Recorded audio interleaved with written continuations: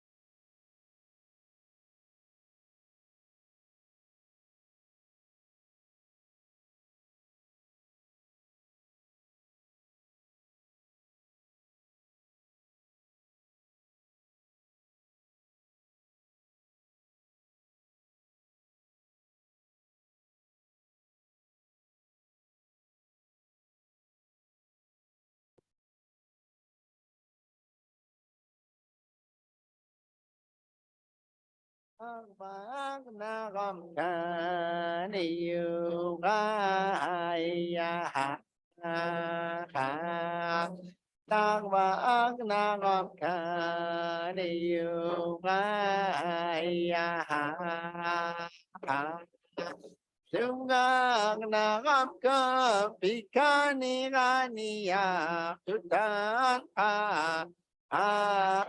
yeah, sure. Oh, it's door prize time? Yeah, that Nice. just started.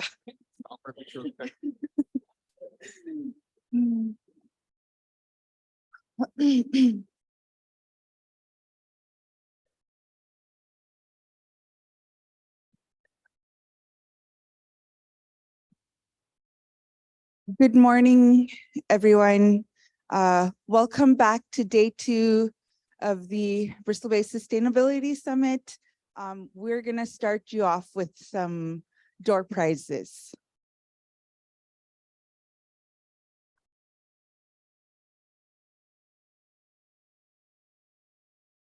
Did everybody get a door prize ticket? If you haven't, come by the registration. It's got to be a red ticket. Okay, I guess.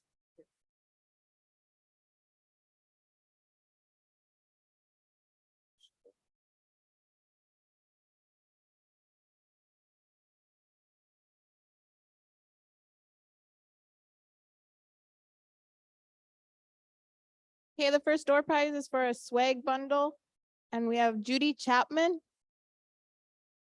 Is she on the virtual?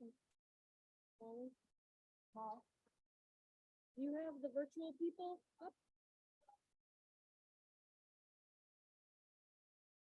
Okay.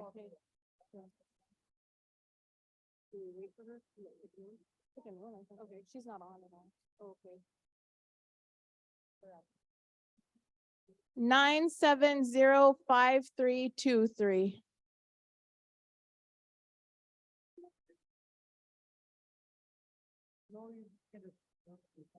Going one. Oh, okay. Swag bags.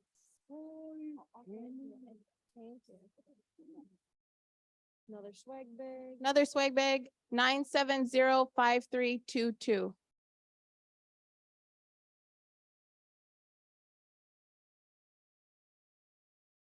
Nine 9705322. Right here. There you go. Don't even look at it. 9705308. 9705308.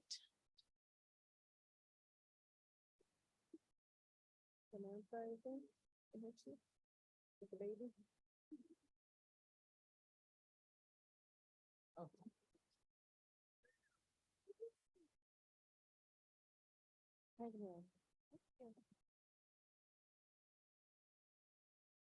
Nine 9705265.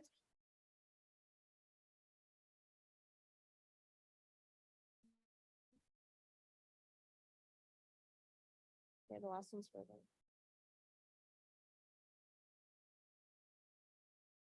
Or no, we have one more swag.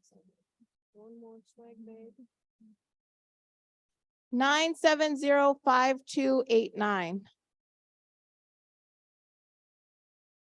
Gabe? Oh, okay. Okay, our last one's gonna be a $300 gift card and a cooler.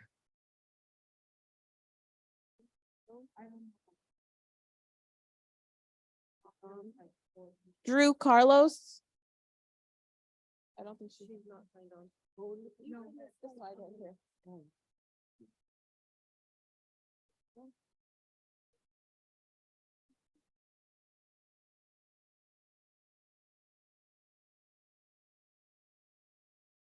9705278. Oh, Debbie. We're done. One more? Nope, that's it. This is together. All of that's together? That's it for door prizes. For now. For now.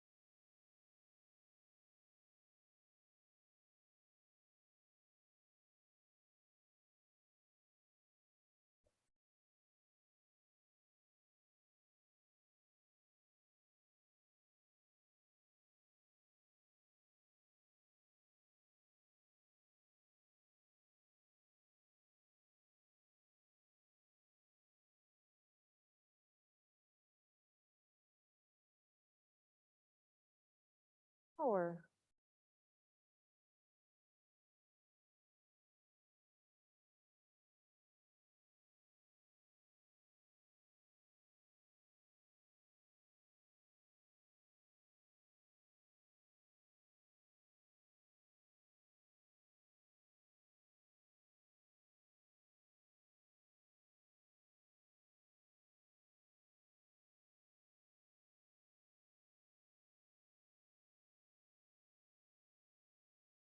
So I'm I'm just gonna go up and give a rundown of the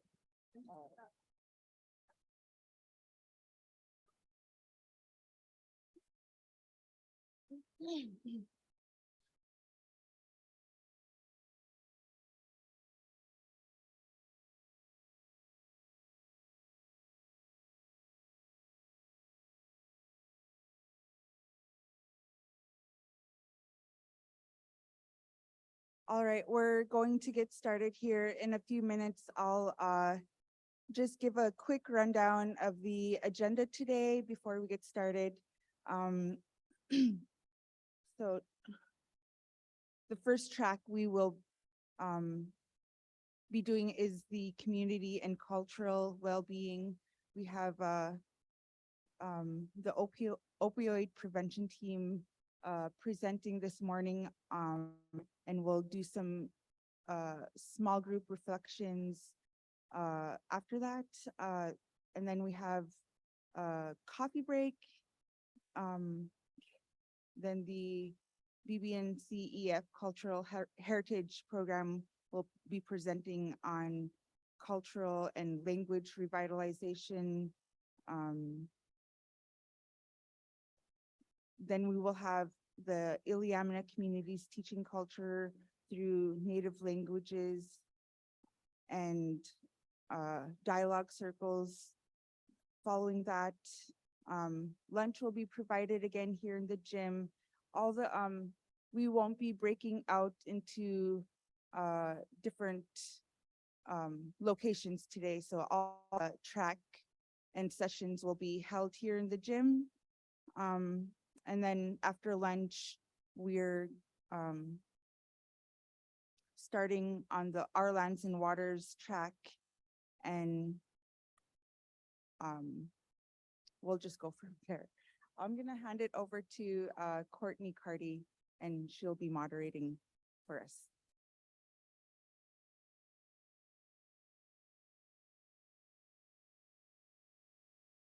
Good morning, everyone.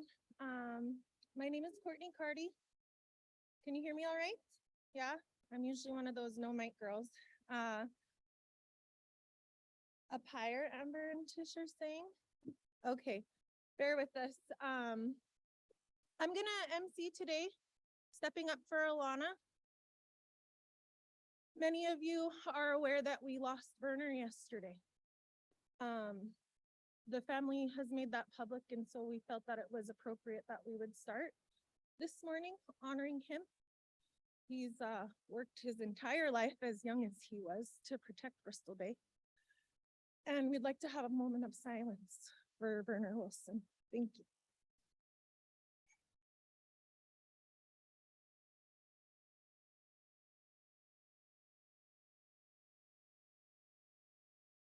It's okay to cry.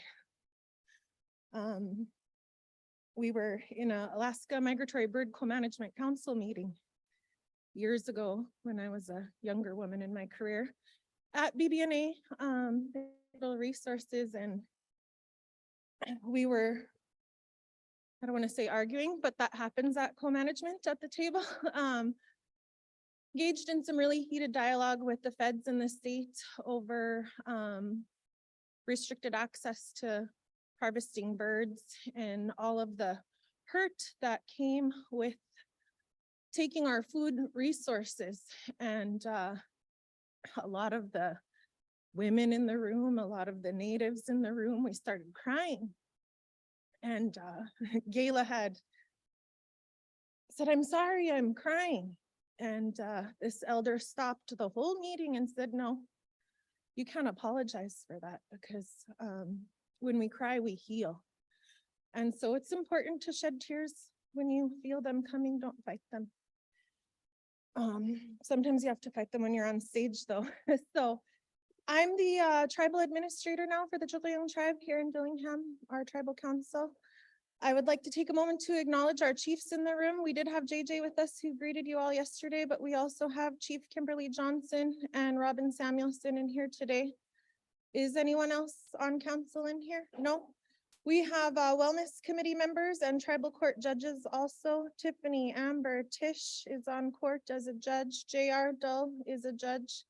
Dee Dee, Kim again, lots of you. Thank you for doing the work that you do. We're trying to pull up a video that we played at our wellness community gathering. It's not gonna come up, Molly? Nope. Maybe we're gonna try. We're in the school, so YouTube is restricted, but it's a Byron Nikolai video that is very moving, and we thought it would be appropriate to open with that today. We open a lot of our wellness gatherings with either a story, a song, or a prayer.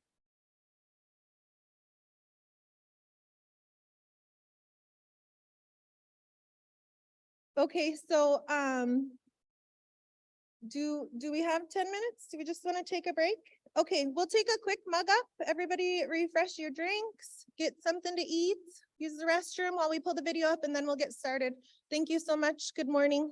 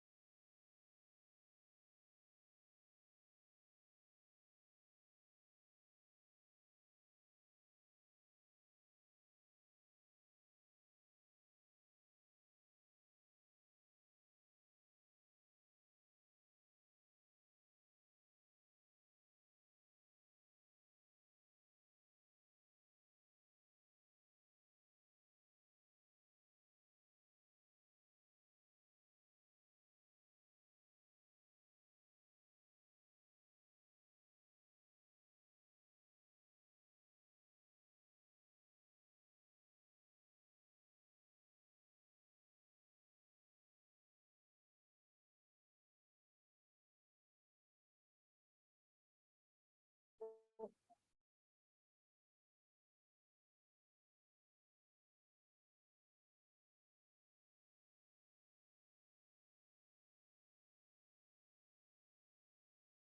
you, everyone, for bearing with us for a few minutes while we took some village time to get started. If we could all gather into our chairs and reserve our conversations for the break or an outside room, that'd be great. Thank you.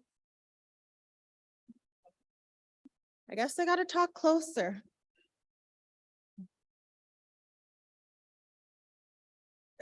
There was a time I was very loud in this gym without a mic, but that was decades ago.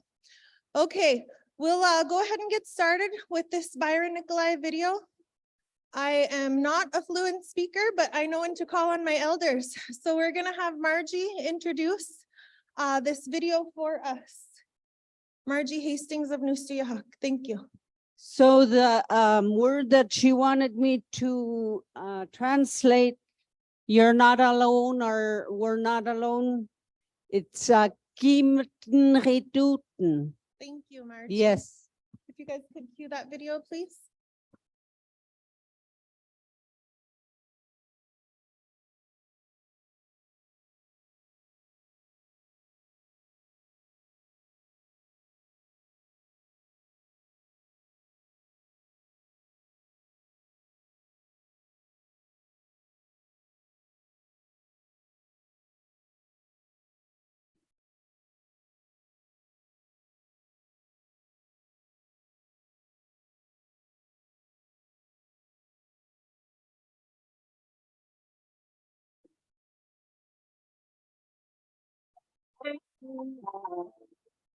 Yeah. Look.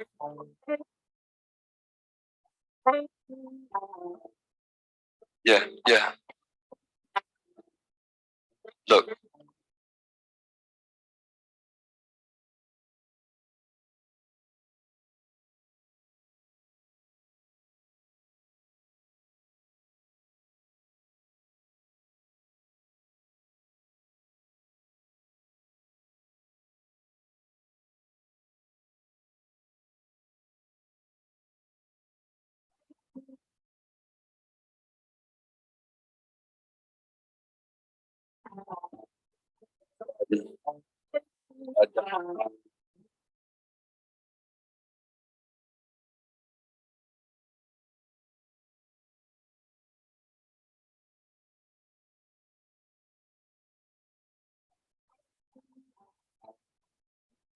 Yeah.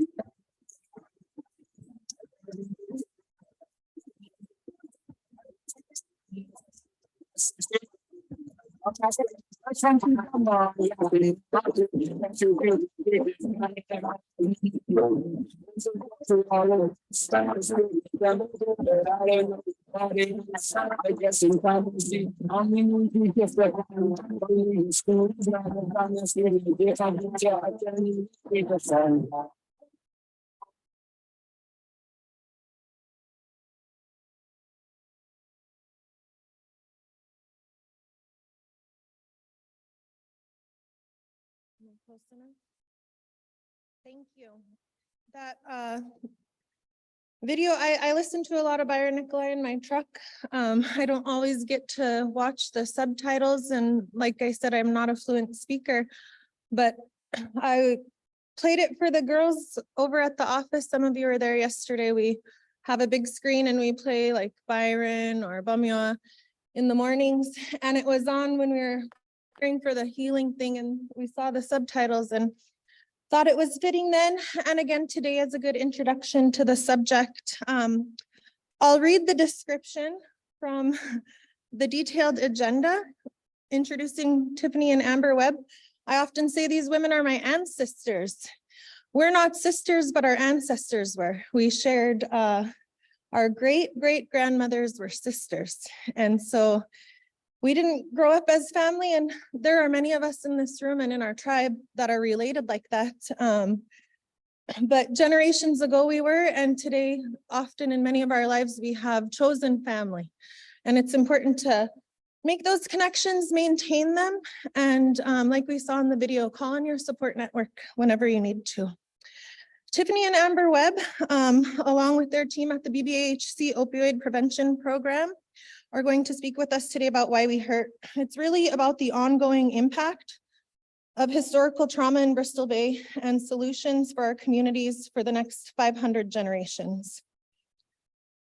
Our ancestors will be talking about who we are, how we've coped with trauma, and how we heal together.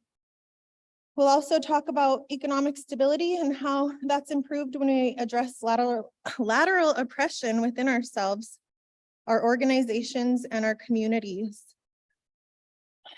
Are you ready, ladies? This is going to be my first time watching their presentation. I'm very excited about it. Thank you.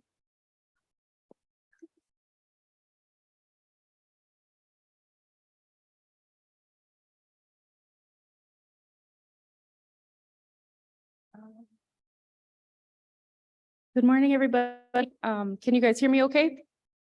Okay. I know most of you, I think, in the room. A lot of you guys know my mom. My mom is Inez Bielefeld, and my grandparents are Ralph and Anna Mae Sorensen. So I'm related to the nuns and the Sorensens, and probably more people in this room than we all even realize. So we're all connected. Good morning. Oh, it's loud.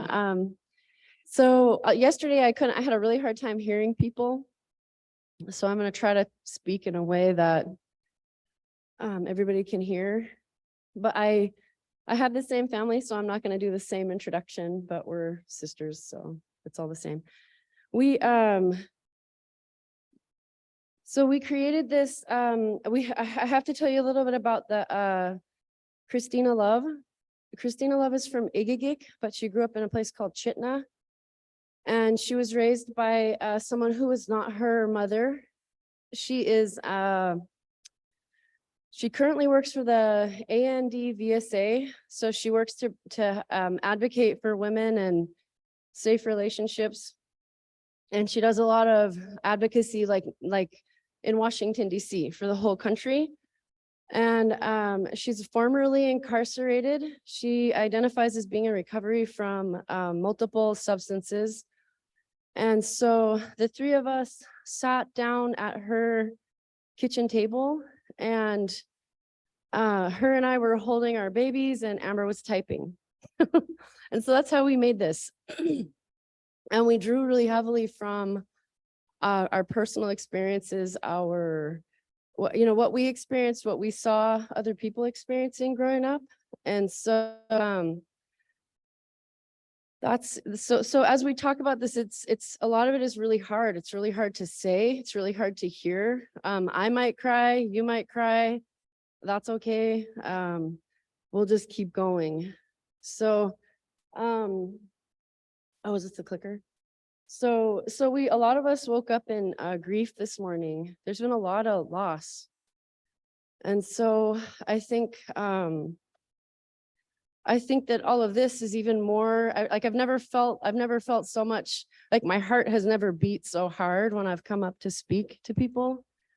It's never felt more important or meaningful, I think, than this time right now. And there's so many people here that shaped who I was growing up. And so it's a lot of like nerves today.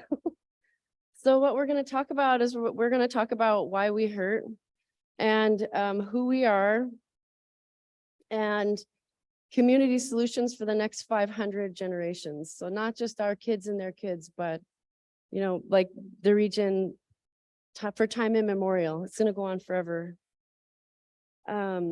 So this is a photo of my niece and my son ice fishing with their uncle, with her dad.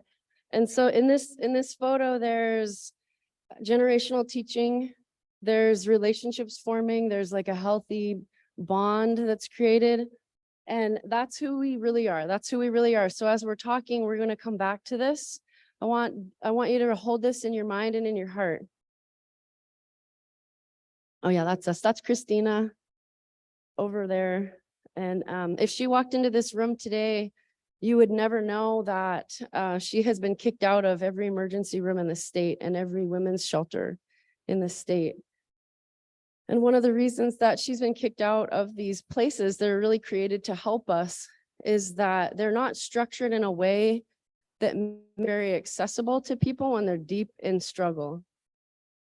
So if she came in here today, we wouldn't ask her to leave or tell her that she would have to get healthy before she could come back. We would see her, we would just think that she was here to present because that's how she would appear.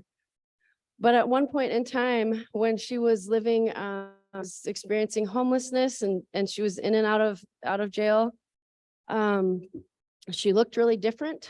She had a lot of like scabs on her face, and she says that when people would look at her in the ER or in a domestic violence shelter, they would look at her with disgust. And where else would you go for help if something was going on for you? Where do we go for help? We go to those places, right? And so those places are often housed in institutions. And so right now we are literally dying at the door of our institutions that have been created to provide us with services that are life-saving. And we're not even making it through the doors. I mean, it's like people are literally dying outside in the parking lot all the time. And I really want to bring Christina into this room today because she was such a big part of working with us to create this. Did you want to do this? Yeah. So we partnered with YKHC with Rose Dominic. Rose Dominic worked with Harvard University, Vincent Folletti, and Dr. Maria Yellowhorse Braveheart to create the Chalga Chalga program in Bethel. And we were given permission by Rose Dominic to use some of the concepts. So the traditional Yupa community structure, those elders, they got together with a big group of elders from, I think like 50 elders from the Kuskokwim. They all got together. They did a lot of healing work, and they asked those elders to remember words that they hadn't used since they were young children. And the reason that they hadn't used those words is because they were told that they were bad. And so what they came up with was the Chalgai teachings, but this community structure, we always had creator and spirit at the center of our communities. And around that, we had our children. And children are the closest to the creator. And the center of our communities should be the safest place for our children. And that's how our traditional community structure was and still is in some places, but and then around them, we had our elders, because that relationship between elders and our children is so sacred and so special. And our elders can teach us all of the things that we need to know so that we can live good lives. And elders have that patience, that really profound patience, and they pass on their knowledge. And so, and then around them, we have our women.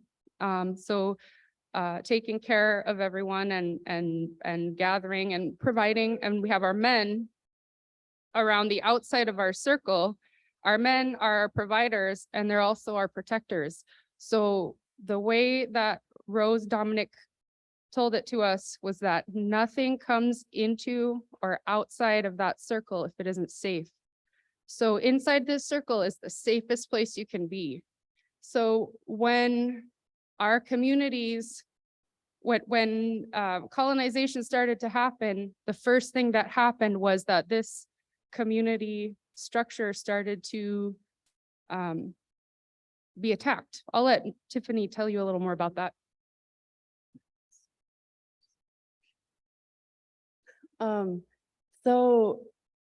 When people arrived to Alaska, there's sort of this narrative that is told that some of the words that are used to describe us by anthropologists historically are things like we were behind or lacking or savage. We were in savagery. So that story is a story of deficiency, and that is not true. That is not a fact. What actually was happening was we were some of the strongest people that existed. We were really, really healthy. We took care of ourselves. We took care of each other. And this community structure is incredibly powerful. When we go to communities, we have everybody stand in this circle, in this way, that just like this, with children in the middle, and then elders, and then women, and then men. And I don't know why. I couldn't describe why, but when you step into that circle, you can feel it. If you feel different. And then when you step out of that circle, you feel stepping out of it. You feel that feeling go away. If we have time, we might do that. So Chagak Chagak is that word. The word means the way to not be sick. If you translated it literally, it's the way, the path towards not being sick. So it's how to be healthy. So when the group of 50 elders got together in the Kuskokwim with the Harvard University people and Maria Yellowhorse Braveheart and Vincent Folletti, who did the ACEs study, which is huge. If you get a chance, Google the ACEs study. And ACEs stands for Adverse Childhood Experiences. So the adverse childhood experiences study, what happened was people were able to show that when you experience 4 or more adverse experiences as a child, it increases your likelihood of having poor health outcomes and poor life outcomes. And what was really key, and what was a kind of a landmark part of the ACEs study, was that you did not have to engage in high-risk behavior in order to experience those poor health outcomes. You didn't need to drink or smoke or steal stuff, or, I mean, you could experience those poor outcomes whether or not you engaged in the high-risk behavior. And so that's another narrative that we're kind of breaking down, the narrative that we were less, or we were less capable, or we were somehow not as smart, we couldn't do things. And then the other narrative of like we were less healthy, and that when people came to this region, they were helping us, they were saving us. It's actually the opposite. And these words, the elders that got together with Rose Dominic and Maria Yellowhorse Braveheart and Vincent Folletti, they said these words were given to them by Creator. They were given to us by God to live good lives. And they had stopped saying these words because of the boarding schools and because of the punishment, the physical punishment that they received. And they were afraid. But when they got together as a group and they started talking, they started sharing these words. Did you want to say anything else? Okay. Do you want to take this one? Bring to the stage. So when we talk about our culture, that's what we're drawing from. The community structure that we just described to you is like one piece of this rich heritage that keeps us healthy. And so when we think about culture, it's healing, it's prevention, it's resistance, resiliency, and it's the most protective thing that we have. And so when we a lot of people will ask, well, how can you show that this is an evidence-based practice? And we can say definitively, and very many different studies back it up, that our culture is 10,000 plus years evidence-based. So what we built on, and I don't need to tell that to a lot of you. You guys know, because it's our culture, and we know that the knowledge that was passed down through our teachings was passed down really carefully, and with that consideration that we want all of the people that come after us to have really good, really healthy lives.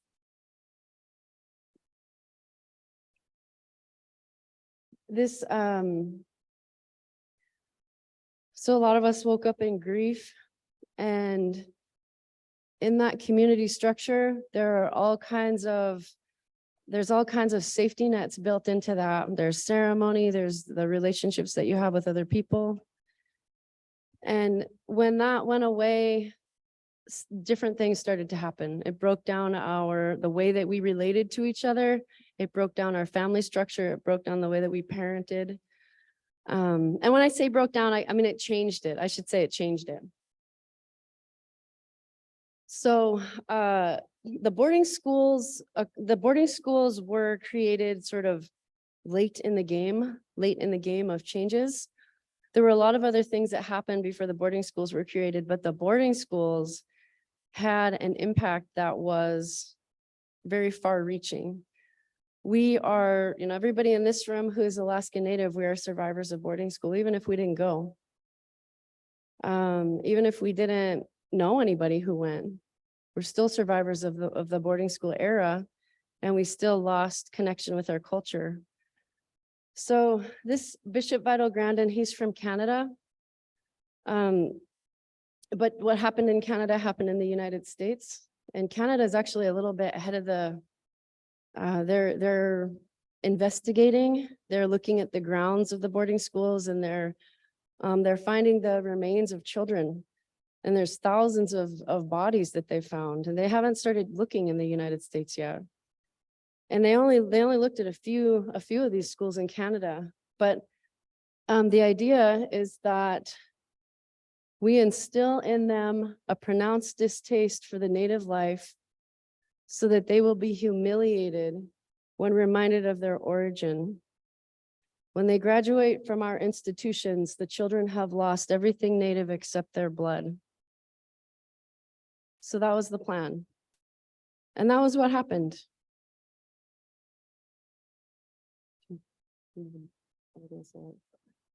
So in our blood, one of the things that we talk about, all tribal people talk about blood memory.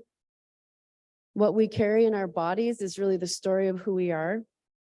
So in that story, there's a few hundred years of violence, there's a few hundred years of oppression, but there's thousands of years of that healthy community structure. There's thousands of years where we were living in a really harsh environment, and we were living really well, and we were taking really good care of each other. So with our blood memory, we're standing in this room today, and we're working to reclaim what has been lost. And it's inside of us. And it might not feel, sometimes it might not feel like it is, but it is. You have that whole story inside of your body right now. So, rewind for, we'll go back before the boarding schools happened, a really long time before the boarding schools happened. There was this document that was created called the Doctrine of Discovery. And the Doctrine of Discovery, so some of you might know a whole lot more about the Doctrine of Discovery than I do, but it's, I'm just gonna I'm gonna give like a really, like a Cliff Notes version of what Doctrine of Discovery is. So the Doctrine of Discovery, in a nutshell, it says that if you're not Christian, you're not a human being. But it didn't start out like that. It started out saying that unclaimed lands could be claimed by any European monarchy. So the Doctrine of Discovery was created to help kings and queens in Europe gain wealth and gain land. And what happened was Christopher Columbus sailed over and discovered all these people that were already here, who've been living in Puerto Rico and then North America. And when they realized that there were people on those lands and they were inhabited, they went back to Europe and they went to the Catholic Church and they said, well, there's people there. And so they changed the definition and they changed the whole document, and they changed it to say, wording now says, you can discover, and there's a lot of synonyms for the word discovery, but all of the synonyms, really the root word, like the root of those words actually mean domination. So the Doctrine of Discovery says that, you know, in the what is it, 1700s? 1600s it was created? 1400s? Amber's better at the, Amber's better at the dates than I am. I was a few hundred years off. So, but when it was created, it says if you land in a country and there are people there, if they're not Christian, you can subjugate them, you can take everything that they own, you can put them into perpetual slavery, take all their possessions and their property, capture, vanquish, subdue. And they called us enemies of Christ. We didn't even know who Christ was.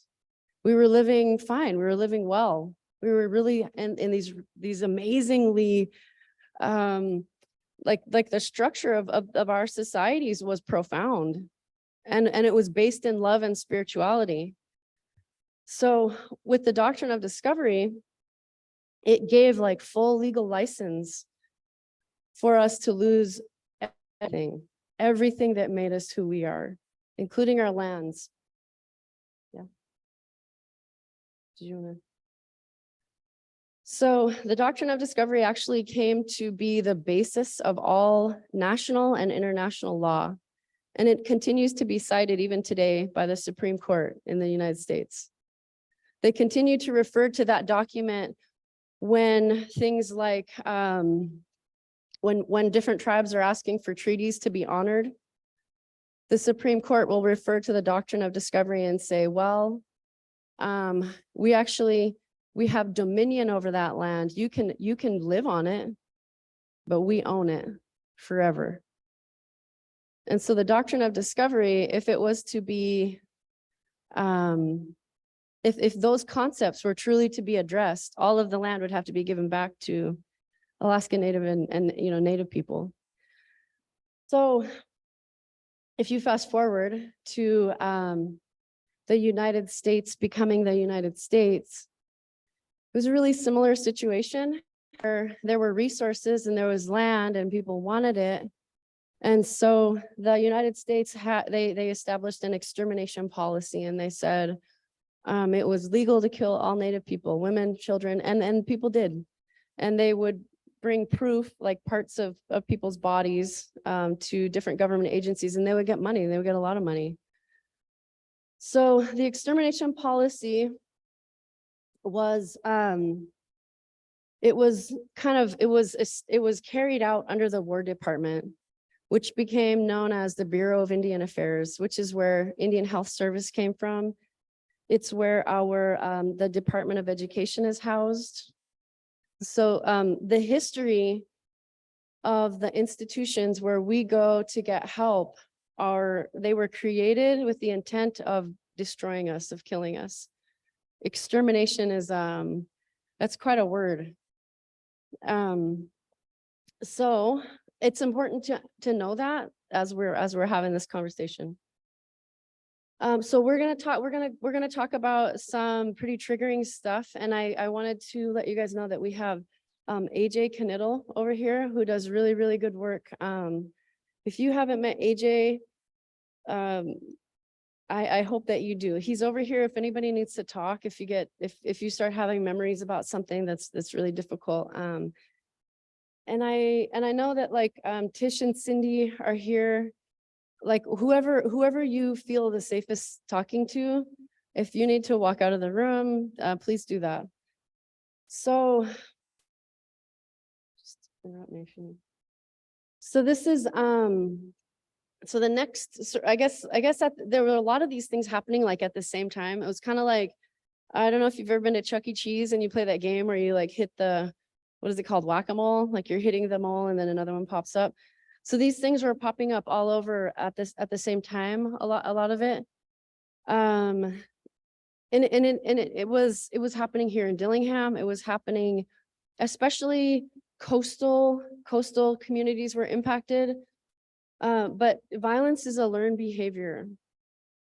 I was at the kitchen table one time with people that I really love and respect, and there was somebody in the community had recently been accused of sexual abuse, sexually assaulting a child.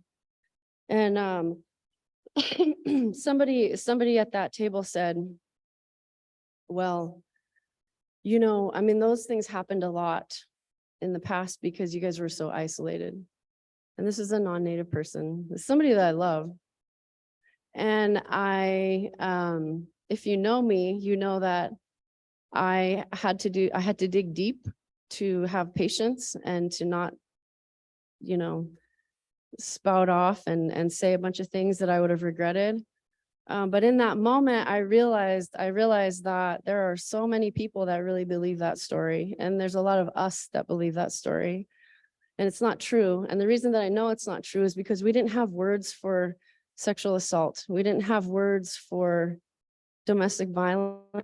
We didn't have words for these things that are occurring in our communities today. And if we didn't have words for those things, then they probably didn't exist. Because we have a lot of words for snow. We have a lot of words for different types of ice. We have a lot of words for love and relationships. So violence is a learned behavior. And we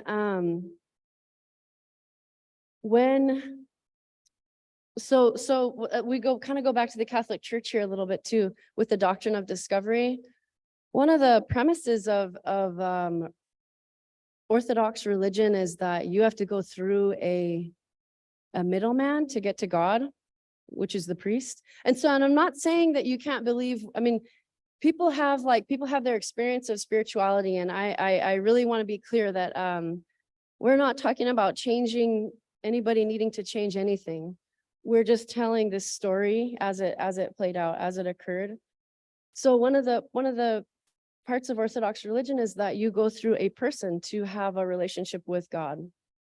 And so there were many harmful things about the sexual abuse that occurred from clergy, from members of churches. But one of the most, I think, confusing and profound impacts of that was that those priests told a lot of kids, if you don't do this, if you don't allow this to happen, then you're going against what God wants you to do.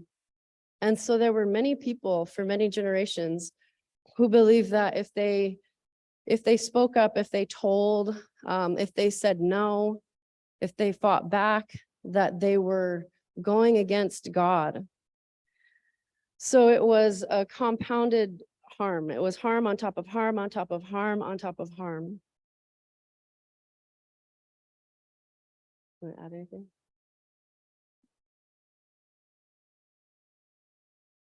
So the ACEs study, also, if you look down here, the sexual violence, racism, adverse childhood experiences, these are the things that contribute to high rates of heart disease, arthritis, diabetes, asthma, obesity, addiction, even loss of vision, loss of hearing. If you ever watched the movie about Ray Charles, he had an accident and then he lost his vision. He saw something happen to his brother, and then after that, he lost his ability to see. So we hold in our bodies, and our bodies are impacted by all of these things. Even if we didn't experience them directly, we still are impacted by them. Mhm.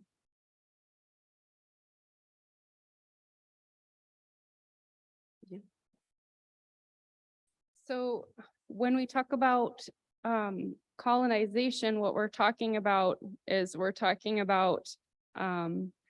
losing our autonomy. So when going back to that traditional community structure, the things that happen if you're at war and you want to subjugate another population of people, the first thing that you do is you take away men's ability to protect women.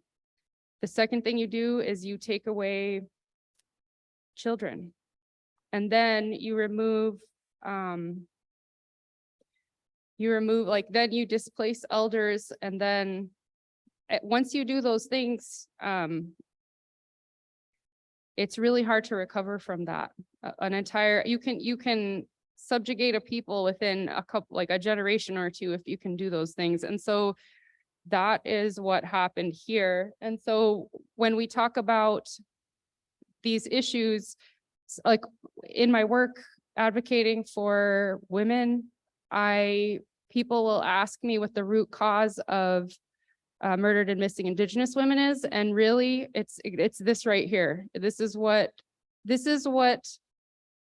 created the circumstances where our women were targeted, our land was targeted, our people were heavily targeted, our resources were not even considered ours. So colonization is unnatural, and everything about who we are is tied in with the land, with our relationship to the land, our relationship to the water, to the animals, and that land that we come from here in Alaska. We are so fortunate that many of us are still able to live and be on our ancestral lands, because we've been to different conferences and talked to different people from reservations who were removed. And I know when I go on the Wood River or I go out berry picking to the places that my grandma took me, the land recognizes me and I can feel it. And I know, like, when I'm picking those berries, when you're picking berries and there's like this moment where it almost feels like the tundra goes, and like that land remembers us, and we are linked to that land. And especially if you look at the way that our naming practices are, where our relationships with each other aren't just a single lifetime, our relationships with each other continue forever. We are named after people who lived before, and we carry their names, and when we're connected to each other forever. So the reason that we're talking about this is because everything we have is dependent upon our relationships with each other. And what we're getting at here is that we are our most important resource. As Native people, we are our most important resource, because if we don't have each other, we don't have anything. Next one on water efficient. So this colonization is unnatural. I want to talk about something really specific. I think we have a slide for it later, but lateral oppression. So when I knew that I was going to present here, it was a huge honor, and I have a lot of respect for Alana and all the people at UTBB who have done this work to protect our region, in a profound way. And when I was thinking about coming here and speaking to everybody, I was like, ooh, everybody knows me. Like, they know the stupid things I've done. They know the bad things I've done. And, but I want to talk about that. I really want to name these things. A lot of us have relationships with each other that are very strained, or we have bad relationships with each other. And there's a couple of reasons for that. Because like we showed you that first slide, our natural way of existing is to have good relationships. There's a guy, there's a young man named Josh Cocker, and he works for the Native Wellness Institute, and he's Kiowa and Tongan. And he talks about how we were masters of relationships. We may not have built big stone buildings. We may not have like changed the landscape in these ways that have lasted thousands of years, but we were masters of relationships. We knew how to take care of each other. We knew how to love each other. We knew when to not say things. I'm working on getting better at that. we knew when to say things. We knew when to not say things. We knew what those things were. And then, so as colonization happened, or as things changed for us culturally, what happened was we started to do to each other what had been done to us a few generations back. So there's this term called slaver's mentality. It's an ugly word, but it's about an ugly thing. So a long time ago on plantations, when enslaved people were doing whatever, picking cotton, I don't know, growing things, whatever was done on that plantation, if someone had done something that was against the rules, if an enslaved person had broke a rule, what ended up happening a lot of the time was the person that owned the plantation, or the person that was in charge of doling out the punishment for that, would go to the enslaved people who lived in the house. So the enslaved people who lived in the house, they would eat the food that the owner of that plantation ate. They slept in the same kind of bed that owner of that plantation slept in. It created an imbalance of power. And though the people that were enslaved and lived in the house with the owner of the plantation, when they would decide the punishment for somebody who broke the rules, it was the worst punishment that anybody could imagine. There was nothing more scary or more awful than the punishment that the enslaved person that lived in that plantation house could come up with. And that lateral oppression, how we know how to hurt each other. And I know that everybody in this room knows what I'm talking about right now. I could feel it. How we know how to hurt each other. We know the things to say to each other that would bring another person to their knees, because we know what we carry and what hurts us. And so lateral oppression is a way to kind of get our power back after losing our power, losing our kind of, even though we lived in groups, we had some autonomy. We had an identity. We had a way of being ourselves in relation to other people. So lateral oppression is the gossip. It's adults bullying each other, adults bullying children, children bullying adults even. I've seen that. It is the way that we grab for power from each other, because we lost our personal power in the process of oppression. And so it is a very unnatural way of living. Another thing that happens is, in a nutshell, more of us are arrested and put in jail as Alaskan Native people than anybody else in the state of Alaska. And the state of Alaska arrests and incarcerates more people than anybody else in the world. And so there are a lot of Alaskan Native people in jail.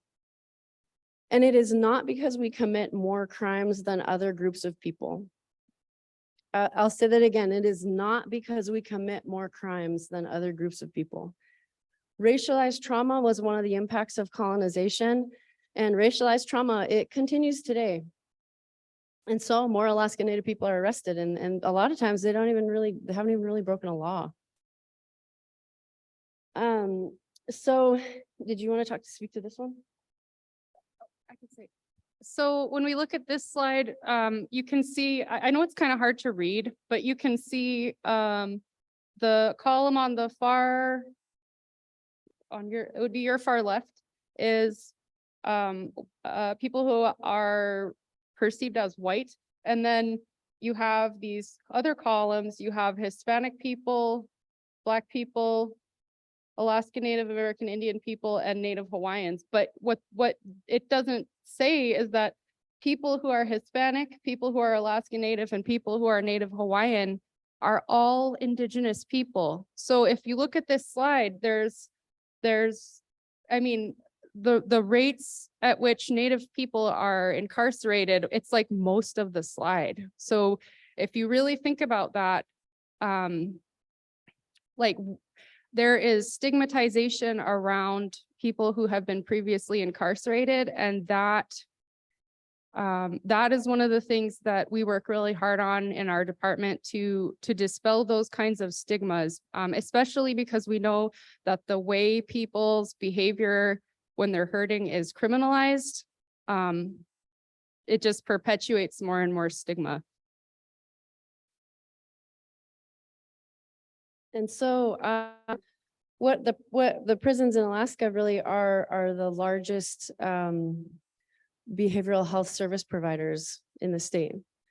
So trauma, it's because of trauma. It's because of people's traumatic experiences. So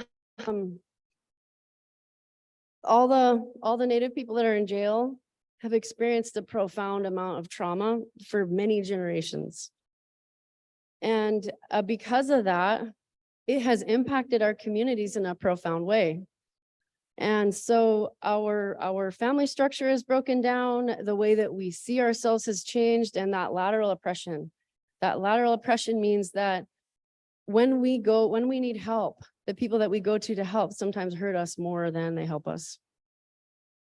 So trauma is when, I guess, you know, like people kind of know what that is. It's when bad things happen.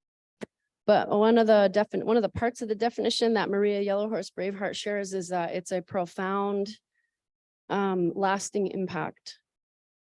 So for some people, if they lose a pet, that's a profound, lasting impact. But for other people, it's not. For some people, being sexually assaulted is a profound and lasting impact.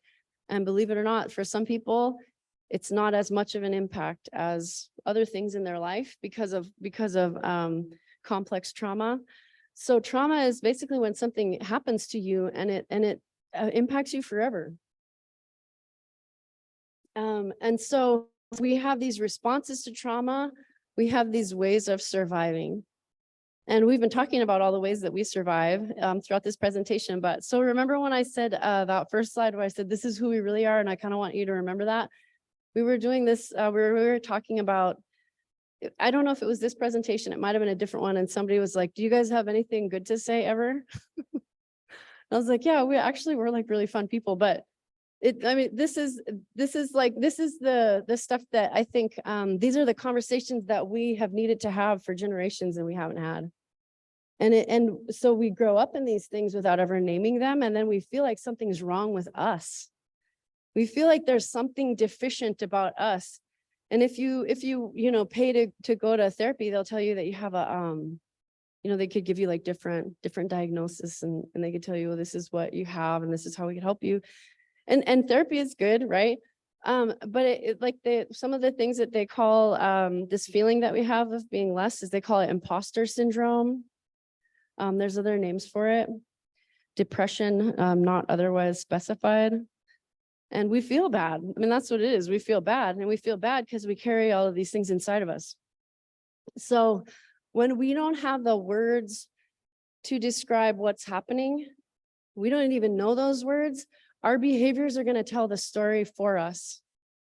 And there are a lot of different behaviors that come out when you've experienced trauma that are just confusing and baffling. People don't understand it. I can't tell you how many times people have asked me, why are people using heroin? What is it with this generation? And it's not this generation. I mean, heroin has been around for thousands of years. It's not this generation. There are circumstances that are coming together to create an environment and like inside of people and inside of the world where it's easier to get heroin, it's easier to get meth, it's easier to get alcohol than it is to get help. I could go to the liquor store right now and it would take me just a few minutes. If I called to get an assessment and I wanted to see a therapist, that would take a long time. So one of the problems that we did not create, we inherited, was that we have inherited systems where our care is not accessible. It really is not accessible. If I'm in crisis, if something has happened in my life, if something happened to me, or if I did something to somebody else, if I hurt somebody else and I'm in crisis, it's a lot easier for me to just go get heroin than it is to get into treatment. And all of this history, all of these things that hurt us, all of these things that we have experienced for many generations, of course we're hurting.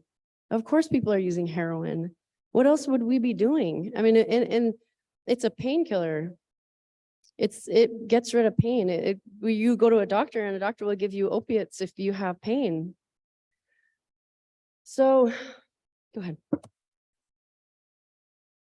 So Jane Middleton Moss is a woman who works with a lot of different organizations. She's written a few books, and she created this list of 21 behavioral characteristics of people who have experienced trauma, people who have experienced like trauma or grown up in homes where there was a lot of substance use. And so she made this list. One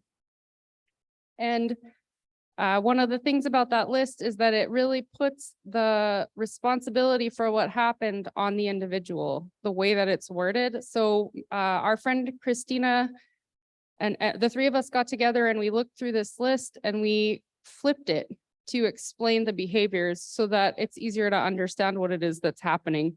But the main thing is that when we think about people's behavior as a story that they're telling you, it automatically asks of you that you have more patience. And that's not always an easy thing to do. It can be really hard to do that. But understanding the things that people are saying when they are not even capable of telling you in any other way except their behavior is really important. Okay.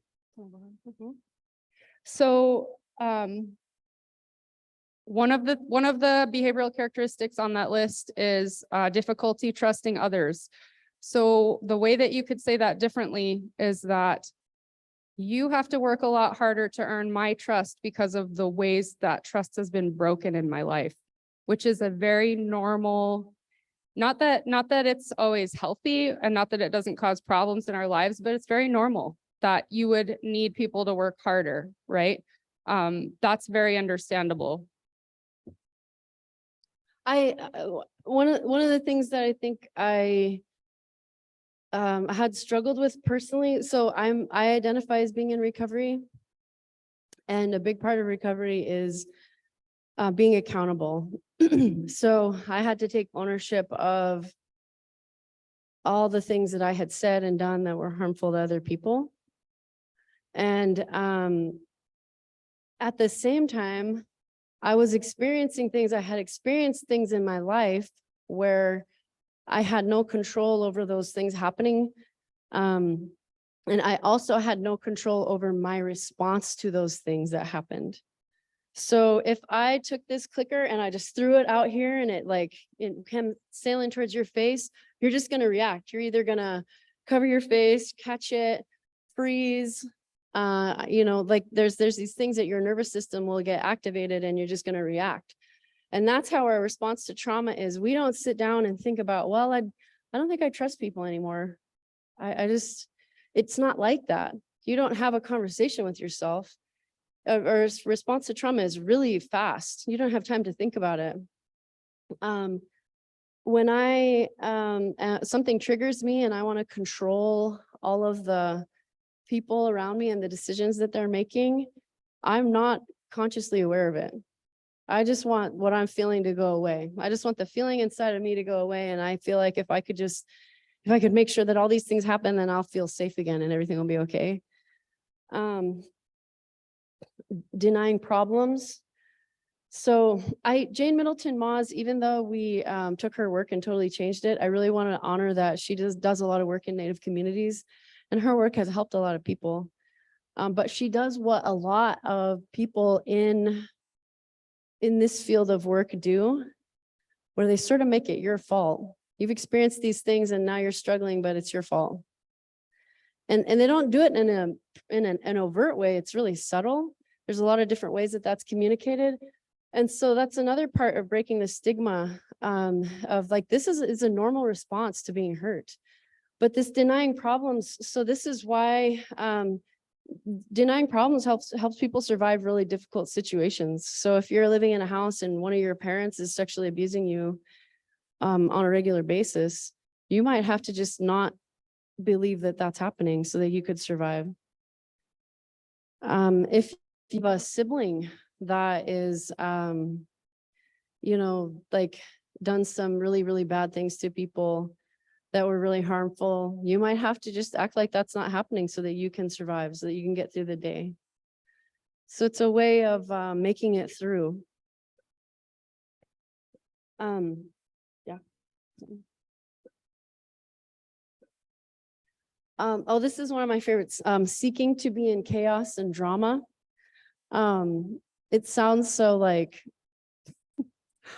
you're out looking for it. You know, you're not really looking for it. It's just what you do so that you can feel okay about things. So when you've had the experience, like Christina Love, she had the experience of going to the ER, you know, having infected injection sites, having all kinds of medical things happening at the same time, and then also being sexually assaulted, being like ostracized by people on all these different levels. She has multiple intersecting levels of violence that she had experienced. And a lot of us have multiple intersecting levels of violence. Violence is not a hit, it's a hurt. You don't have to be beating somebody up to be being violent. You can be denying their pain. You can be denying what has happened. You know, you can be denying their existence in the world. You can be denying choices that they've made. You could be denying things that they had no choice over, and that's all violence. It happens a lot in our institutions. It happens a lot in all the organizations that run the Bristol Bay region, where you'll be celebrated even for having a trauma response of overworking. People will be like, "Oh, good job. You're working so hard." Now, but really you're working and working and working, and you're not acknowledging what's inside of you. And seeking to be in chaos and drama, the way that it almost sounds like you're doing it on purpose and you want to be doing that, but it's not what happens. What happens is when you settle down and things get quiet and all that's left is all the feelings inside of you and the thoughts in your head, you have to have something to get you outside of yourself, because it just doesn't feel safe here. And if you stir the pot and you make something happen over there, and then all this stuff bubbles up, then you don't have to sit with yourself anymore. These things are out here and they're kind of taking some of your attention. Also, we are either grieving a death, navigating multiple crises that are, you know, individual or happening in the community or happening in like the United States. We're on all these levels, we're experiencing so many losses like so quickly. We don't even have time to process one before another one happens. I mean, we just had that. That just happened. So a deep injustice and rage. It's okay if you're angry. There's a reason that you're angry.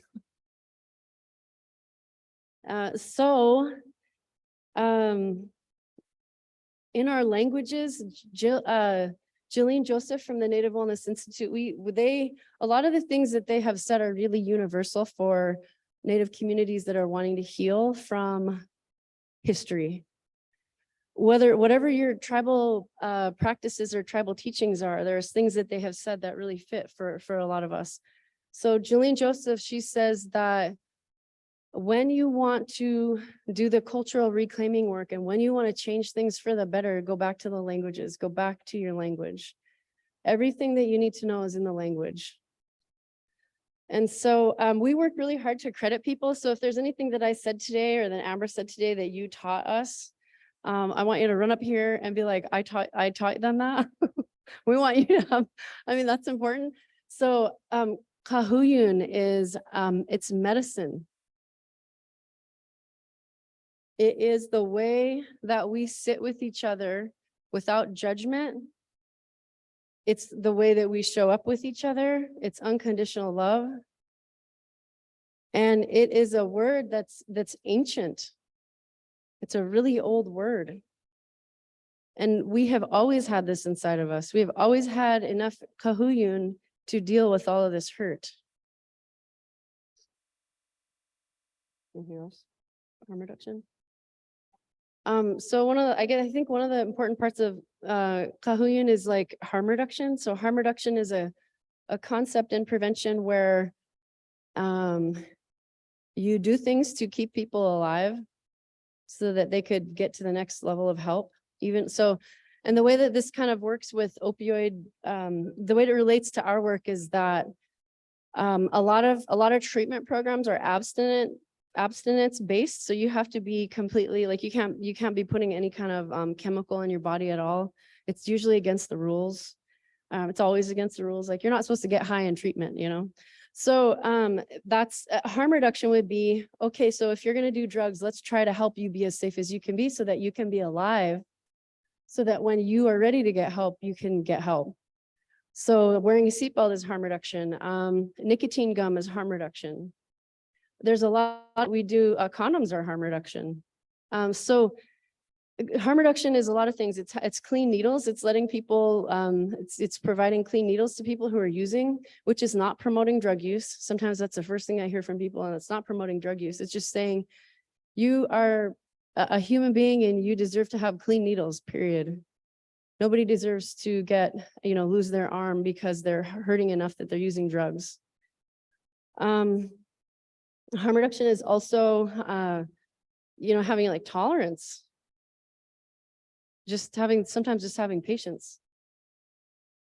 And so for sustainability, for economic sustainability, understanding people being in a trauma response, understanding yourself being in a trauma response, understanding what that looks like for you, what that might look like for other people. And so maybe they don't show up to work for 5 days in a row. And like a lot of the policies in our organizations say like 10 days, no call, no show, and you can be terminated. I mean, if I was working with somebody and they didn't show up for 10 days, I would be like, what's going on? Like, shouldn't somebody check on that person? But our institutions and our systems are designed, again, like we go back to the beginning of this, they are not designed to lift us up and to bring us out of historical trauma. They're designed to keep all of that in place and keep all of that going. So our systems are in fact working exactly the way they're supposed to. And it's a lot of mental work, and it's a lot of emotional work to reevaluate the way that you respond to things and the way that you think about people, the way that you think about yourself. And so I just want to acknowledge that it's really hard. At the times in the ways that I've done it, I'm like, this is really hard. This sucks. It's really hard to do. And so, but what we're asking people to understand that there are more of us in jail than anybody else. And then when we get out of jail, we're going to need a job. And because we've done something and we've spent time in jail, it doesn't mean that we're a throwaway person. If I am a person who is engaged in a lot of domestic violence, it doesn't mean that I'm a throwaway person. If I'm a person that, let's say I've cheated on every partner that I've ever been with, it doesn't mean that I'm a throwaway person. I still belong here. You still belong here. Even if you've been very hurtful, because you might not understand why you've been hurtful. You might, and chances are you want to stop being hurtful, but you don't know how to stop, and you're trying to stop, but you just can't. So anyway, investing in local hire is important, because of the trauma and the history of trauma and people's trauma responses, it's even more important. So one of the things that we're working on and that we're proposing is that our organizations really invest in creating time and space for our employees to attend healing events, to anything that's going on that's going to get people closer to understanding these things and doing their own healing is going to have a positive impact on workplace culture, and it's going to have a positive impact on attendance. And one of the things that we really, I would like to acknowledge is that like if you've struggled and you've been able to accomplish a lot of things in that struggle, that takes fortitude, that takes ingenuity, that takes creativity, and there are a lot of those qualities in our people that sometimes go unacknowledged, and that there's a lot of talent that we miss out on if we don't address these stigmas.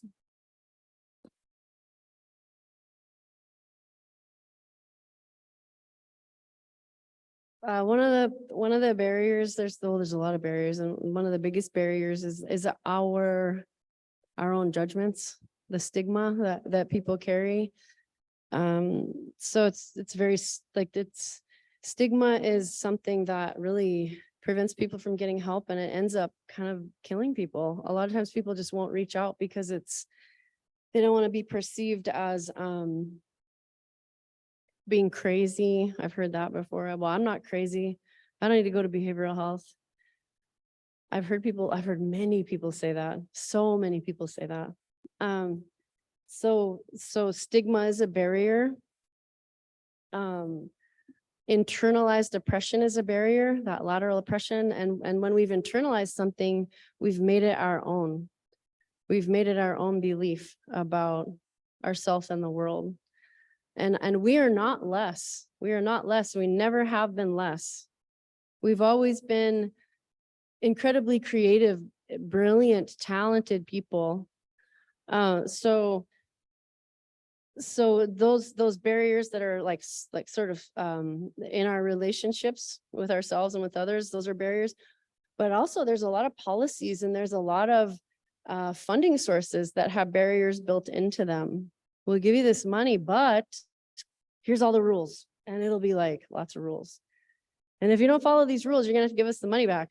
And then sometimes what happens is people will read through those policies, or people will interpret laws in a way that is not actually what the policy or the law says. So as you're reading through things, be aware of your personal bias, be aware of these dynamics in our communities where we target people who are struggling without meaning to, without the intention of doing that. But I mean, look at the wording in a policy and a law. Does it really say that you can't hire somebody that has a background and can pass like the variance process? The variance process is really extensive, and it's like going through 5 background checks. They look at everything in your life. There are many people that work at our organizations who are assaulting people on the regular, and they can pass a background check. No problem. And they've come here to this community, they've come all over the region, and they've harmed people. So think about, how do you interpret, or how are other people interpreting those policies and those laws? Your organization might be paying people a lot of money to advise you. You might be, they're consultants, and they're telling you something that really doesn't fit for like the overall wellness and the overall like economic sustainability of your community, your family, your organization. Another thing that happens is that when we're bringing in people from other places to do jobs that a lot of the time we could do those jobs, sometimes they're very specialized and we can't do those jobs, and we appreciate people that come here to work. I don't want to sound like I'm ungrateful. I'm grateful for all of the positive things that have come to this region. Also, there are people here that can do these jobs. And sometimes it's people not believing that they have the ability when really they do. But sometimes it's us saying, well, look at this. This person has these things on their resume. We should hire them. So like BBNC has the, in the hospital, like they have the native preference hire. And sometimes people frame that as somehow unfair. But if you look at these dynamics, we have been pushed out of our homes, of our own families for many generations. And so it actually makes a lot of sense to hire us and to say, how could anybody explain to me in a way that I could accept that people that are from here that know all of these dynamics, I mean, tell me that people that are from this region will not do a good job of providing a service. I think that people that are from here that know all of these dynamics are the best people to provide these services, and it promotes this idea that we have value. It's the complete opposite of the story that's been told through history. Also, there's not a lot of places to live here, and when we bring people in, we can sometimes, displace local people that need housing. So there's all these ways that it's a benefit, to hire local people.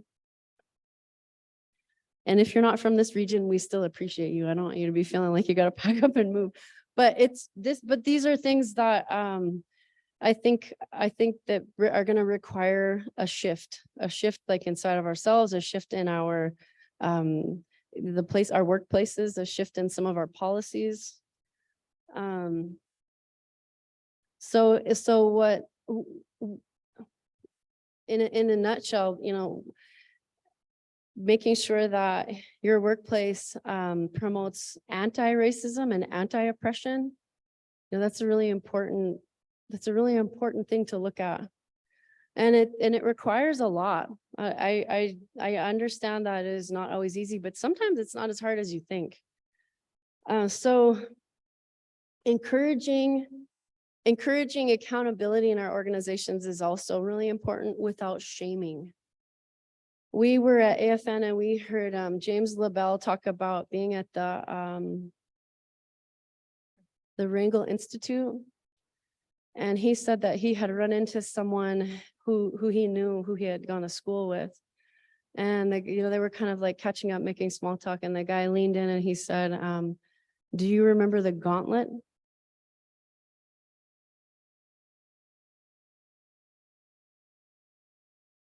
And the gauntlet is when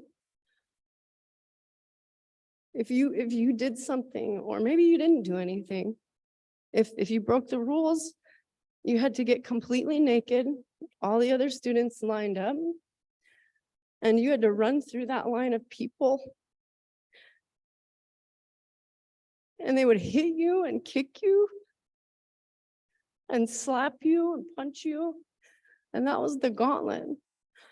So this tool that shame is and how it's been used against us is really important to understand. And it's really important that we don't carry that. We take that off. We take that shame off. It's not our shame. We didn't create these dynamics. And so when we have conflicts that arise between people in a community, when we have conflicts that arise within ourselves, remember that story. If you really want to put down or humiliate them, that is an act of internalized oppression. That is taking what happened in history and that is using it against the people that you should love and that the people that should feel safe around you. And so when we become those safe people for each other, economic sustainability is not even a question. Everybody's going to benefit. We're all going to do more. We're going to be more. There's going to be more money. There's going to be more of everything. But if we continue if we continue to interact with that internalized depression as like the basis of our relationships, our families, our communities, we're just going to continue what's been happening for a couple hundred years. Put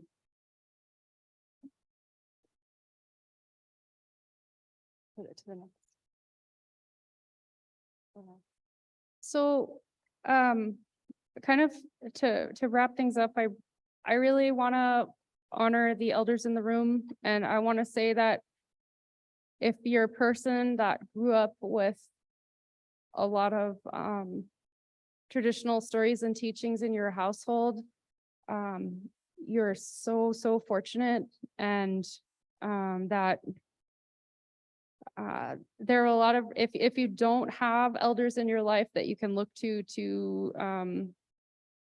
interact with, there are a lot of resources, some of which people in our organizations have worked on.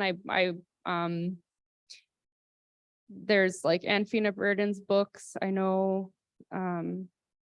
Esther Lucic wrote some books. There's all kinds of resources that we have to look to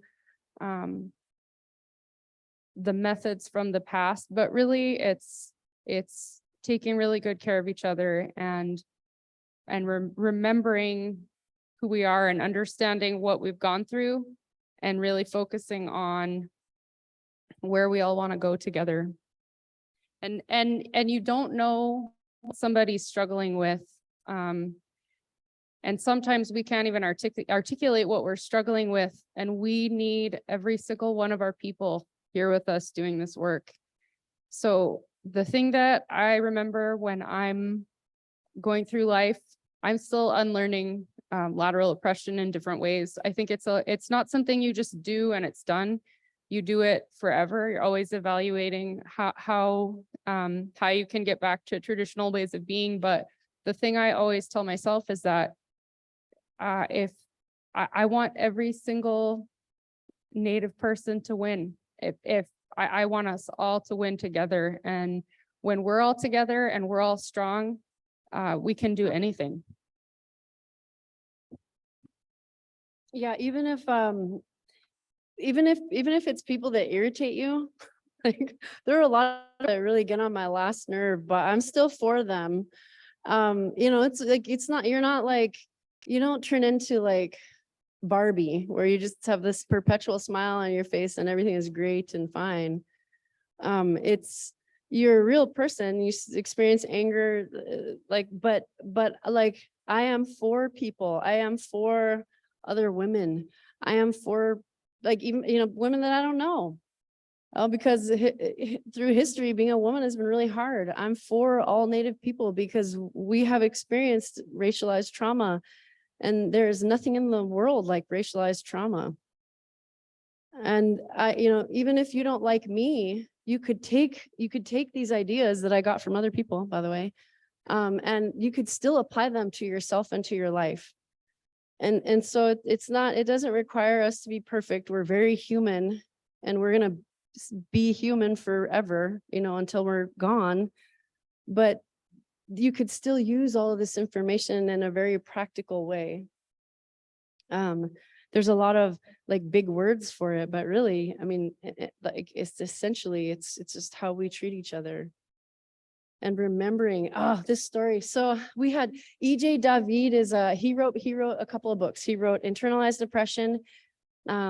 He wrote a bunch of books, and he's a professor at UAA. And he was giving he was on a webinar about internalized depression. So he's from the Philippines, but he grew up in Barrow. And then his wife is actually a midwife at NMC. When I was having my baby, somehow she came up and they were like, oh, she works here. And I felt like starstruck. Like she was like, oh, she's in the building right now. But this guy, E.J. David, he's a professor at UAA. And so he was giving this talk about internalized depression.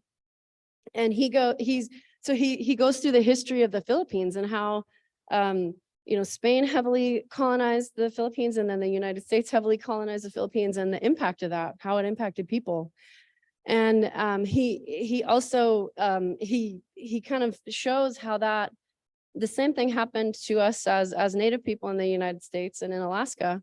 And he has all these really specific examples of how that has occurred. And he shows like articles and advertisements that are just completely unbelievable. And so at the end of his presentation, he says, you know, does anybody have any questions? And he goes through this whole presentation that he gives, which is like an hour. And he's really like, doesn't really show any emotion. He's pretty stoic. His face is pretty much the same. And he's talking about everything. And it's really like, it's tough stuff. And at the end of the presentation, I said, well, what about lateral oppression? And he went, oh, and he like, his shoulders kind of slumped, and he goes, that's really hard. That comes from the people that you should be able to trust. And I was like, yeah. I mean, I've had good friends that have burned me. I couldn't believe the way that they burned me. I can't believe I didn't see it coming. But he says, we have this word, it's called kapua. And kapua is, they're still your people.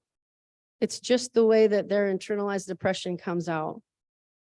And I think about that. I have thought about that every single day, sometimes all day long. Sometimes, you know, as I'm interacting with somebody who's really challenging to me, I'm like, okay, kapua, kapua. Like in my mind, I'm just like, just remember, they're still your people, because it can be so frustrating to deal with people's response to trauma. So I just wanted to end with that story and with kapua, because it's a word that you could take with you. And I say it's just been extremely helpful for me. So I wanted to share that with you. And I know that next we're gonna have some discussion. We're gonna kind of give you guys a chance to process some of this. So I'll let Courtney line that out for us.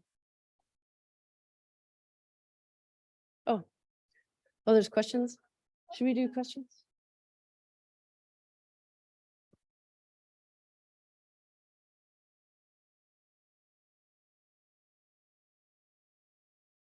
Those words. You pick words? Yes, and say them. Somebody can say them. Mark? I can say Oh, some of them, but not all. thank you, Debbie. Yeah. We're still relearning. Yeah. I wanted to say something about this, because I saw two words that you might have flipped the meanings on. Anglanishak should be humor provoking joy, and then ayuqutjihdun should be natural law of life. Well, thanks for pointing that out. Yeah, we appreciate that very much. Maybe we'll have you like fact check this. We'll fix it. And then have you look. Yeah, the ayuqutjihdun is not laws, it's law. So if I read it from the top, it's the way to healthy living from ancestors, passed down teaching that were a gift from the Creator so that we could live well. They were taught by example and with stories. Ginka, unconditional love as a way of being. Nakliktak, guzgochtak, being empathetic. Dufkadak, being compassionate.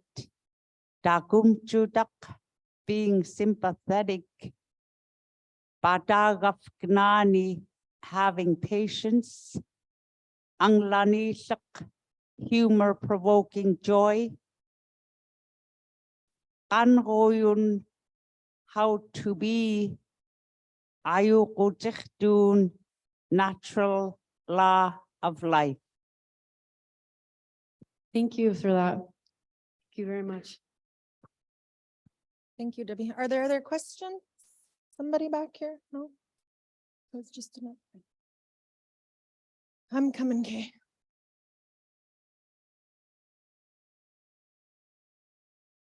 Thank you, Courtney. First, I want to say thank you so much for presenting today. And I worked with your grandmother at the legislative office many years ago, and she was so proud of her grandchildren when they were born. And I know she's not with us here today, but I know that if she was, she would be so very proud, and I know she is in her heart. And so I just wanted to say that because I feel like I needed to say that because she was almost like a mother to me because I didn't have one. My mother died when I was 7.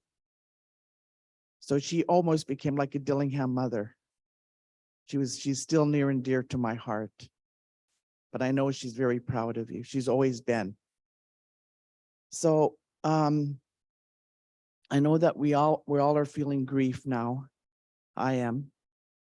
And it's happening, like you said, you know, it seems like every day, every other day.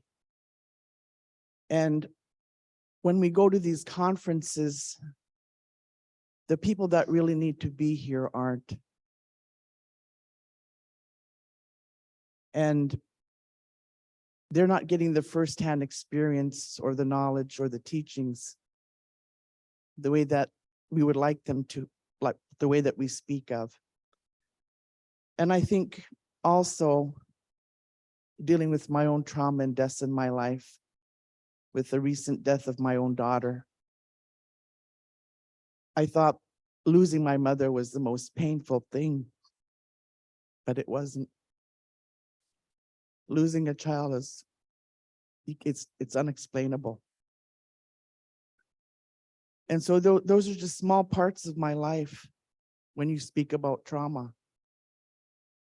And we all experience them. And we all need to learn how to be accountable for who we are or the actions we take. We need to be responsible and we need to accept. And yes, we need to have unconditional love. And so in lateral oppression, yes, it's happening today. It's happening in our organizations. It's happening within organizations, in groups.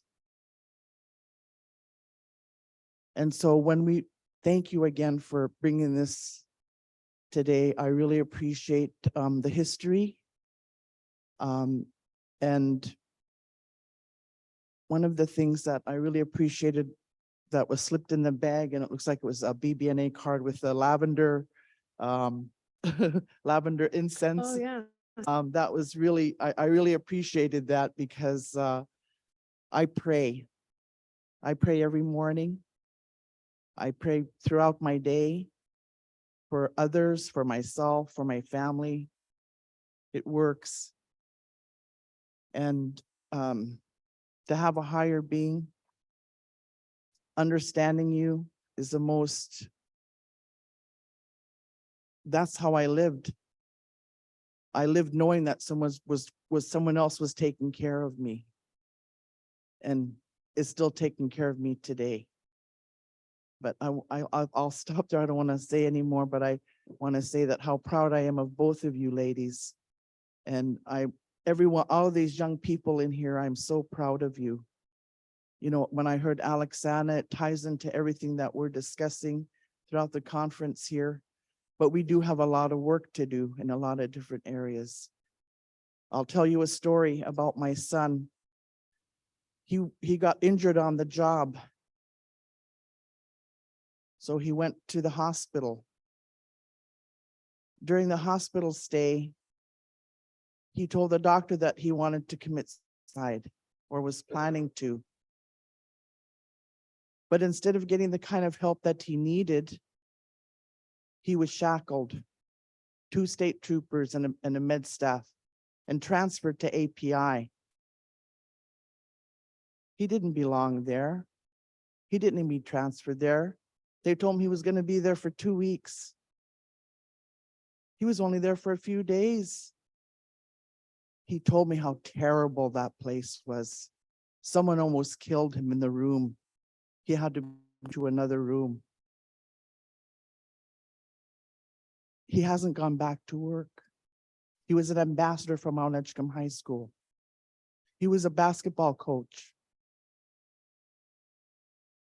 How can he get that trust back to a system, a health system or health care system that's supposed to assist us.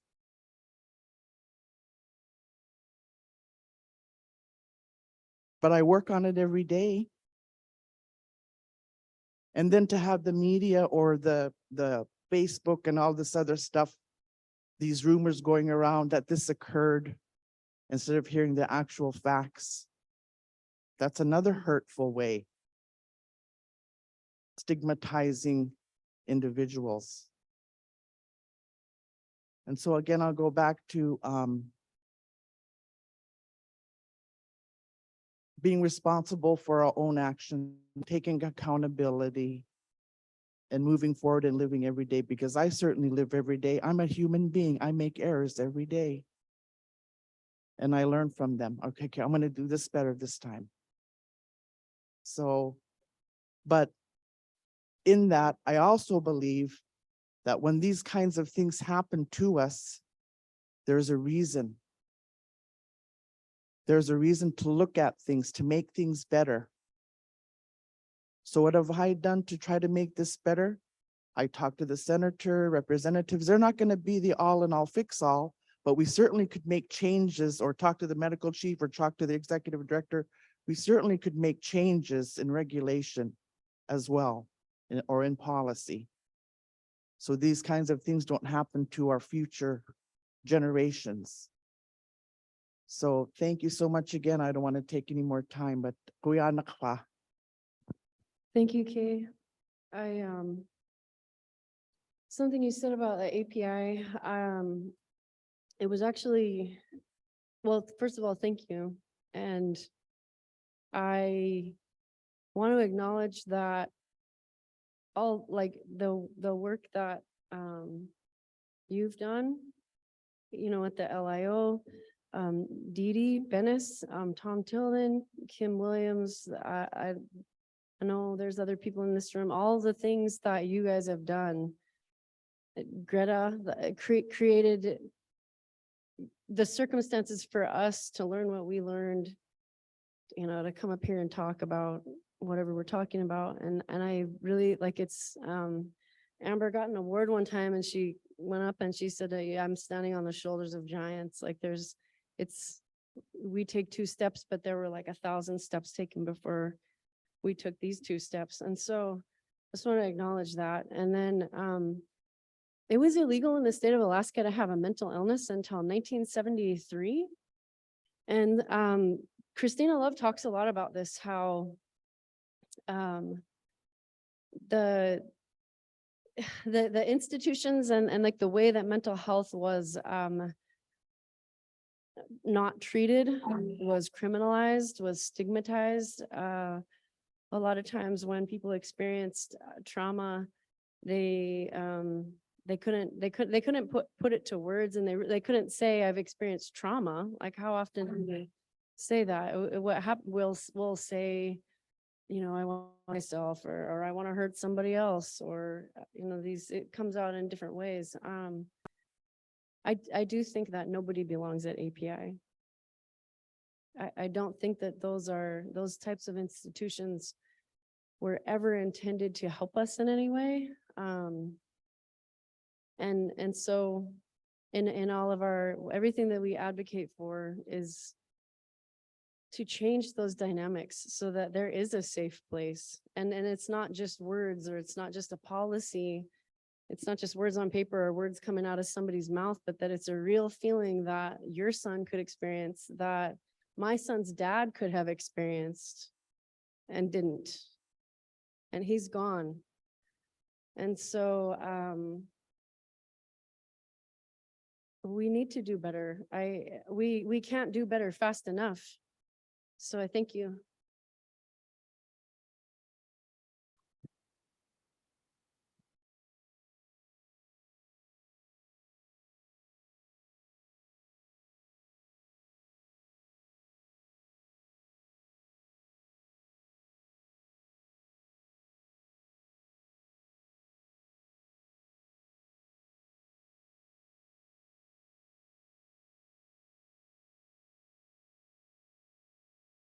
Thank you, ladies. I really appreciate the dialogue. We do still have time for small group conversations. And we're gonna take a quick break. I think I want to point out some references and some people in the room. We mentioned AJ, he's over there.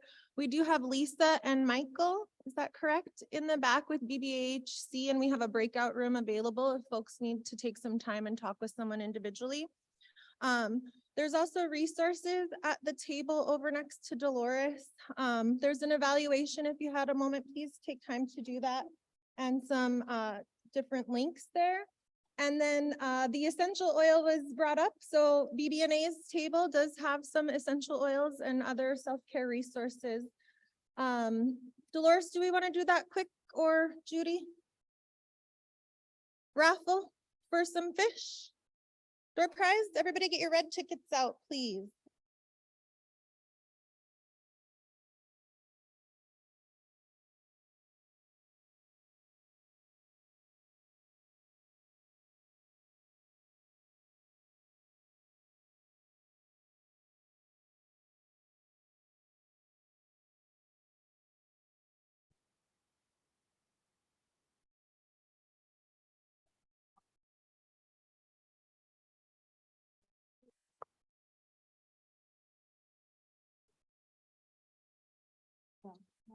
If you do not have a red door prize ticket, you could come and get one from us. Debbie, you have a ticket already. All right, we're gonna raffle off some king strips, jarred king strips and smoked king strips. Our first winner is Sally. Everybody heard you. Okay, now we got all of our tickets in. This was donated by Pete and Rose Andrew. Our first ticket number is 970-5338. 970-5338. Going once, going twice.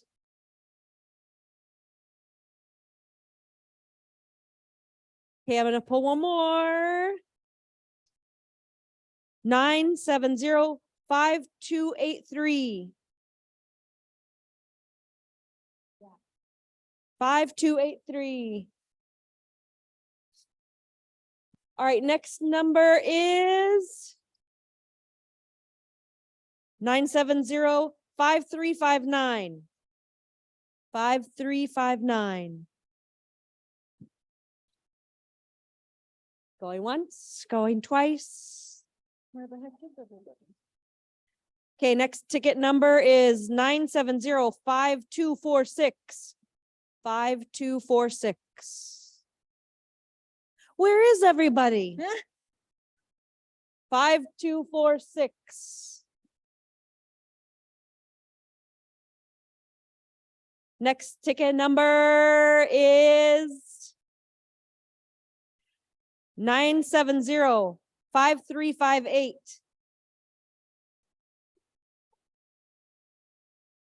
We got a bingo with Carl Ooh, Clark. we got a winner. Okay, one more raffle. Let's see. Ticket number 970-5281. 5281.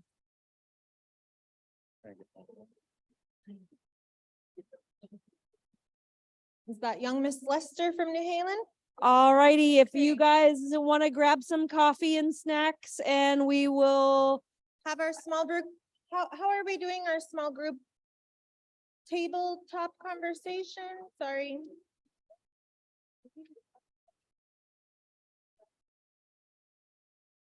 Okay.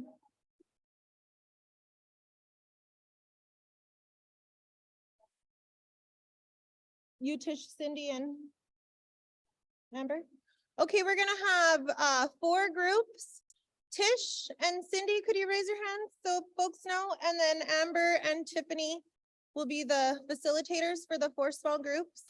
While we're breaking into that, I just wanted to quickly note, the Federal Boarding School Initiative has listed Kanakanak Orphanage in the Volume 1 report. So we are quite literally on the map with the feds for boarding school here in Bristol Bay. However, they have us wrong on the map, putting Kanakanak on the Kwijak when we know it's on the Nishigak. But we've made sure to inform them of that. Some of the work that we're doing at Children Tribe is to try to better understand the archival records of Carmel and the Moravian Mission. We know that that school on the Nishigak was funded by the U.S. Department of Education, and we believe that that needs to be incorporated into a volume 2 of the report if that happens. We'd love to work more with the Leknigik on the mission school up there, but we know that this history is unfortunately very rich with us. And then in regards to criminalization of the mentally ill, our people, Morningside, I don't know how many of you know about Morningside, but that was a sanitarium in Portland where many people from Kanakanak went, including my great-grandmother who died there. So it's very real and part of many of our histories. Thank you.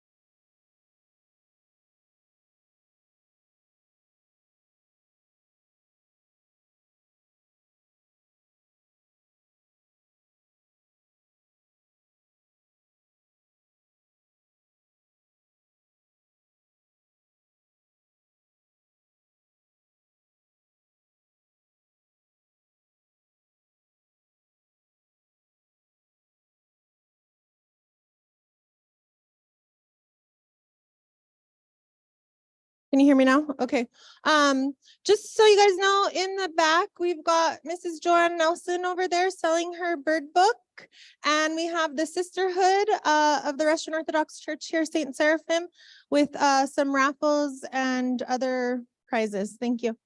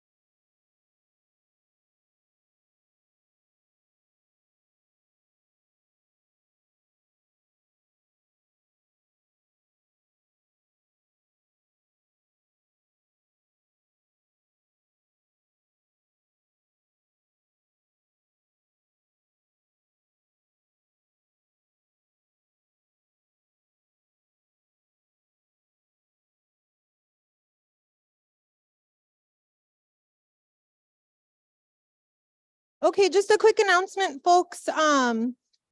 We're gonna just rearrange our agenda very lightly. And at 11:30 for the dialogue circles time, we'll have the small group conversation on this and language revitalization and community regional recommendations all at the same time at 11:30. So make sure to get your snacks and break going. At 11 o'clock, we'll be online with Kay Larson Blair, BBNC Education Foundation.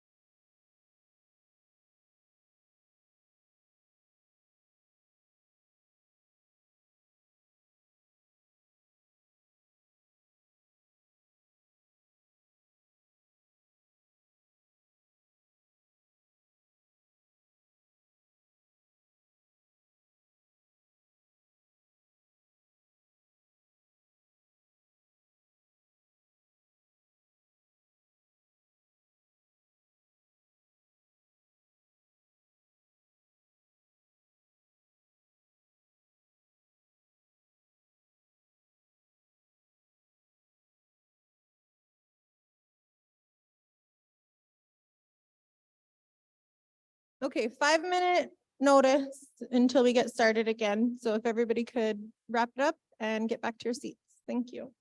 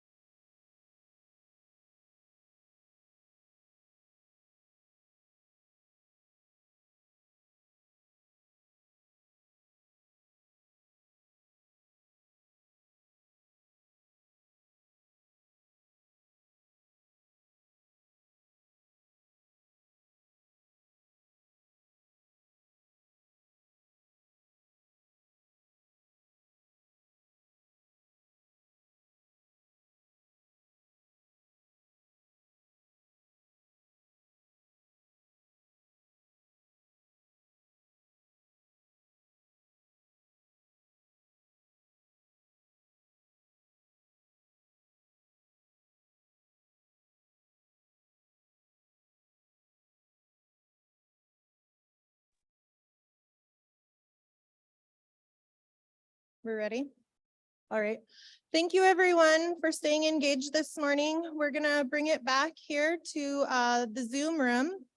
We've got Kay Larson-Blair with the BBNC Education Foundation going to speak with us today about culture and language revitalization work, providing an overview of lessons learned from the cultural wellness research that BBNC Education Foundation recently completed.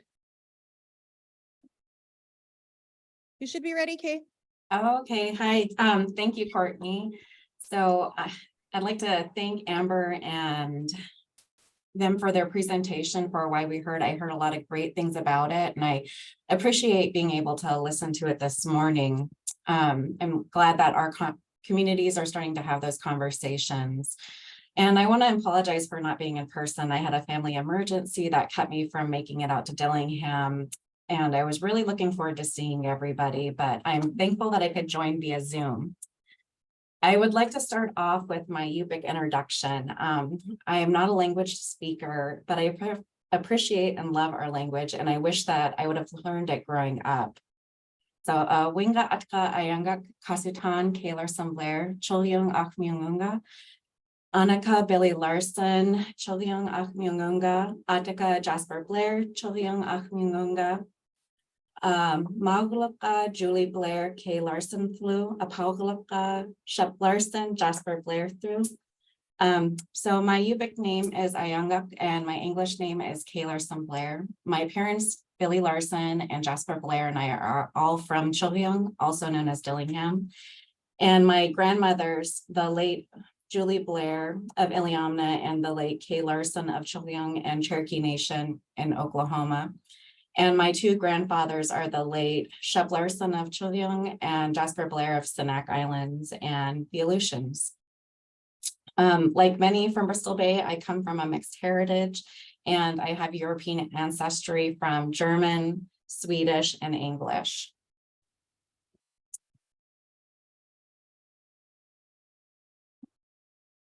So over the next 15 minutes, I'm going to give a general overview of the BBNC Education Foundation Cultural Heritage Program, our cultural wellness check, and the 10-year strategic plan that was developed with some of the current actions we're taking to meet those planned goals.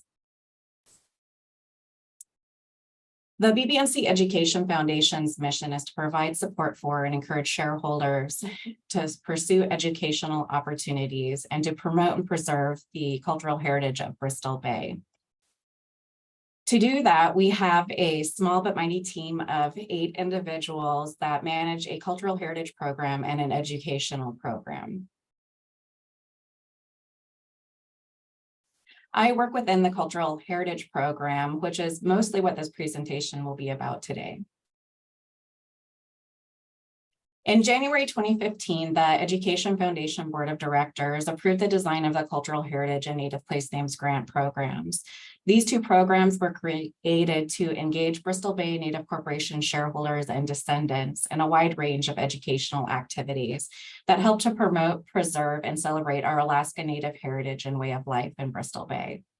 The Cultural Heritage Grant Program focuses on the preservation and practice and teaching of Native languages of Bristol Bay, the Native knowledge, history, and skills and practices of our cultures, and including subsistence like traditions like subsistence, arts and crafts, dance, and history. The Native Place Name Grant Program is created to document the traditional place names of Bristol Bay, the communities, the rivers, the lakes, the mountains, beaches, and other physical features. Those names also come with stories, oral histories, and the BBNC Lands Department has done research on this and has created a website to help document those Native place names. So far, these 2 grant programs have awarded 112 grants for over $500,000 to organizations that support these types of activities. Out of the 31 communities in Bristol Bay, all of them except for 7 have applied and received a grant for the place names or cultural heritage grant programs. 1 grant was to the Bristol Bay Borough School District, which includes the communities of South Naknek, Naknek, and King Salmon. Most of the activities that are being funded include activities focused on youth, and in those 7 communities who have not received grants, there are very little to no youth. Typically, the schools are closed and there's low numbers for the population. The majority of awards that we've made since inception have been to tribes, followed by schools and then nonprofits. In 2020, we started our strategic planning process, and the Education Foundation Board of Directors requested that staff conduct a needs assessment on the cultural heritage of Bristol Bay to help guide the development of our 10-year strategic plan. The needs assessment, also called the cultural wellness check, included key informant interviews from tribal organizations, cultural leaders that focused on language, traditional arts and crafts, subsistence, local knowledge, traditional medicine, and historical and archaeological items. This document really helped to identify clear areas of focus, where focused leadership would be welcomed from the Ed Foundation and where it's needed. This was particularly important because the foundation was new in operating in aspects of cultural heritage, and since inception has operated mostly as a scholarship provider.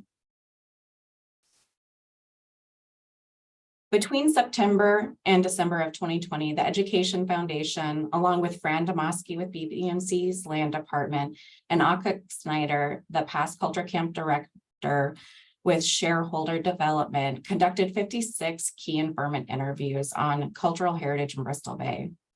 Of the 31 villages in the region, about 87% of the tribes participated. This is a really high participation rate.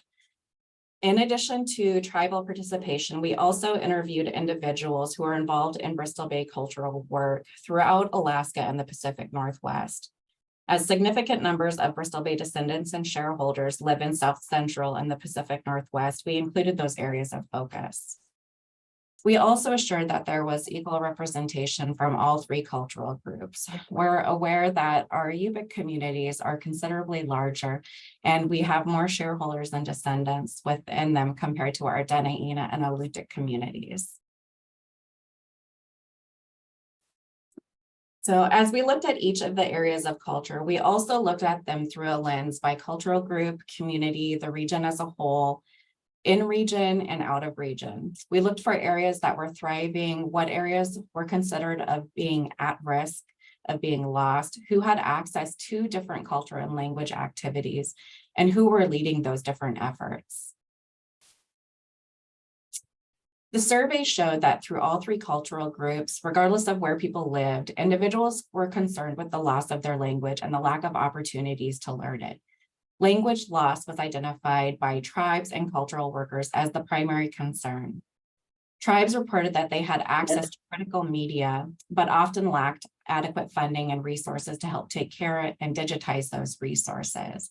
We believe every community had reported that they had some type of hard audio or video of cultural media that was historic. Nearly all the key informants said that documenting and preserving cultural heritage sites and artifacts were very important for varying reasons. This is largely something that has not been accomplished in region or throughout the communities due to a lack of funding staff with necessary experience to help lead those efforts. However, people are really interested in helping to preserve them.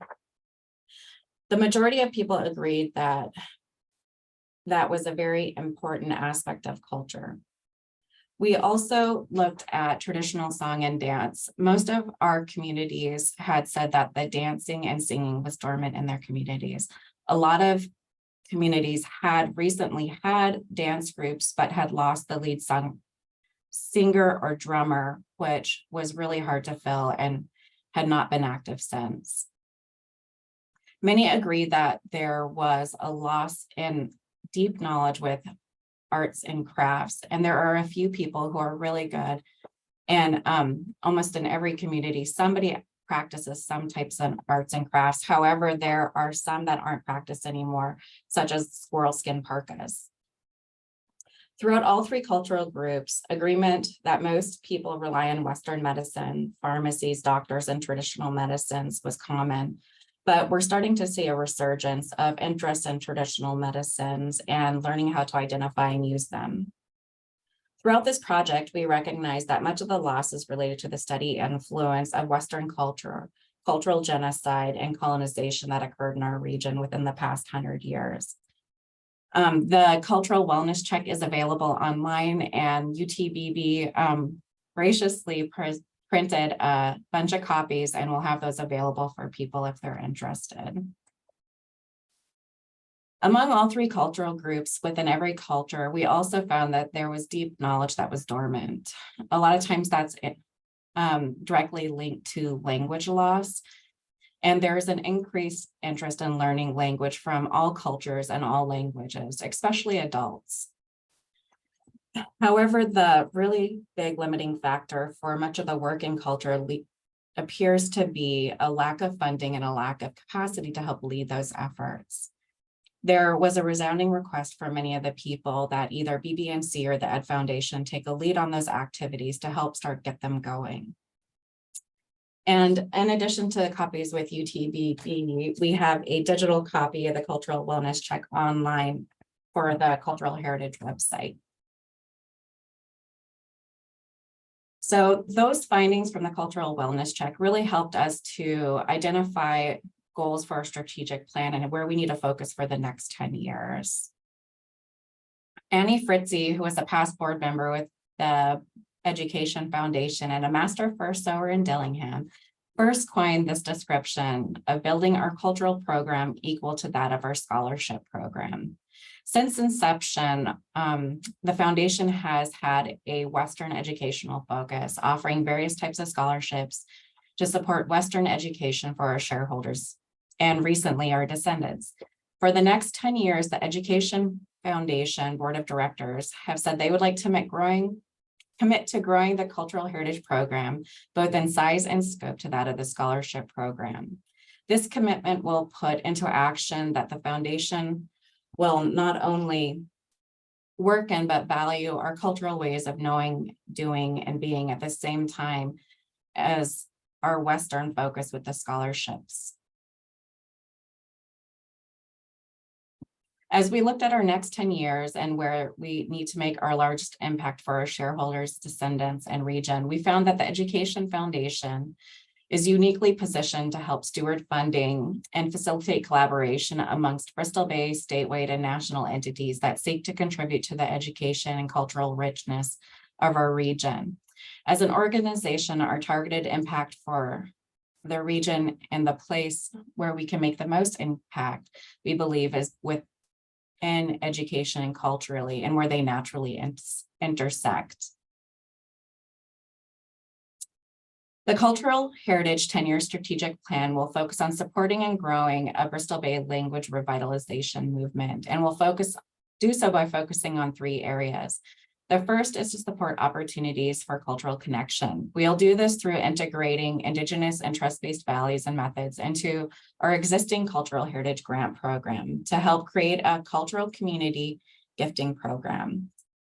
The second will be to support and grow a language revitalization efforts by helping to create pathways for shareholders and descendants to access language resources and classes. We'll work to create partnerships within our region and other organizations and look at creating a regional-wide language task force. And we'll strengthen partnerships with local school districts, Alaskan University, and Bristol Bay tribes and other parties so that we can increase language opportunities for our shareholders and descendants to assure that our languages remain living languages. Lastly, we will look at possibilities for the access, review, and creation of an online digital repository and a physical repository for Bristol Bay artifacts. As we look forward, we're expanding to help meet these goals, and we've had 3 recent efforts. The Bristol Bay Language Summit that met last May. This year, the Alutiiq Language and Native Peoples project that was created in concert with the BB&C Land Department, and the Bristol Bay Teaching and Learning Collaborative.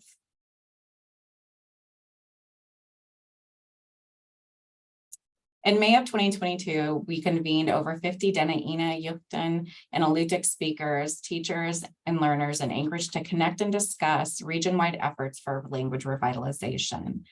This was the first time that language learners had convened in Bristol Bay for these purposes. Some of the findings from this gathering included the need to strategize governmental and private funding to support language revitalization efforts, the need for more support for language resources, a need to meet both online and in person to discuss language efforts and to help build cooperative agreements between other entities and organizations, and start to look at regional and a regional language and cultural archive. On our Cultural Heritage website, you can find a PDF version of the Bristol Bay Language Summit report that really goes into depth on what we covered over those 3 days and what were the outcomes from that. The next project that we've been working on this past year started from the Bristol Bay Language Summit. We saw that there was a concerted effort for Yupik and Dena'ina languages. However, there wasn't a concerted effort for our Alutiiq language. And so we partnered with the village of Port Haydn Bristol Bay Borough School District, the BBNC Land Department, the BBNC Education Foundation, and the Rasmussen Foundation to identify Alutiiq language speakers, identify Alutiiq language needs, identify Alutiiq native place names, and document the stories and the stories behind them, and to help develop a framework and relationship for an upcoming Alaska Native Education Program grant that would be targeted specifically for Alutiiq language. The last program that I'm going to talk on was the Bristol Bay Teaching and Learning Collaborative. This was a multi-year project that led up to a successful award of $4.9 million from the Alaska Native Education Program that is looking to improve teaching quality in our Indigenous communities to increase student success. In October of 2021, we brought together stakeholders to articulate the need for a program that connects educators, students, and communities, and that share key assumptions and values that could help guide a project. The group members identified 4 priorities for the work: cultural vitality, community wellness, and self-determination were some of the main focuses. But the 4 identified needs were for Bristol Bay students, such as having teachers who value their Alaska Native cultures, having more strongly connected schools and communities, having youth become homegrown teachers and leaders, and youth learning their culture and language in school. At the center of all that work, an absolute necessity for it to succeed, was the trust between schools and communities. From that meeting, we worked together and developed the BBTLC, or the Bristol Bay Teaching and Learning Collaborative grant application.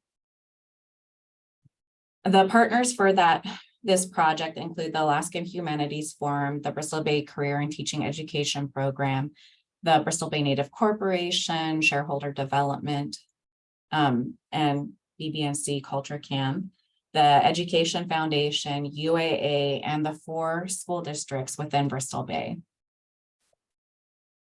The goals of the collaborative will impact 24 schools, 4 school districts, 25 communities, 1,500 students, and 190 educators within Bristol Bay.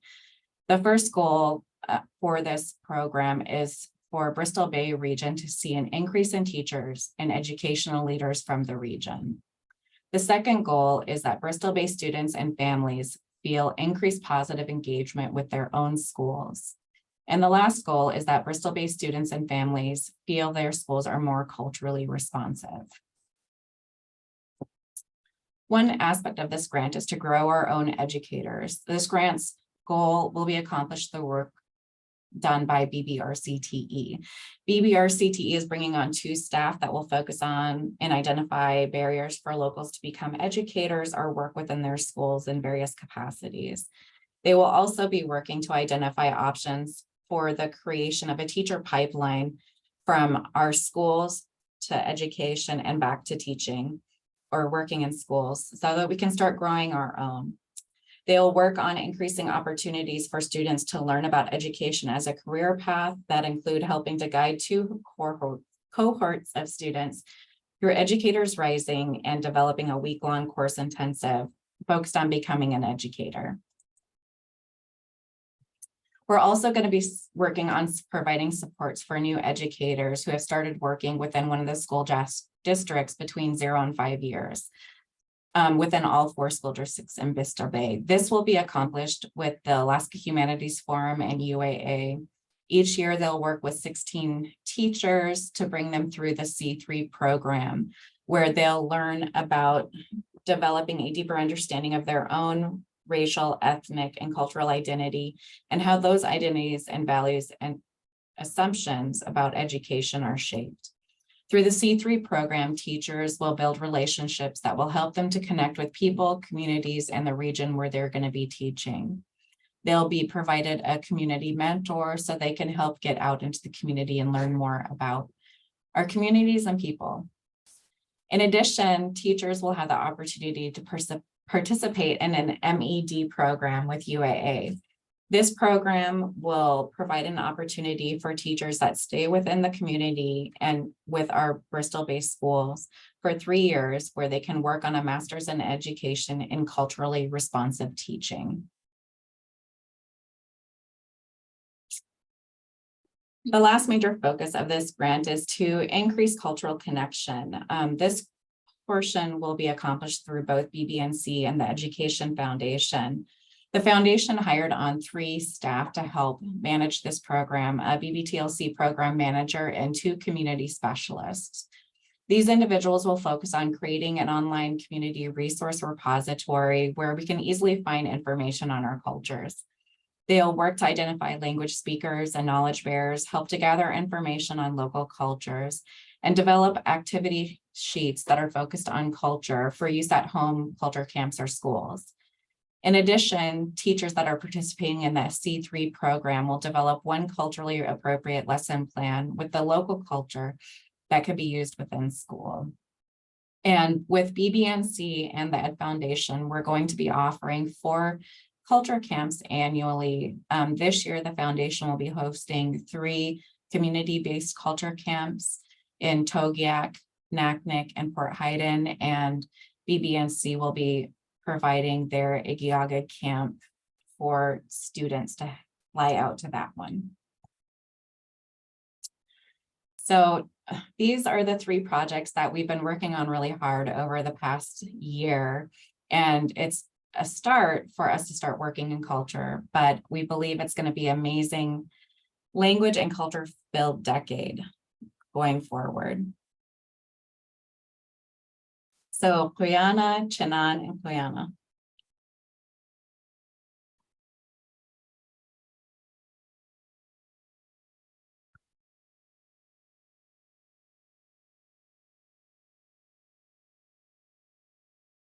Helps if I turn it on. Thank you, Kay.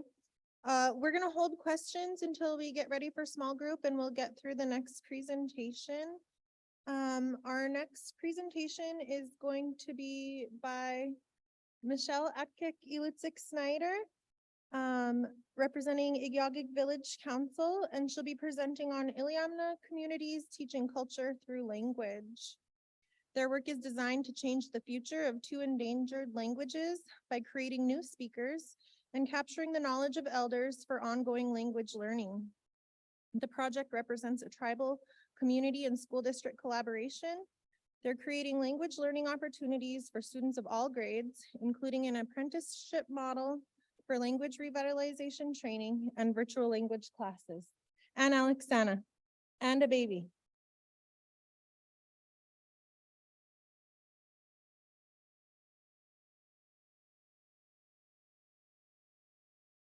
I'm just going to kick off this project quickly because it is an Igiugig project. So I was going to talk about how we came to be.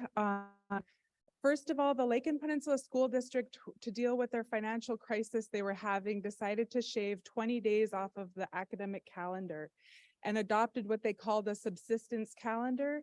And they applied to the Alaska Native Education Grant through Igiugig Village Council, the eligible applicant, to run a cultural program during the summer season amongst all of our communities in the school district.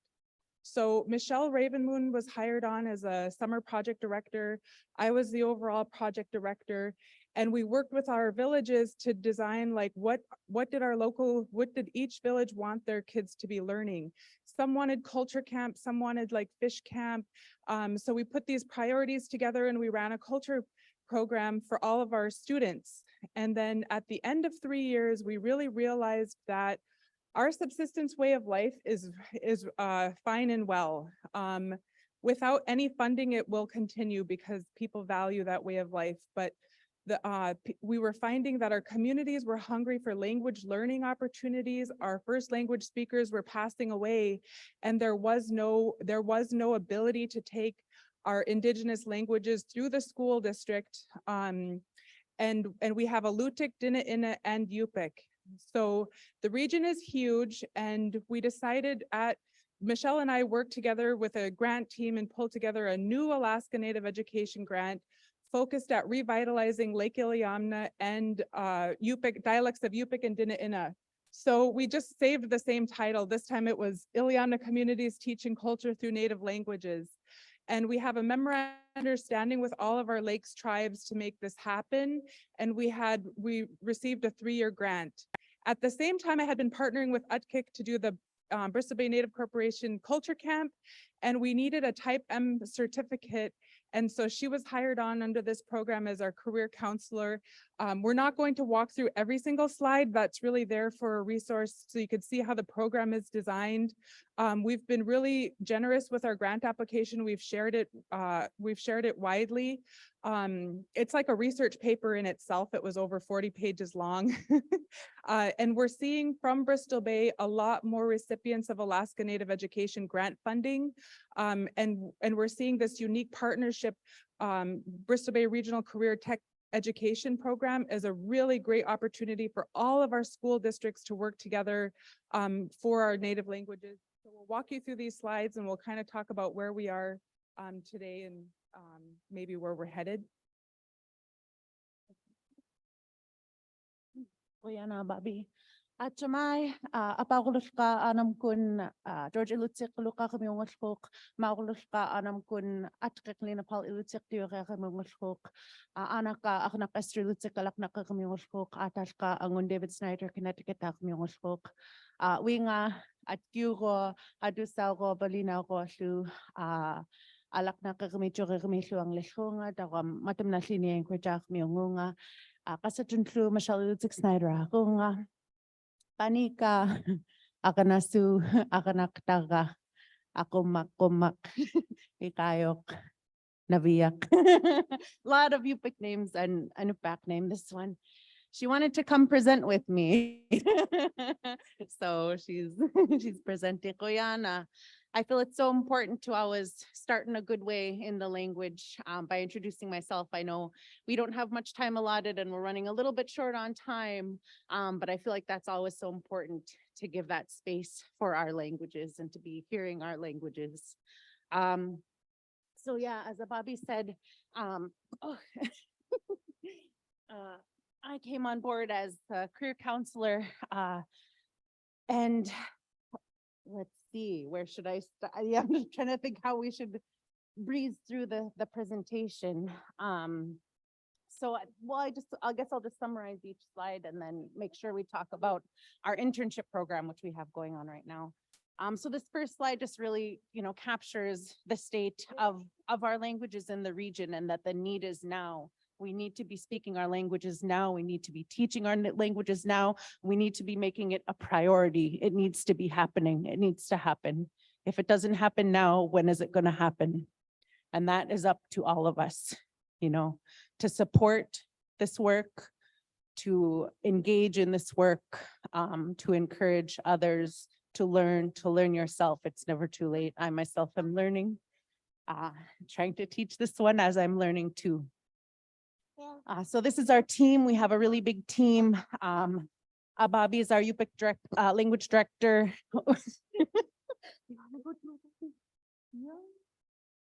And then Michelle Ravenmoon is our Dena'ina language director. Our project director is Halle Turninghart, Bobby's good friend. And then we have a curriculum specialist who's working on Dena'ina and Yupik curriculum, Beth Hill. We have village coordinators in our 6 partner villages, and then we have interns and speakers across the region that we're working with.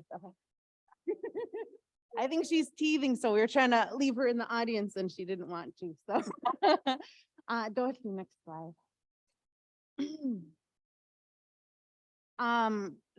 This is just to kind of showcase some of the work that we're engaged in. We've done some BBR-CTE, Bristol Bay Regional Career Technical Education courses with students where we've infused Yupik, Dena'ina, and Alutiiq language into that. We also been a part of Lake and Penn School District SNAP Meet, and we continue to be involved with our partners. I think maybe we passed our slide with all our partners. So we partner with Lake and Peninsula School District, our 6 village councils, in the Iliamna area, and then Bristol Bay Regional Career and Tech Ed. That way we can serve all of Bristol Bay for anyone and especially any students who are wanting to learn Alutik Dinaina or Yupik. So this goes through, again, this PowerPoint will be available for everyone to look through in more detail, but this kind of goes through our key resources that is created by our grant.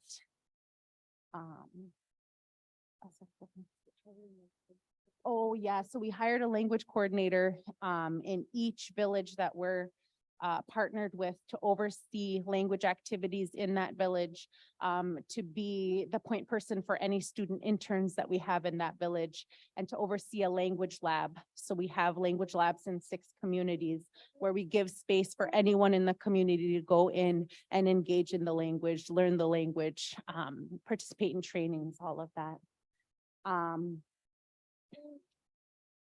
So we all know, right, that our languages are important.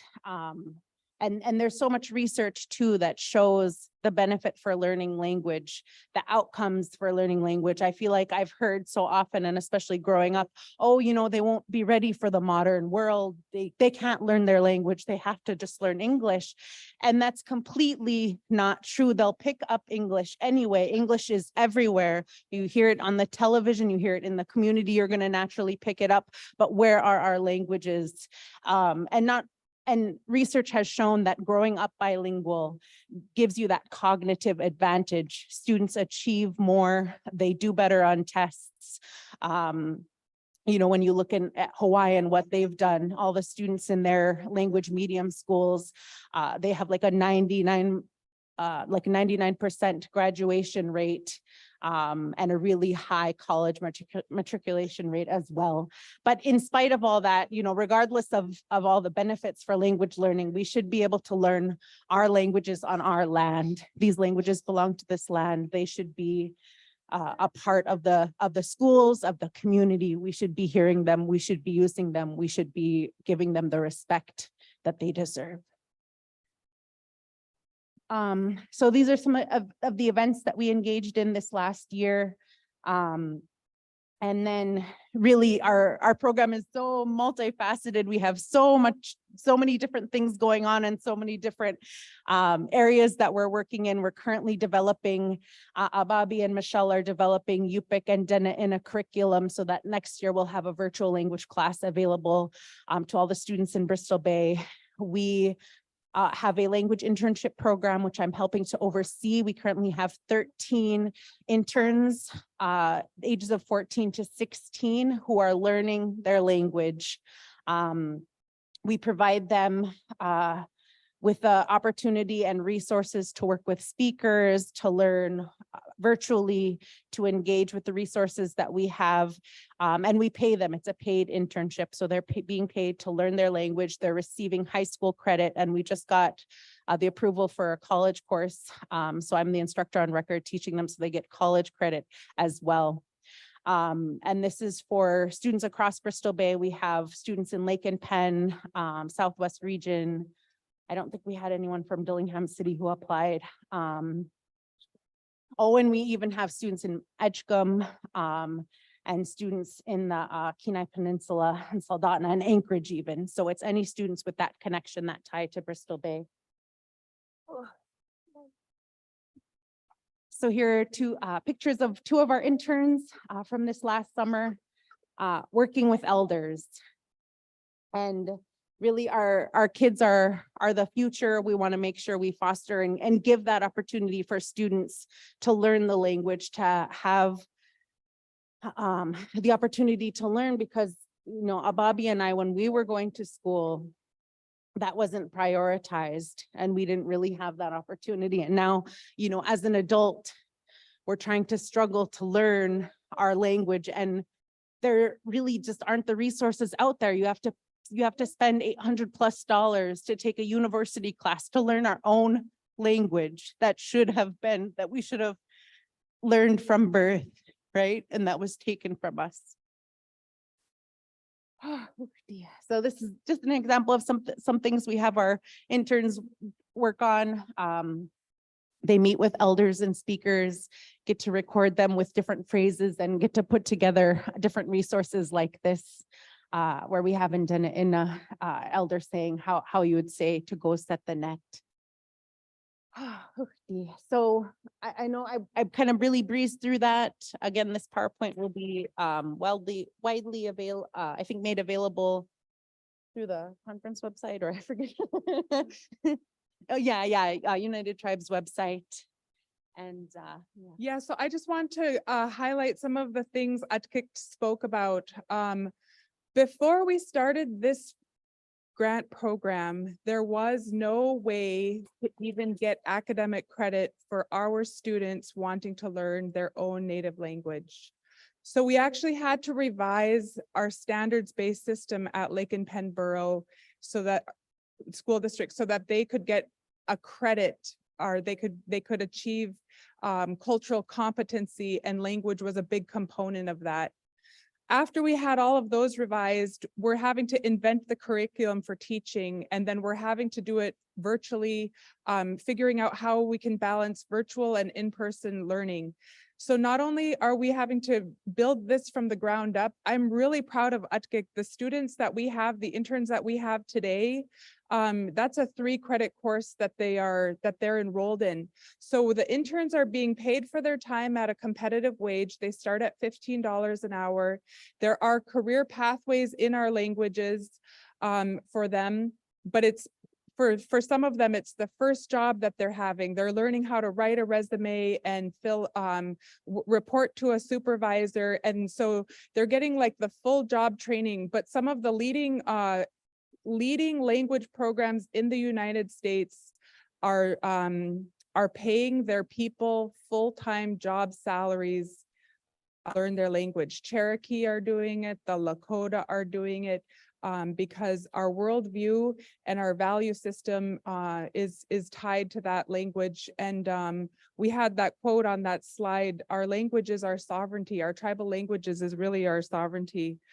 So I'm really grateful for this team that we work on. Although this is Lake Iliamna, Dina'ina, and Yupik, right now we have 4 interns that are studying Alutiiq, and so we hired an Alutiiq coordinator out of Perryville. So we do have all of these students that have deep ties to Bristol Bay, and we're meeting them where they're at in their language journey with the language of our homelands they want to learn, and we're paying them for that. And after this grant period ends, we've been considering reapplying, because once we move virtual, we're going to need that instructors on the ground providing the resources to our students and actually teaching the course.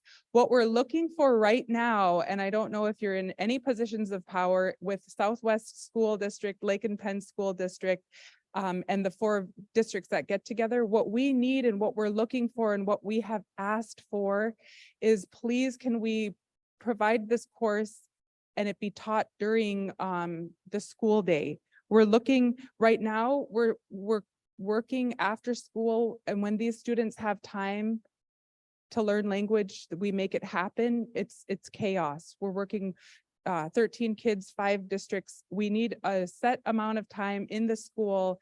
And until we get given that type of time, our languages will always be looked at as a side project, something we can get to when everything else has been taken care of. And that's unacceptable if we want to save our languages. So we'll yield to questions after, and Guyana for having us. This is a real powerful quote too. Our languages are gifts from the Creator, carrying original instructions about the proper way of living in the world. So Guyana.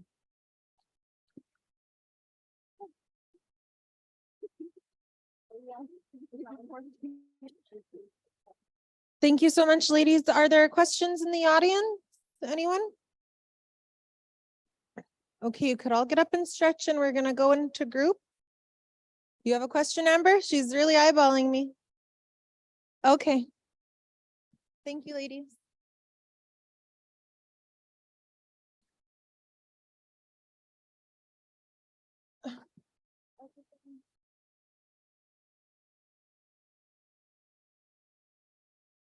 Okay, so we're gonna get ready to get into the groups that we delayed for a bit here. and start doing our small group conversations.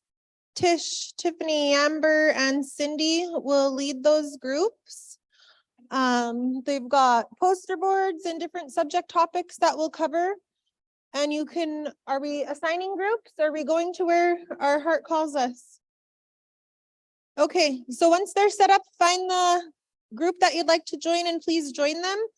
We'll start working. Once lunch comes, we'll take a quick break, get our food and work through lunch and be back at 1 o'clock with Dr. Schindler. Thank you.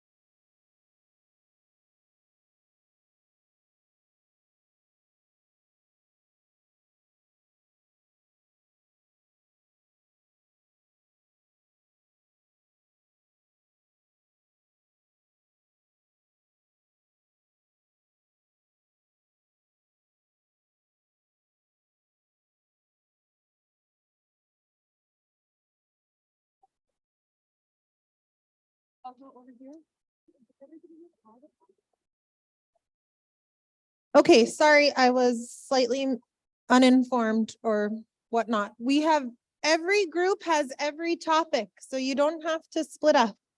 We just need to go to each of the 4 people. Thank you. Get up, go.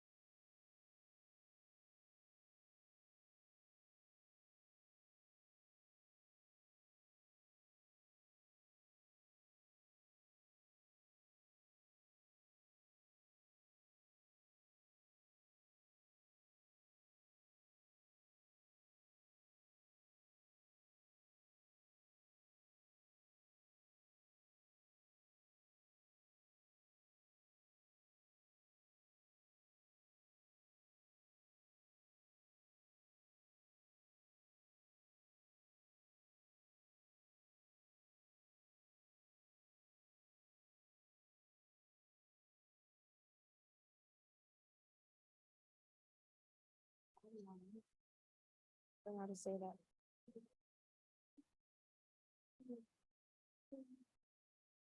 We have a virtual Molly, Elena Nye. No? Not on? Okay.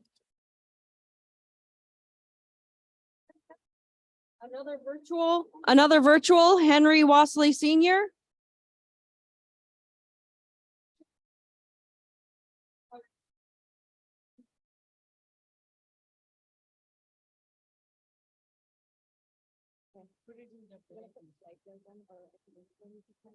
Next one.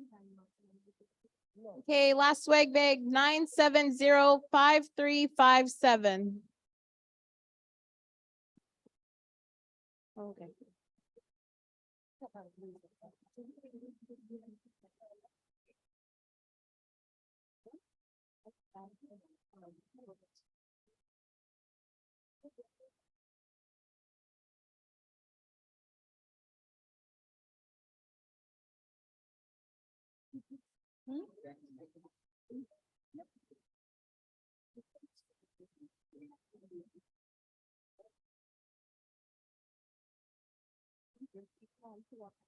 Okay, the next one's for a BB&C backpack.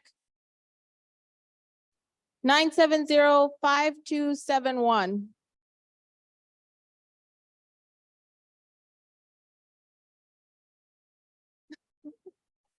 Five, 2, 7, 1.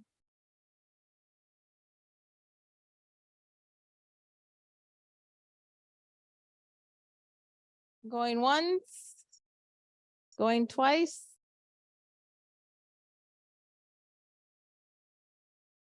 Nine, 705-276.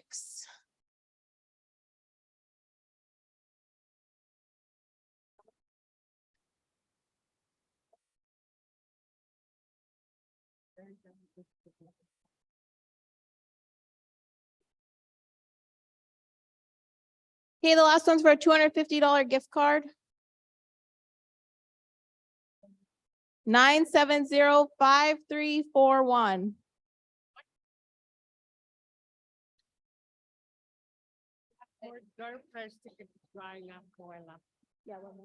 Okay, that's the last door prize for now. But we'll have more later.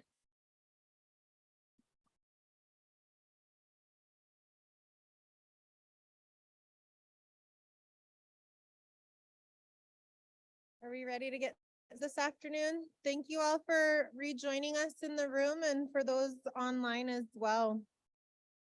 This afternoon, we're gonna switch gears and start shifting into lands and resources. We already heard from Dolores here in the room, but for folks online, we're gonna go from Dr. Schindler at UW to, do we call you Dr. Donkersloot yet? Rachel will be next. So we're gonna skip the Board of Fish presentation for this afternoon. So first up, we have online Dr. Dan Schindler, Professor of Aquatic and Fisheries Sciences at the University of Washington. He'll be speaking with us today about climate change and the Bristol Bay fisheries. What should we expect and what can we do about it?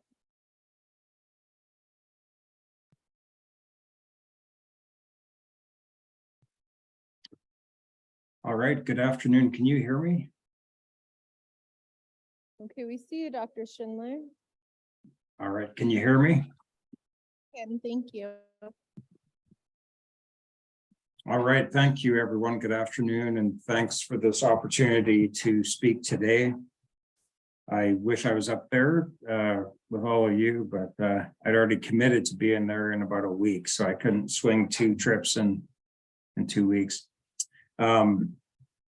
But wanted to commend you for celebrating the 10 years of the UTBB and all of your efforts to think about sustainability in a resource context and in a community context, as I see you've been discussing the last 2 days. And what I'm going to talk about today briefly is about how climate change is affecting Bristol Bay fisheries and what we can do about it to prepare for the climate altered future that we'll be living through. My address and my email address is here if anyone wants to follow up after today's presentation. But I'm going to start with this graph that is one of many that's available. That is a reconstruction of how warm the Earth's temperature is. And you can see here, these are all changes from the average temperature in 1850 through to the present. And you can see that things have slowly increased until the mid-70s. And then since the 1970s, the global temperature has increased almost a full degree Celsius, which is about 2 degrees Fahrenheit. And some might say that there's some debate over whether there's climate change. I think people who live out there and have been on the land know darn well that climate has warmed substantially in the last few decades. And the science behind assessing why this is really pretty clear. It's because of the greenhouse effect and the fact that modern humans have put so much carbon dioxide and methane into the atmosphere that we're warming up the atmosphere. And this is having effects on ecosystems in Bristol Bay and other parts of Western Alaska in ways that are even higher and amplified beyond what we are seeing across the globe. So we can start, for instance, by looking at what are the temperatures in the ocean in the Gulf of Alaska here on the left and in the Bering Sea on the right. And what I'm showing you here are annual departures or differences from the long-term average. So numbers that are below the zero line are years that are colder than average, and blue lines that are above the 0 point are years that are warmer than average. And you can see that in the Gulf of Alaska, the temperature bounced around a little bit. But since the 1980s and forward, nearly all of those years are above the line, meaning that they're consistently warmer than average. And in this last decade in particular, we're 1 to 1.5 degrees Celsius warmer than in the long term. So this is for the Gulf of Alaska on the left. On the right is for the Bristol Bay, the southeast part of the Bering Sea. And we see the same trend. Things were variable, but generally cool till the mid-1970s. And then we've been nearly consistency, much warmer than average. And the differences here are even bigger. They're as much as 2.5 degrees different from the long-term average. And these changes in temperature, we also see in our local ecosystems. So this is as an example of a timing of when the ice breaks up on Lake Aleknagik, going back to 1950. And what we can see is in the 1950s and 60s, it was variable from year to year, but the ice typically broke up around the 1st of June. So this is the number of days after May 1st. So a value of 40 would be the 10th of June. So you can see that in some years, the ice didn't break up to the middle of June, but then through time, the ice has been breaking up earlier and earlier. So since about 2010, the average is down here around the 10th to 15th of May. So this is one way to assess how changes in global temperatures are expressed in changes in the ecosystems in Bristol Bay that people care about and that animals we rely upon care about. I want to take a bit of a break here just to think about the realities of what we might do with climate change now, given that climate change will continue into the future. So this is a fairly complicated graph that was just released by the Intergovernmental Panel on Climate Change. And the temperatures here are the temperatures above the 1850 levels, and you can see they're getting orange as we move to 2020.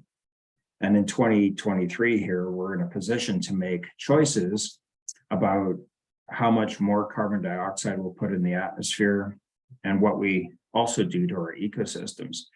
So for instance, under this very high stripe, this is where we continue to put lots of carbon dioxide into the atmosphere. And what we'll see is that the climate change will continue to increase. And by the end of the century, we expect to be almost 4 degrees warmer than where we were in the 1850s. Even if we reduce global emissions to really low levels, like down here near my pointer, the point is that the next century is still going to be warmer than it was in the past. And that's because the climate system has accumulated so much heat that we will have a warmer future independent of what we do to carbon dioxide emissions. And then the bottom part of this figure points out that the people who will be affected by these changes in the climate are not the ones that are alive and living as adults now. So people who were born in the 50s have just begun to see the initial effects of climate change. Whereas people who were born in 2020 have been born into a warmer climate, but they're the ones who over their adult lives are really going to feel the impacts of what we've done to the Earth's climate system. So for those adults of us in the world and in the room there, decisions that we make now are going to affect our kids and our grandkids into the future. And this is why we need to be paying attention to climate change now. It's less about us as adults and it's more about our future generations of kids, which will live with climate change because the lags are so long into the future. So let's talk about fisheries. Of course, everyone in the room there probably eats fish and catches fish and appreciates fish for lots of reasons. And unlike most stories about climate change that we hear across the world, Bristol Bay has actually benefited from climate warming so far. So if we look at catches of sockeye salmon in Bristol Bay rivers over the last 70 years or so, we see that, first of all, different colors here are different rivers. And if you add them all up, we see increases in the amount of fish that have returned to these rivers. And in fact, last year was the highest record of all time, almost 80 or a little over 83 million fish returned to Bristol Bay rivers. And this was an observation that has never been observed and recorded in the past 120 years of Bristol Bay. And of course, these fish support both valuable commercial fishing and continue the subsistence economy and lifestyles that people have enjoyed here for millennia. So we think that this increase in Bristol Bay sockeye salmon is a result of the fact that the lakes and rivers are warming up and the nearshore ocean is warming up, and that has enhanced the survival of juvenile salmon.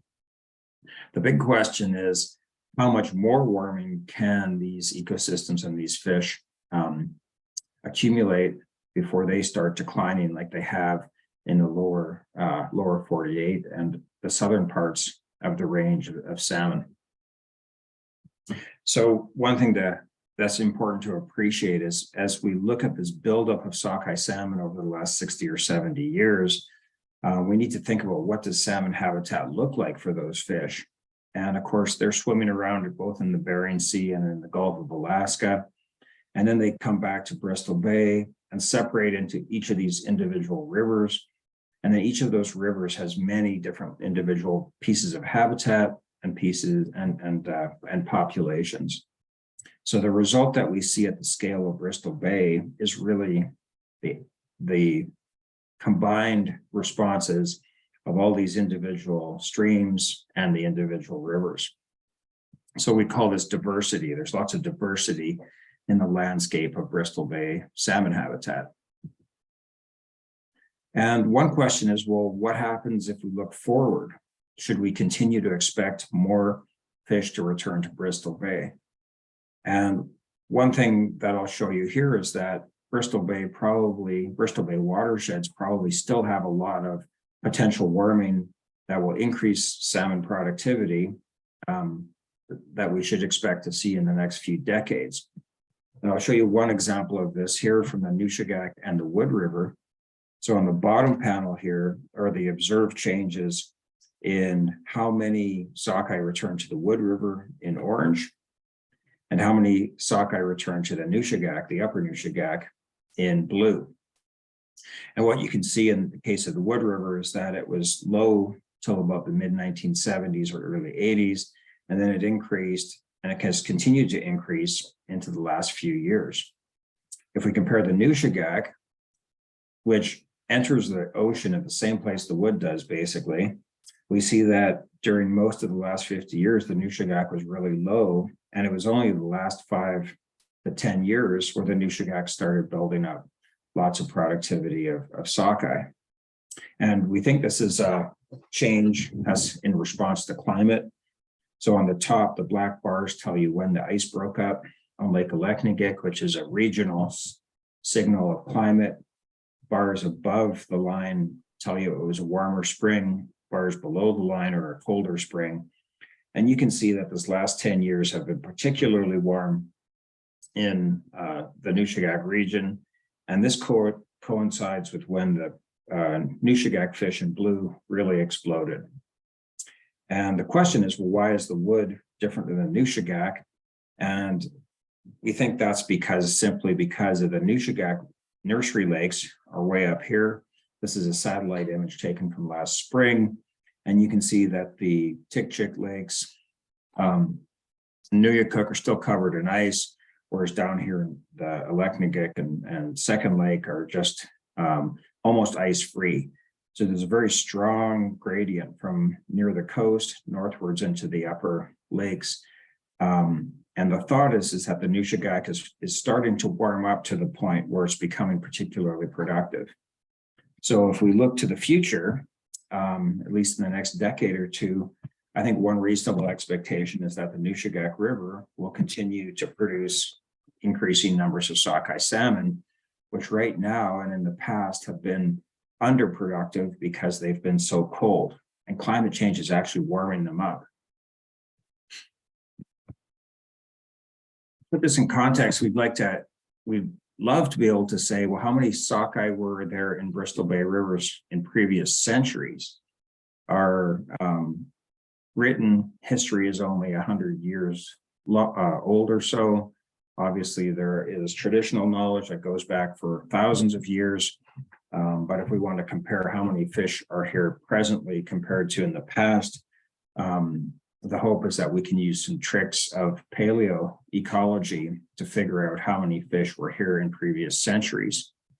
And one way to do this is to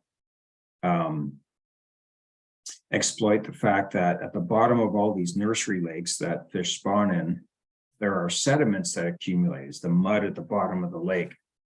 And that sediment at the bottom of the lake accumulates nitrogen that is released from fish that spawn and then die. And the nitrogen that is released from those decomposing carcasses was brought back from the ocean. And the ocean nitrogen is distinct from the nitrogen that comes in off of watersheds. So we can use this contraption here that pushes this tube into the bottom of the lakes. We can pull it up, and what we have is last year's sediments are layered on top of the previous year's sediments, which are layered on top of the previous year's sediments. And we can work our way backwards through the age of that lake. And in a little core like this is only about maybe 15 inches long or so. We have almost 300 years of history of that lake. So this would be last year. This might be 100 years ago, 200 years ago, 300 years ago. And we can look at the isotopes and ask, well, how many fish were here prior to commercial fishing and prior to when we were collecting numerical data on fish abundance. I'll give you one example here. This is for Lake Aleknagik. In this case, we could reconstruct how many fish were here backwards to 1700 is what I'm showing you. And it looks like Lake Aleknagik in the 1700s was producing about 1 million fish. It declined then for almost a century. And in the early 1800s, it was producing a little over 1 million fish. And then starting in the late 1880s, the commercial fishery showed up, and the number of fish that escape to the watershed declined. And the reason for that, of course, is that we were catching fish in commercial fisheries. But if we add up how many fish were counted in the escapements, shown here in orange, and on top of that, add how many fish were caught in the fisheries, the sum of those two things is distinctly higher now than any time in the past before commercial fishing. So what we think is going on here is, at least for Lake Aleknagik, is that climate change has warmed up how productive those lakes are. And there's simply more fish returning now than there has been in the last 300 years. And in fact, I could dial this back for 1,000 years and show you that the current abundance of fish in Aleknagik, that return to Aleknagik, was higher than in the past, even though most of them were caught by the fishery. And we can do this for a bunch of lakes in Bristol Bay. Here's Aleknagik that I just showed you. Here's Second Lake. Lake Nurka produced about as many fish. The long-term average for the last 50 years is shown here as the blue dotted line. And this is what historical abundances look like. So the last decade or so, these big returns of salmon to the Wood River system really push it beyond what we think it had in the past. We go to the Naknek in the bottom right here. Same sort of deal. The blue is how many fish we think were there historically, and the average is down around 2 million. But if you ask how many fish were produced in the last 50 years in Naknek, we're up around 3.5 million fish. So again, there seems to be this enhanced productivity of fish that coincides with when the climate was warmed. If we go to Iliamna, we do the same thing here. It looks like Iliamna was most productive back in the 1700s, when on average it produced about 20 to 25 million fish. And of course, there were years in the past that the Kwijak River produced that many fish, but on average in the last 50 years or so, the average for Iliamna has been around 12 million fish. So the point of showing you all this is that every lake seems to have its own pattern of abundance. And in most lakes, the total number of fish returning to these lakes, when you add back what the fisheries took, seems to be higher than it was in the past. Iliamna is a bit of an outlier that seemed to be remarkably productive in the 16 and 1700s, and it simply has never come back to that for whatever reason. So one really important message for thinking about, well, how does this landscape operate, is to recognize that not all rivers increase and decrease at the same time. And this is one of the reasons why the Bristol Bay fisheries have been so reliable over the last century, is that as rivers like the Kwijak declined in abundance and have started to recover, the fish that are produced in other rivers, like the Wood River shown here in green, and the Naknek, not the Naknek, well, the Naknek for sure, but also the Igigik in blue, basically increases in some rivers have compensated for decreases in others. So the diversity of the rivers across the system is what stabilizes how many fish are here. And we make the same arguments to the various tributaries within an individual river. So diversity keeps all the fisheries going. And I think there's an important message there. I want to switch gears a little bit and talk about Chinook salmon, or king salmon, because I know this is on a lot of people's minds right now with the Nushagak kings at such low abundance and small body sizes. Here's a photo, I think this was taken from the Fox Museum, that shows the catches of some Chinook salmon in the late 1800s. You can see they're all pretty big fish. And what we see now in the Nushagak is that the Chinook are at low abundance and their body sizes tend to be pretty small. So I want to put this in the context of what we're seeing for Chinook salmon in other parts of the range. And what this graph shows is two things. On the left is the age composition of fish that have been caught in rivers returning to Western Alaska, including Bristol Bay, all the way down to Southeast Alaska and all the way down the coast to California. And what you see in general is that for fish that spent 5 years in the ocean, this is the change in proportion between the 70s and the 2000s. So there's fewer age 5 fish, fewer age 4 fish, about the same number of age 3 fish. And the fish that return after 2 years in the ocean is actually increasing. So what this means is that the age of Chinook salmon has been declining for the last 40 years or so. On top of that effect is this general decline in sizes. So for fish that spent 5 years in the ocean, they're much smaller now. They're about 3 inches shorter on average than they were in the 70s. The age 4 fish are getting smaller as well. And the ocean age 3 fish are also getting smaller. And most of this decline has occurred in the last 10 years or so.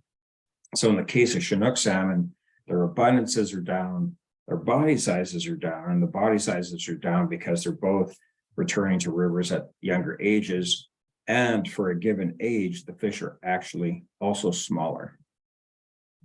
And if we look at the evidence for what's causing these changes in body size and age, it's often the case that fisheries, shown here in the right, is who is blamed for changes in both body sizes and abundance of fish.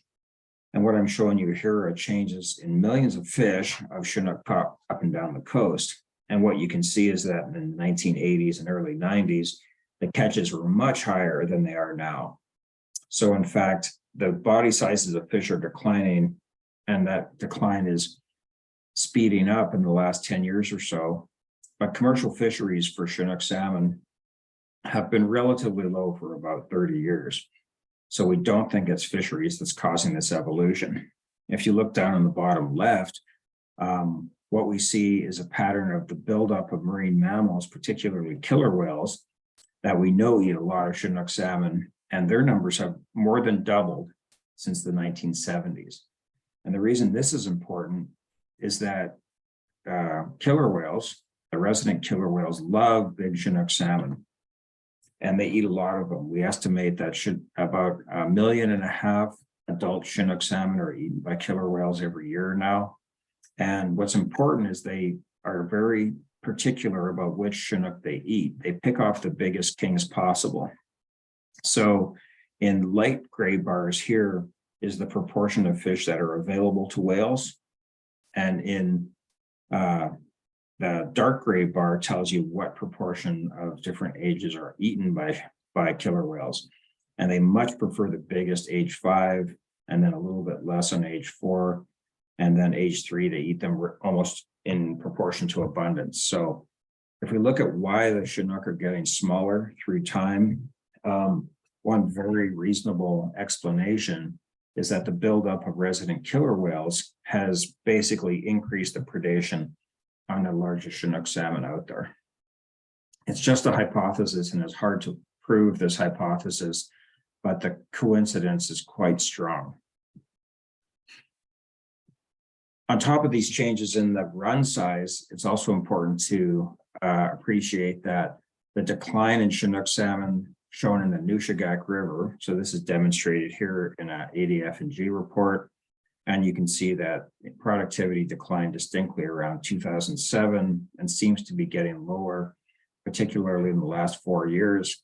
It's important to appreciate that Chinook returning, or king salmon returning to the Kuskokwim, to the Yukon, to the Naknek, and around the Southeast, Alaska, and down into British Columbia, many king salmon populations are showing very similar declines.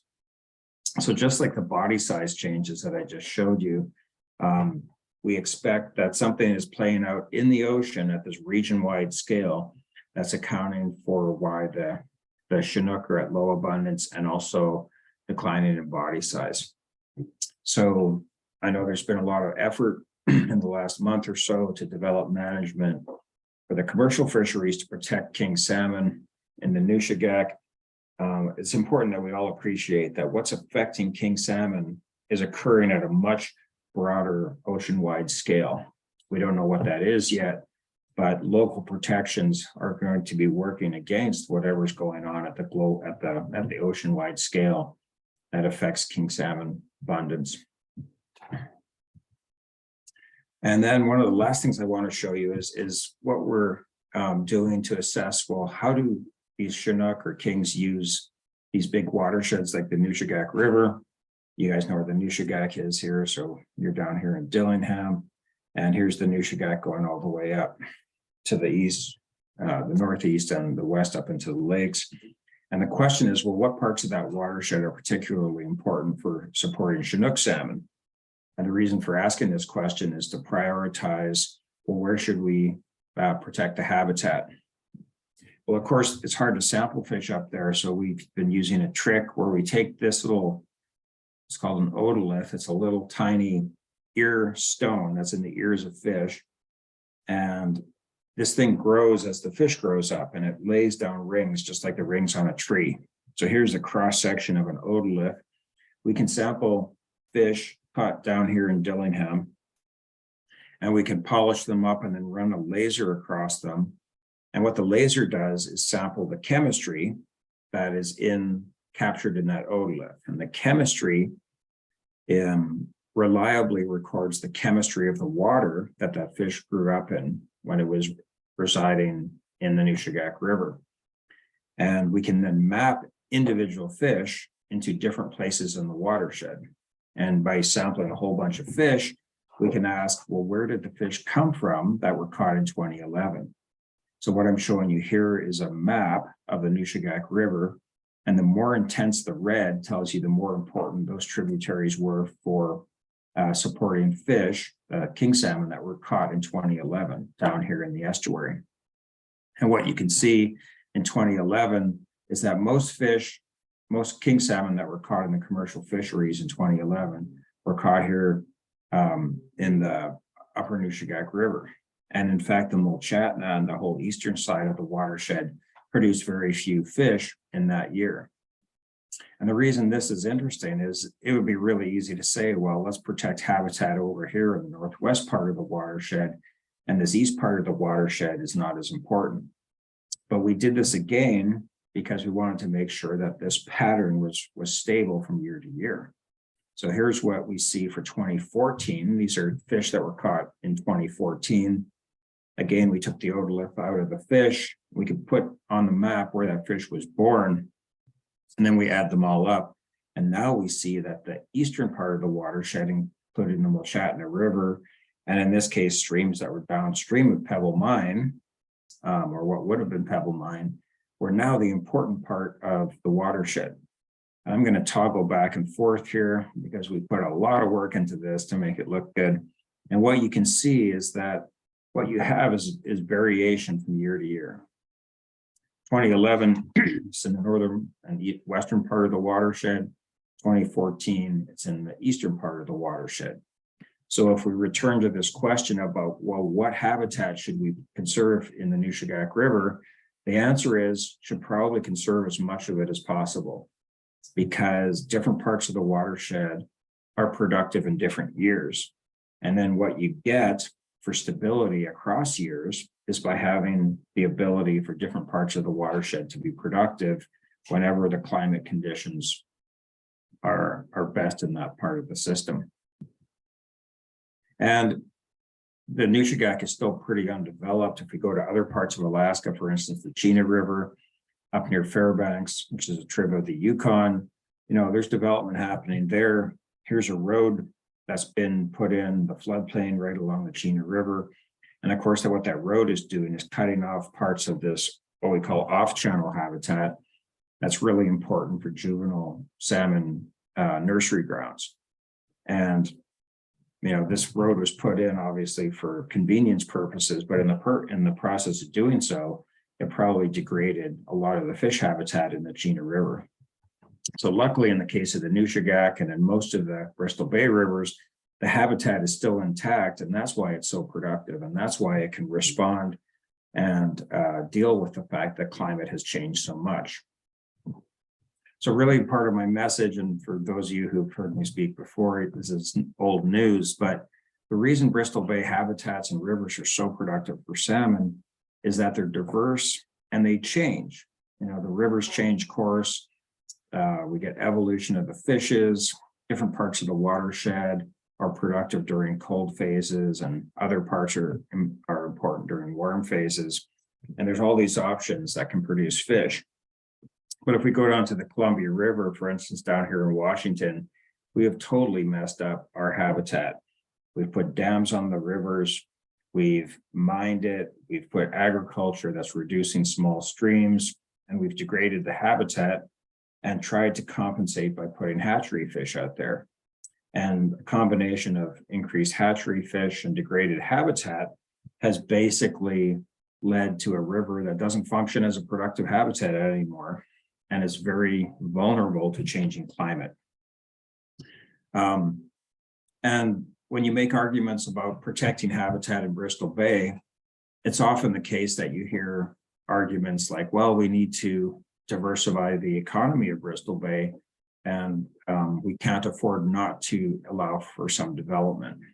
And I guess part of my argument to that is we should think about, well, what's the value, the economic value of Bristol Bay watersheds now without that development? And here I want to show a simple comparison between the Columbia River and the Bristol Bay systems. In the Columbia River, there are still tribal fisheries that operate both for commercial purposes and for sport fishing purposes. And surprisingly, they do generate somewhere between $300 and $500 million a year of revenue. But the thing that people forget about is that almost $500 million a year go into restoration and mitigation and science and management to keep those fish in the system. So if you look at the return on investment, it's about 1-to-1 in the Columbia River. Come up to Bristol Bay, where of course there are lots of reasons that salmon provide economic and lifestyles and subsistence food for people. I'm going to focus just very narrowly on the commercial fishery and just ask, well, what is the habitat worth here? And here commercial revenues alone are between $200 and $1.5 billion a year, depends on how you calculate it. So there's a lot of revenue here. But if you look at how much we have to put into it to produce all that fishery revenue, it's maybe $5 million a year between management, the science, and the conservation. So the return on investment of healthy Bristol Bay systems is anywhere between 40 and 300-to-1. And compare that to 1-to-1 down in the Columbia River, where we've trashed the habitat. We've arrogantly pretended that we can compensate for lost habitat with hatcheries. And basically there's very little net value out of these systems for salmon down here in the lower 48. So in Bristol Bay, the important thing is that all the options are still on the table, and we can do it right up there. For instance, we can protect the habitat, and the recent protection against the Pebble Mine is one example of how a very motivated group of people, and many of them are sitting in the room there, rallied together to protect the habitat because it was so important to water quality, to fish, and therefore to people. We also need to protect the habitat, the water. The other thing that we can continue to do is manage the harvest rates responsibly.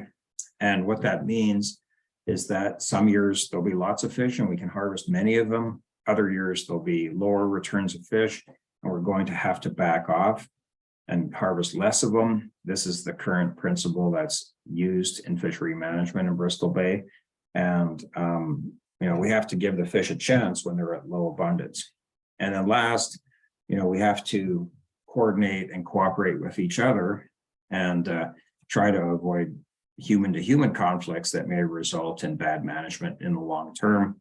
And that's one thing that Bristol Bay should be very proud of, is that in general, Bristol Bay people who come at the system, whether from subsistence purposes or from commercial purposes or recreational sport purposes, have tended to get along and cooperate. And what's happened, if you look down here in the lower 48, is that things like climate change make those potential fights among user groups intensify. And I'm not sure that helps us in the long run when we're going to have to deal with climate change overall. And I'm just going to finish with showing you, hopefully, a video of some fish. Well, it doesn't look like it's going to show. So I'm happy to take any questions if we can do that and if people have them. Thank you.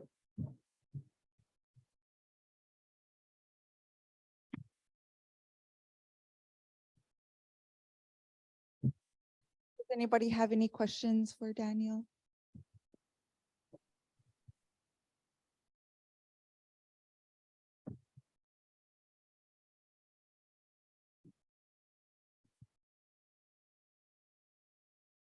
Hello, Daniel. I think you could hear me because I could hear myself pretty well in this auditorium. I'm Margie Hastings from Mississauga. I live in front of the mighty not Mississippi, but mighty Nushagak River. My question is, have you guys done any research on, we're talking about climate change, and one of the things that we've experienced over the years is kind of like drought conditions due to climate change. And my question is, have you guys done any kind of research on effects of drought conditions and its impact on all species of salmon? Yeah, thank you, Margie. That's a really good question. And we've done a little bit of that work, mostly in the Kwidzak River and in the Wood River. And what's interesting is to think about when you ask a question about drought is that drought can occur either because of low rainfall during the summer, which I think is probably what you're referring to, but also low winter snowpack. So some of the lowest river flow years are summers after low winter snowpacks. And what's interesting that as a response to those changes in water flows is that some populations seem to do better even when the water is at low levels. And other populations do better when the water is at high levels. And our best estimates right now are that the drought conditions do not appear to have much of an effect on either kings or sockeye in the Nushagak River or in the Wood River. That doesn't mean that it's not going to become important in the future, but we don't think it's been important so far, at least in the last century or so. There still is a lot of water in Bristol Bay rivers. One of the big unknowns about the future and future climate change is that the winters are going to continue to get warmer, which means less snow will accumulate in the mountains, which means there'll be less snow to keep the rivers up during the summer. But those are just rough predictions. We can't really say for certain what the effects will be.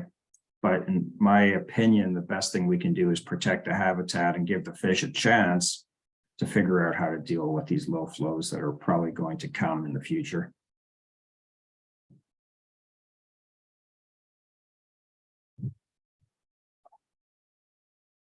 Is there any more questions?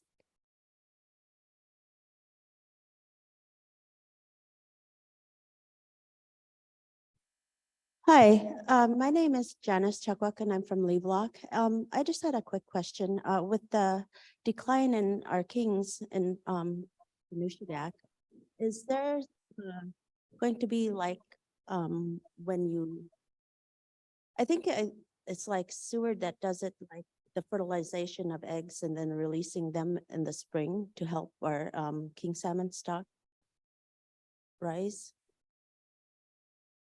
Sorry, you mean from the release from the sockeye or release from the salmon, from the kings?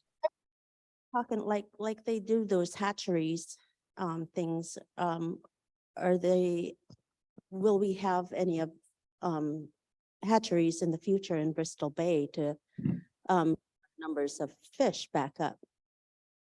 Okay, I understand your question, Janice. Yeah, that's a good question, and one I have a really clear answer for, and that is you don't want hatcheries. You know, hatcheries have in the lower 48 and in British Columbia were basically promoted as the way to fix problems where we've overharvested or where we've messed up habitat. And basically it gave people the excuse to mess up rivers. And what we know from a century of experience down here is hatcheries didn't save anything. And in fact, what hatcheries did in many cases is ruin the genetics of the wild fish. So I can guarantee you that if you haven't heard it yet, you will hear it soon, where there will be government agencies and individual groups who will promote hatcheries as the way to build back salmon stocks. It is not a good idea without careful consideration of all the negative impacts that hatcheries have on wild fish.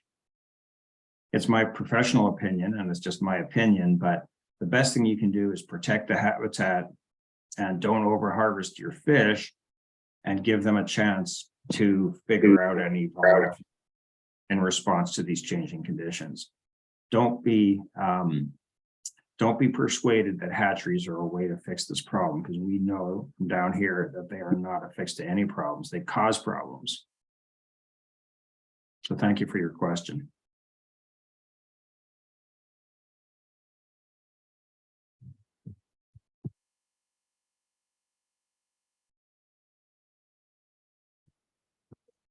Thank you very much for your report, Daniel. I was curious where you accessed or was able to get the research from the 17 and 1800s. Yeah, so that research was done in the 2000s, and that's where we took those tubes and we pushed them down into the sediments, the mud at the bottom of the lakes. And the mud at the bottom of the lakes is a history of that lake. And what we then did is analyze the chemistry of the sediments at different time periods in the past. And from that, we could calculate how many fish were in those lakes 200, 300 years ago. So yeah, go ahead. It's a scientific trick. Unfortunately, it's very difficult to verify that our numbers are correct, but that's our best estimate for how many fish were here in the past. Yeah, that's a good question. We have an online question for you, Daniel. At the current rate of temperature increase in the rivers, could you make a prediction as to how much longer these rivers would be viable to salmon? Yeah, that's kind of a multi-million-dollar question, right?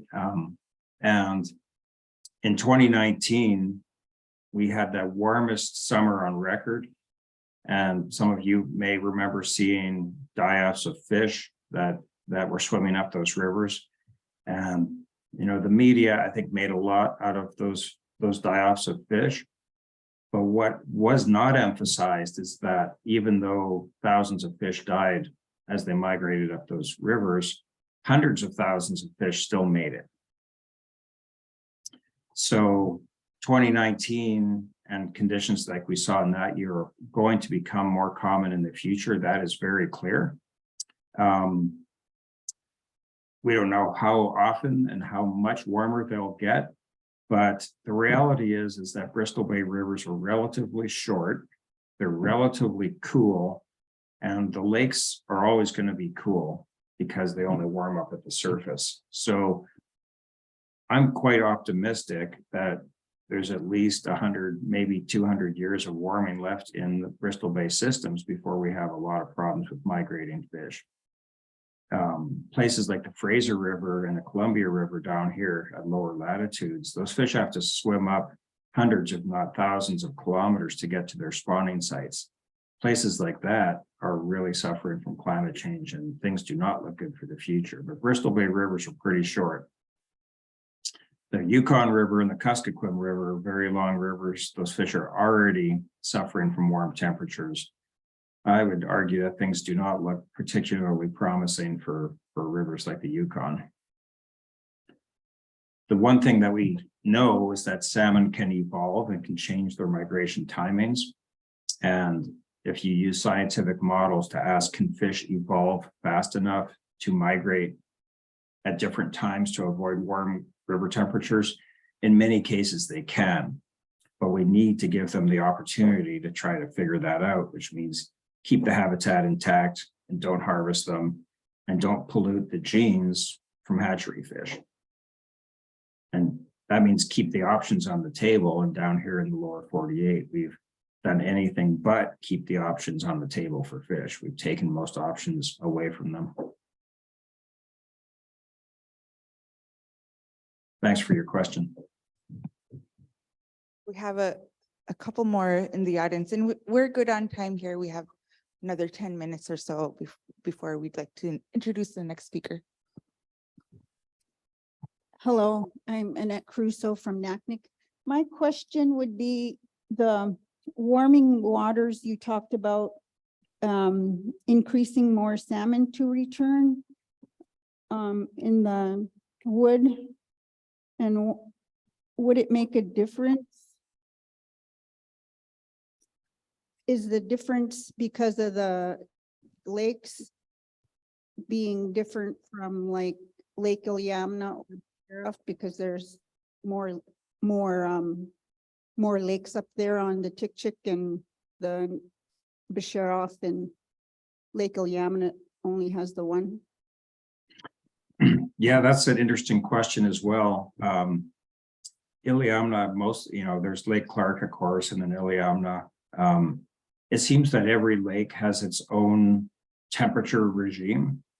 And in Iliamna, as an example, we also know that Iliamna is warmed up and the little fish are actually growing faster. But for some reason, that hasn't translated into better survival when they hit the ocean. In the Wood River, and one other interesting twist is on the Iliamna and in the Naknek, from what I understand, because there's one lake like you're talking about, the fish migrate out as smolts in a really short period of time, which means when they hit the ocean, they either hit the bonanza or they don't do well. Whereas on places like the Wood and the Nushagak, as you said, there's many lakes, and the smolts start migrating out in late May, and they're still migrating out in August. So there's a much better chance that some of them will hit good marine conditions. So I think you're right. There's more diversity in places like the Wood River, which is going to benefit them in a warmer future.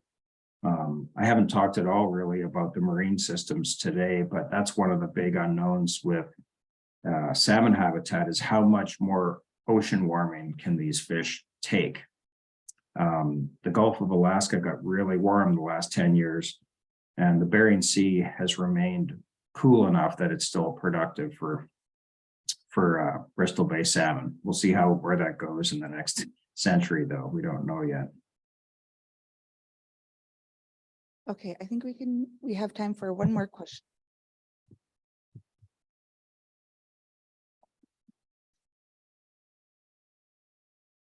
Thank you.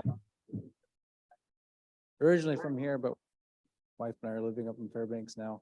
I'm assuming you were following this last Board of Fish cycle where we were discussing the Michigan Chinook Action Plan, now management plan, that the board adopted. And I briefly heard in your presentation today a little bit about that. It seems like we have pretty successful habitat conditions here, and maybe something going out in the ocean. But we've made all of these regulatory changes as far as the management system, basically at the mouth of the river, commercial and subsistence sports fishery. Well, I'm curious to get your thoughts. When we're thinking about conservation management, what's in our control, and then looking forward into the future as far as climate. You also brought up a little bit about ocean conditions being a little bit of we have a lot. It seems like we have a lot of information that's known closer to home. But just your thoughts on the management plan and thinking forward around the idea of conservation and consistent return for existence Yeah, I think I caught most of that. You were breaking up a little bit, but I think you identified a really important point. And that is many of the things that affect salmon are out of our control in a local sense. So things like affecting how much carbon dioxide makes it into the atmosphere and how much more global climate change we see is outside of what we can control in Bristol Bay. But so we'll have to deal with that. So what can we manage? We can manage habitat, we can manage hatcheries, and we can manage harvest. And in the case of hatcheries, I've already said it, but I think hatcheries are a horrible way to deal with climate change. We should try to keep them out of there because we want to maintain the natural genetic diversity. In terms of habitat, I think people there recognize as well as anyone that habitat gives fish a chance to deal and cope with climate change. So we need to protect habitat, and that's going to take a lot of fighting, and that's going to take a lot of funding. But we've seen recently that that is possible if people get behind the idea that long-term investments in habitat probably are going to benefit fish and therefore people. And then the last is harvest. And of course, harvest is something that is politically charged in lots of ways. And that's where a lot of difficult decisions do have to make, because there will be trade-offs. There will be trade-offs between how many reds we can catch versus how many Chinook we can catch and keep the populations healthy. I'm not convinced that the recent Chinook management plan, action plan, is the best way to move forward, but the reality is no one knows what the best way to move forward is. So I think the best thing we can do is put our heads together like was done there, propose something, try it, and see how to adapt it if it doesn't work as well as we think. Yeah, what we see now is that there may be some protections, or there will be some protections to Chinook salmon this year. There will be fewer reds caught. Whether it's enough to protect the Chinook is yet to be seen. There's other ways to protect Chinook that were not currently included in that action plan. But that's one of those levers that we can move. So we need to focus carefully on it and recognize that there will be some trade-offs involved in different management decisions.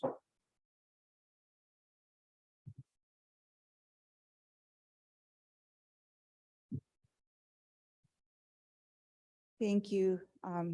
We are going to wrap up this presentation. I'd like to thank Daniel Schindler for presenting virtually today. We're sad you couldn't be here in person, but I'm happy we have this now that we're able to provide virtual presentations. Thank you, Daniel. Can we give him a round of applause? Yeah, thank you for the invitation. I'd like to welcome our next speaker. Her name is Rachel Donkersloot, PhD. She's with the Coastal Cultures Research, and she'll be presenting on Where to Now, Renewing Conversations on Restoring Fisheries Access in Bristol Bay.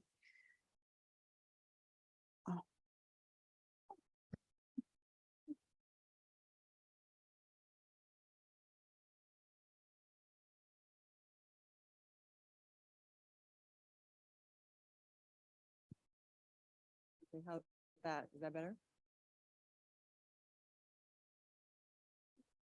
Sounds good, right? Thanks for your time this afternoon. I'm really glad I could be here in person and to be sharing some of my research with you that I've been focusing on one way or another over the last decade. For those that I haven't met, my name is Rachel Donkersloot. I grew up in Naknek.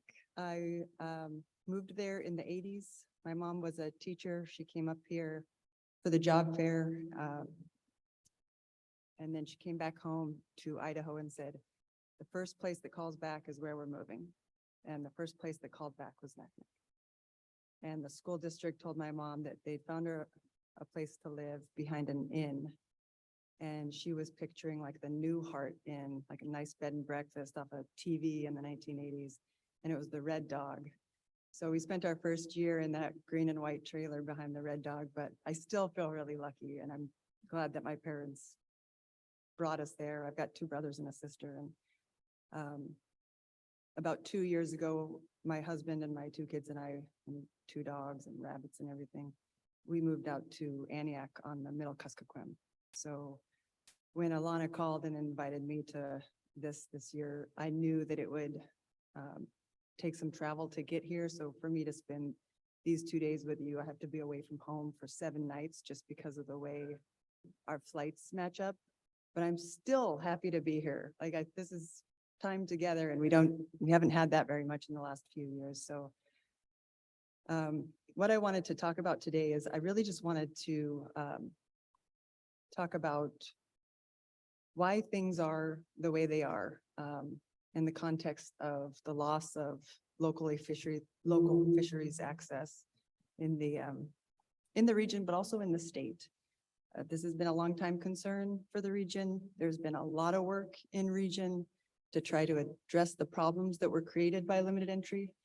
And one of the takeaways I hope I leave you all with here is the clear need for leadership on this issue.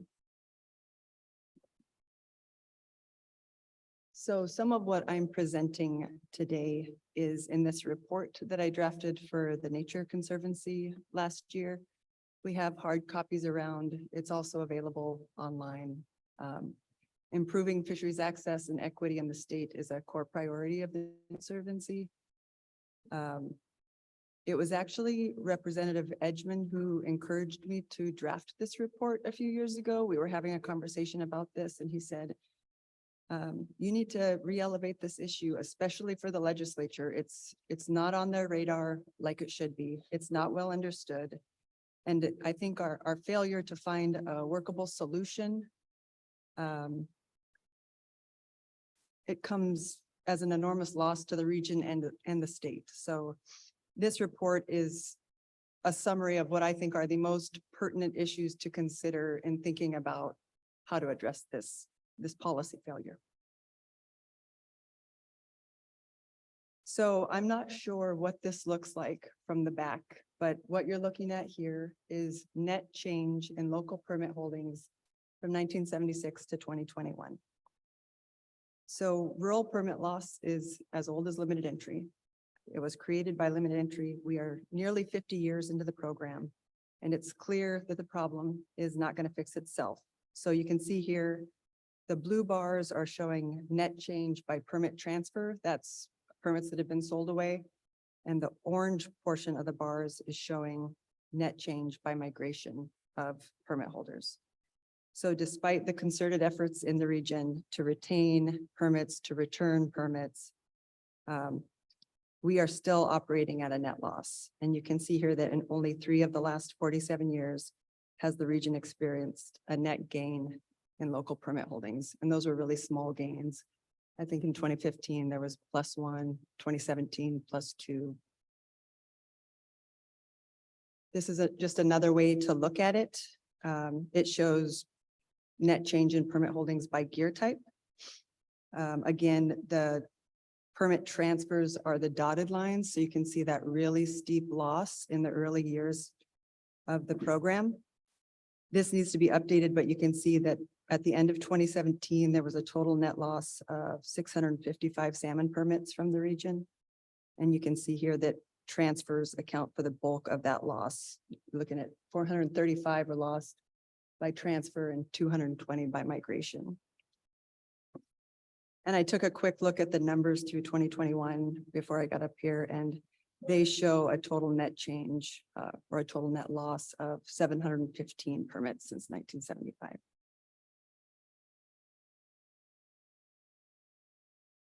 And I included this one just to remind everybody that this problem is not unique to Bristol Bay. This map was created by Jeanette Clark at the National Center for Ecological Analysis and Synthesis at UC Santa Barbara. We partnered on the State of Alaska Salmon and People project a few years ago.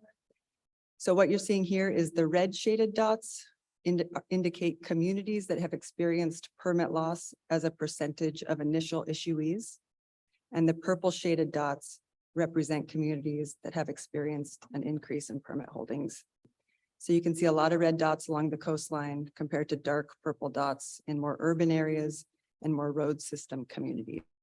And in most cases, those red dots are Alaska Native villages.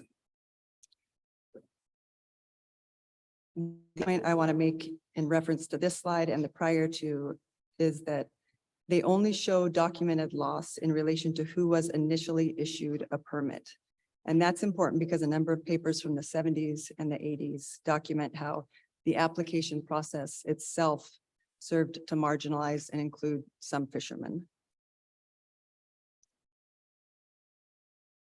So the application process was based on a point system. It was a hardship ranking system, and it was designed to favor rural participation, but it was deficient in a number of ways. For example, even though it was well understood that commercial and subsistence fishing was the major source of economic livelihood in Alaska Native communities, the application process was modeled after a quote, non-rural fisherman. Anthony Koslow wrote about how the application process assumed that all fishermen were highly efficient, full-time fishermen, fished every season, were fully entrenched in the market economy. They maintained written records of their income, and they had sufficient education to comprehend a complex application process. Steve Langdon also wrote in the 1980s about how because of the poor salmon runs, many did not participate in the fishery in 1971 and 1972. And those were years which were given heavy weighting by the CFEC in awarding permits. So your participation, your ability to get a permit was based on a very narrow set of windows. I think it was 1969 to 1972. So despite multi-generational connections to this fishery, this way of life, if you weren't fully participating in those years, you could really miss out. Many also lacked the necessary records to prove their participation, or they fished in partnership arrangements between two men, and the CFEC determined that only those that purchased the state's gear license would get permits. There were also language barriers, there were cultural barriers, there was a lot of misinformation at the time. In Bristol Bay, these factors contributed to nearly 30% of Bristol Bay residents eligible to apply for a limited entry permit, simply not doing so for whatever reason. So in the set net fishery, so few individuals applied for permits that the CFEC issued set net permits to applicants scoring 0 on the hardship ranking system. These permits were non-transferable permits. That means they can't be passed down, and more than 100 Bristol Bay residents received these types of set net permits.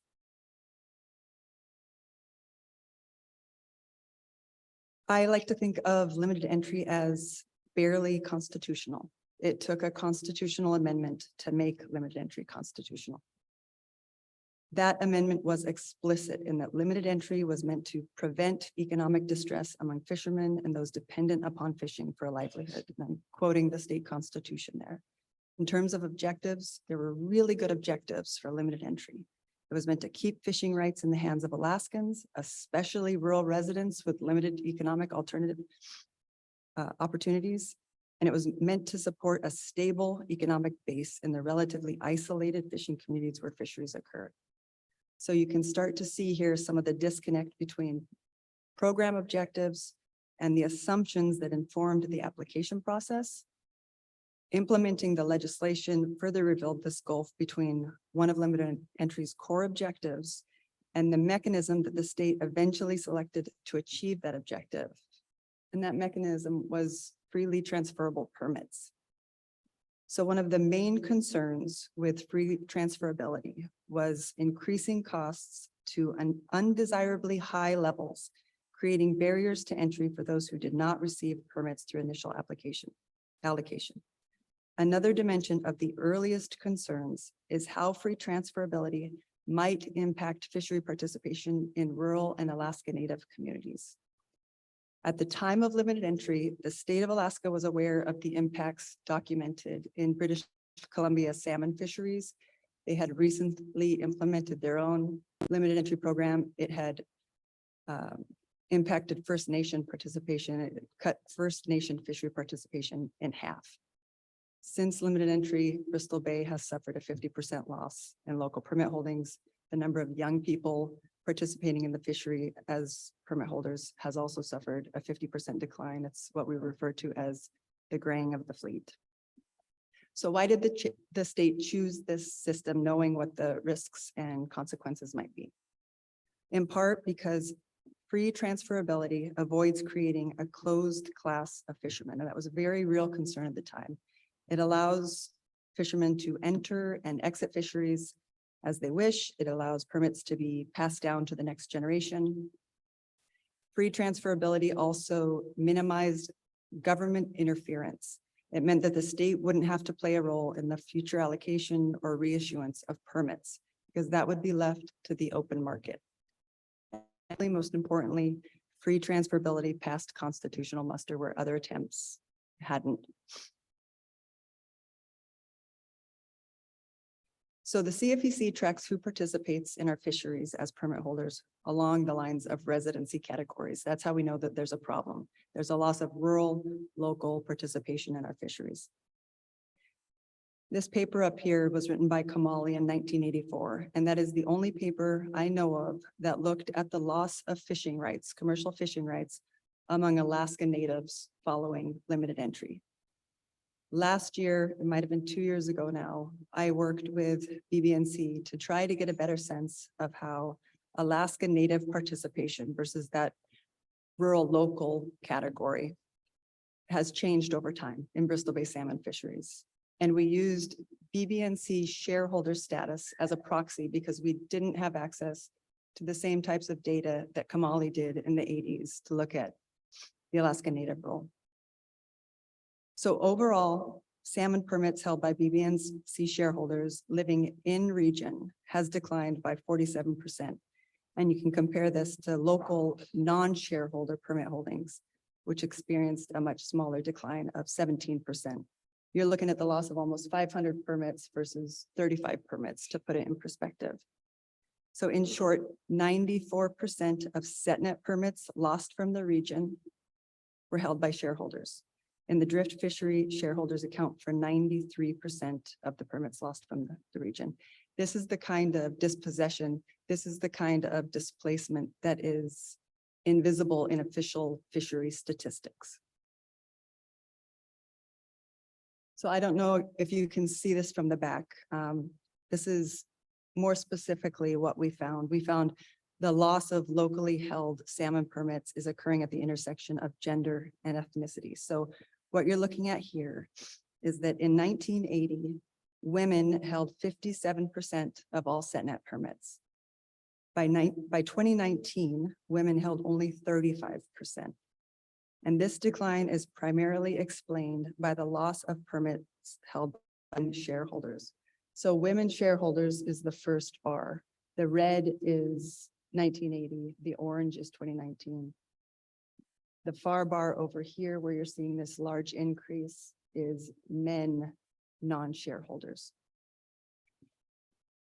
I wanted to mention this here because women have such a prominent role in the SETNet fishery, such an important role in the SETNet fishery. It's often celebrated for the role that they play in transcultural knowledge and passing values down to the next generation. Looking at this data reminds us to be aware of shifting baselines, because even though many women still participate in the fishery, our analysis suggests a large decline in Alaska Native women participating over time. And again, these are the kinds of shifts that remain largely hidden as data gaps in official fishery statistics. This is my most important slide. This is what to keep in mind when thinking about what solutions might look like. So community considerations. For one, limited entry assumes a level playing field and that all fishermen fish the same and that all communities are homogeneous. And we know that's not accurate. We know that local fishermen face different constraints and opportunities in entering the fishery and in leaving the fishery. Some of you may be familiar with Jennifer Meredith's work out here. Her and her research team surveyed locals who had been initially issued a permit in the last few years. and her research shows how freely transferable permits tend to undermine the sustainability of rural fishing operations, not only through what we already know in terms of creating those economic barriers to entry, but also through increased pressure to sell.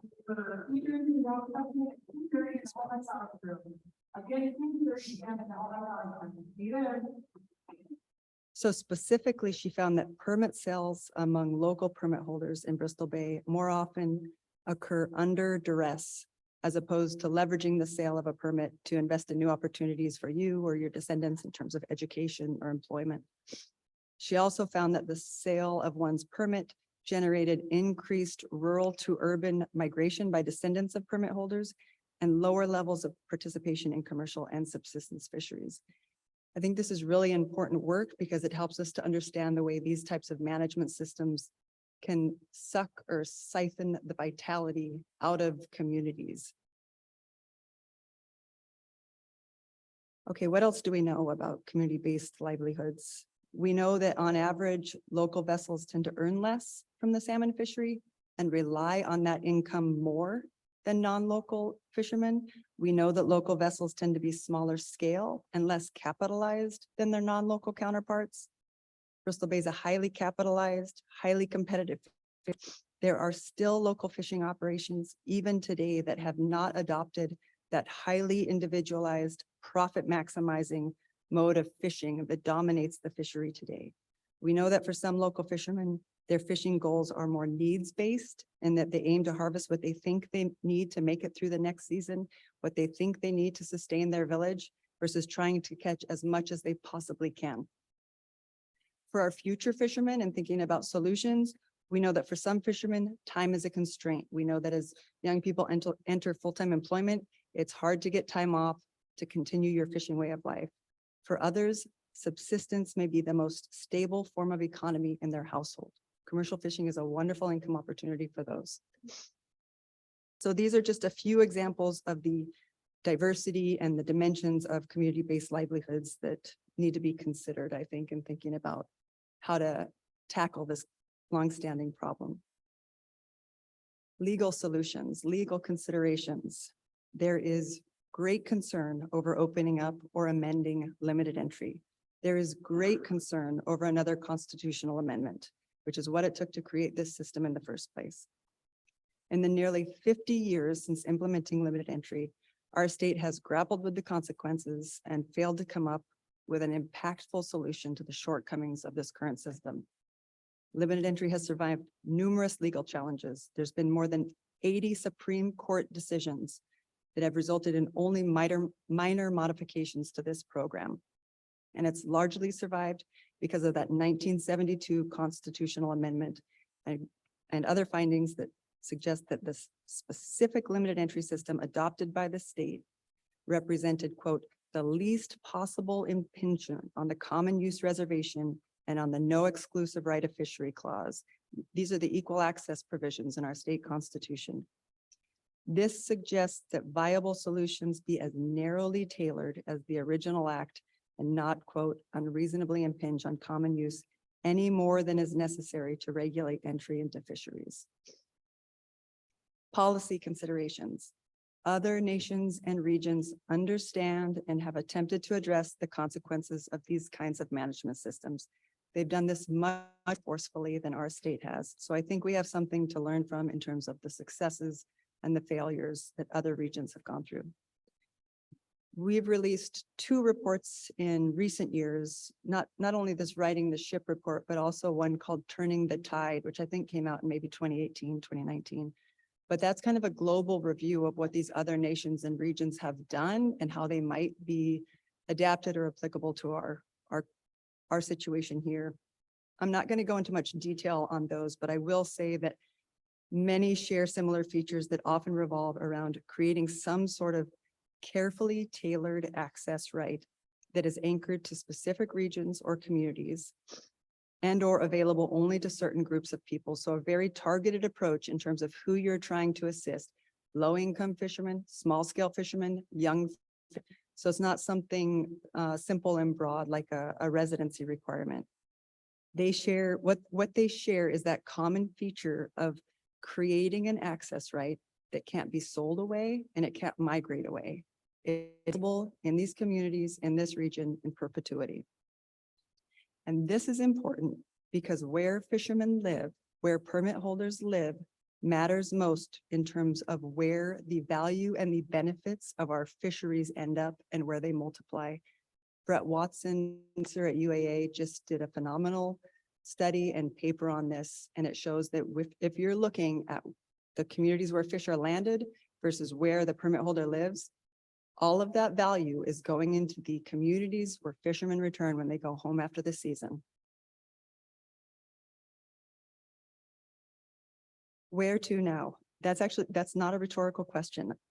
I am here asking for local guidance on how best to support the region's values and vision and moving toward workable solutions to this long-standing policy failure. I've noted some high-level direction here in terms of next steps. We need to elevate the issue. We need a communication strategy. Most people do not have a good understanding of what's happened in this state, how it's impacted and continues to impact our fishing villages and our fishing cultures. This is a good time to re-elevate the issue. We're coming up on Limited Entry's 50th anniversary. We should be thinking as a state in terms of what is working well with the current system and what needs to be improved. How do we ensure that the benefits of our fisheries are reaching our fishing villages? I'm not here to advocate for or hold up a specific solution. I do feel a sense of urgency around this issue, but there's no quick solution. There's no easy solution. This is long-term work. We need to set the stage for that longer-term work. And I think a good way to do that is to host regional dialogues, a statewide dialogue to create that space for communities to provide direction and input on how to move this forward. I'd be really curious to hear from folks here in terms of how do we have this conversation today? Who should be at the table? What am I missing? I'm going to end there. That's my last slide, but thank you again for the time and glad I could make it.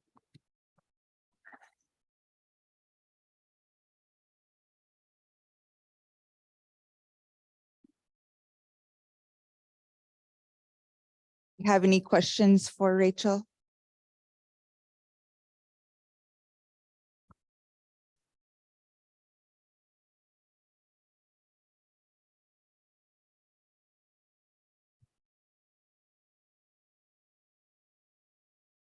Dan Dunaway, and this is fascinating, and it's going to take a while to digest everything you put up. I have a bunch of questions that I'll try to limit.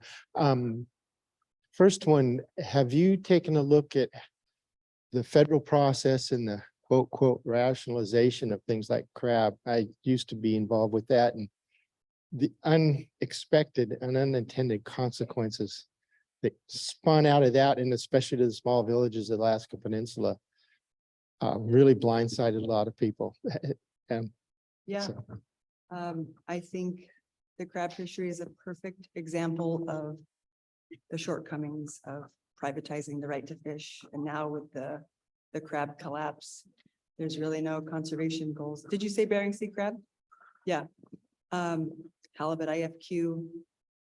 They have larger problems. I mean, the leasing that goes on, this is what's so challenging about limited entry, is that the beauty of limited entry is that we don't have the leasing problems, armchair fishermen. You have the boots on deck, which is what you want, but you've also individualized that right to fish in a way that harms communities and can't compensate communities or ensure their continued involvement and dependence on these fisheries. So there's been a lot of research and attention on those larger rationalization programs.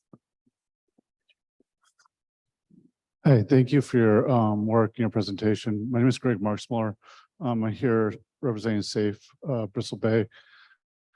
And we had a person that came out and did some work interviewing, and they did some research around violence, domestic violence, and limited entry.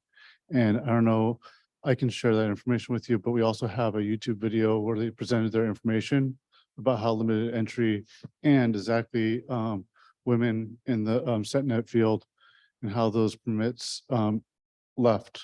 And so Yes. it's on our website.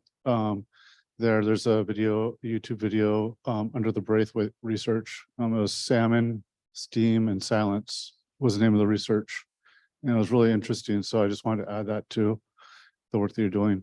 Yeah, thank you so much for saying that.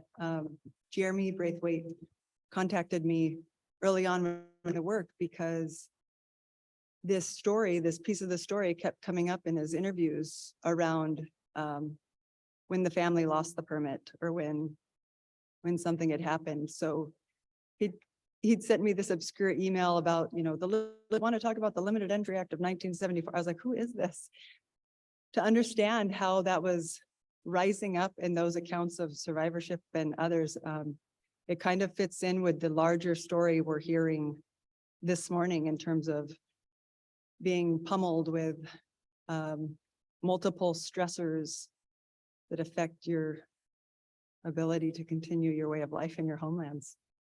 So I did see his paper, but I'll follow up with you about the YouTube stuff. It was great work. Thank you. I think we have time for one more question for Rachel.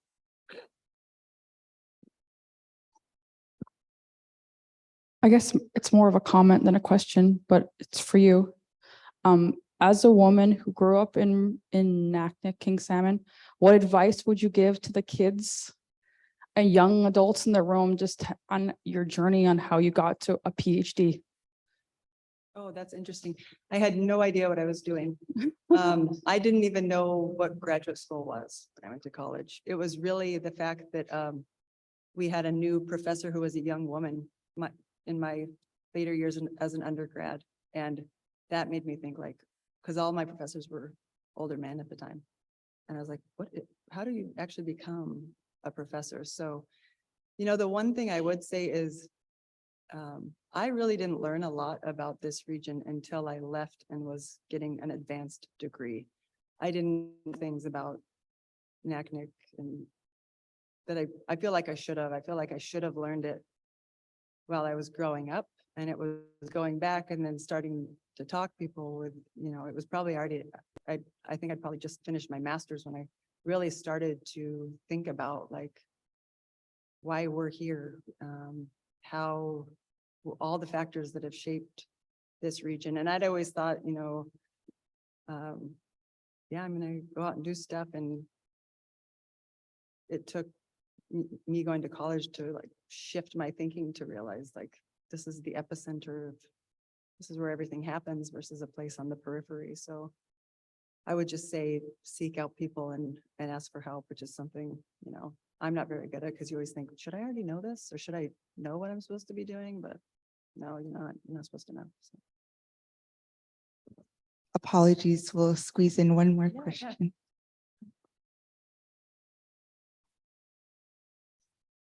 Hi, Rachel. My name's Dee Dee Bennis.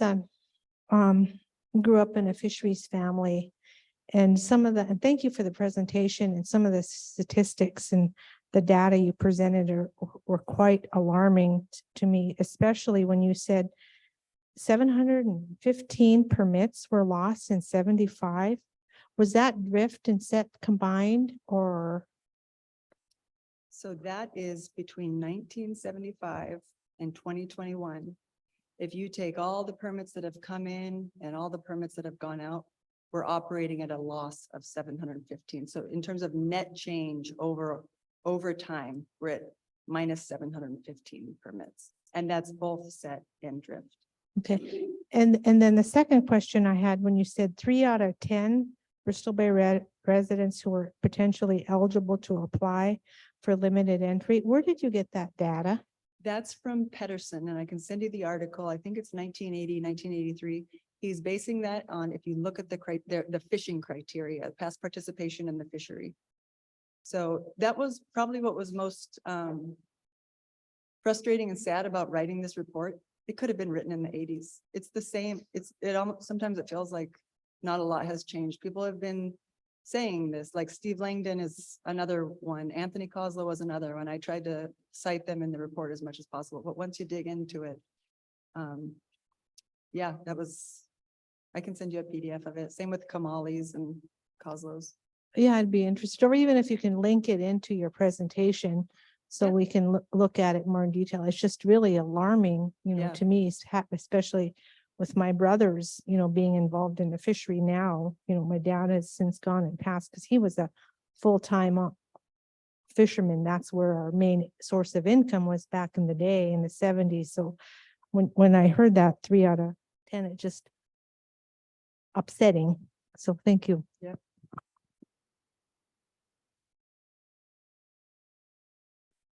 Thank you, Rachel. Can we give Rachel another round of applause? All right. We're gonna take the last break for today.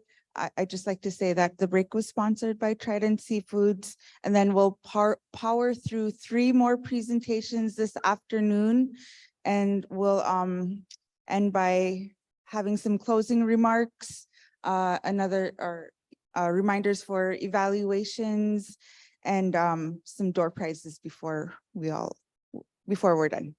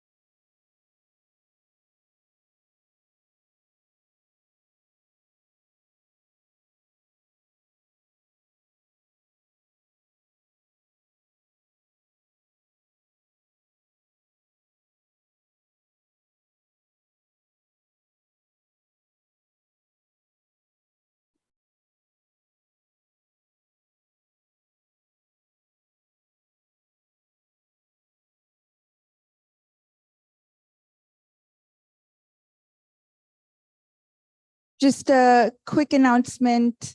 Emma is putting the evaluation QR code on each of the tables. If you just hold your phone camera up to the code, it'll pull up the evaluation form, and we'd love it if you would please fill that out for us. It really provides valuable feedback for us on ways we can improve the summit for years to come. Also, there's been a slight change in the last presentation. Alana Hurley's not here today, so our attorney at NARF is going to present virtually for that last presentation. And then right before we start our next presentation, we'll do some more door prizes.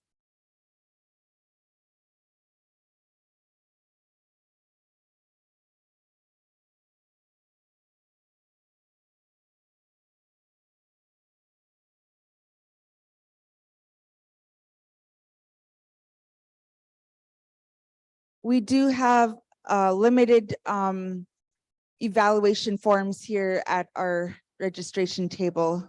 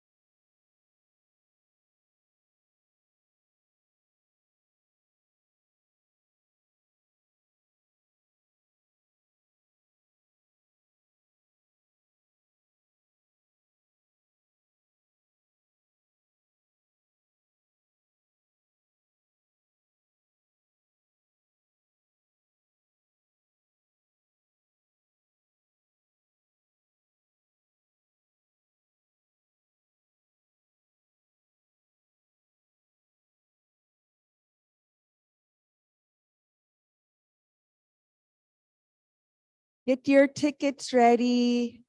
We're gonna do a few more door prizes before we welcome the next speaker.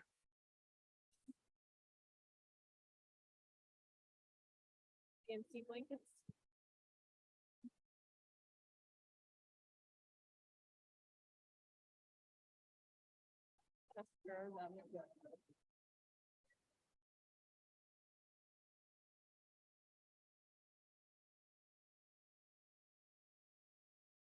First number for the swag bag, 9705284.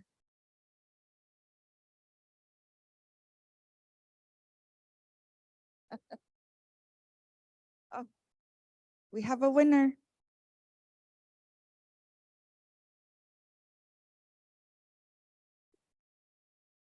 Thank you. Next up, we have a really nice BB&C wool blanket.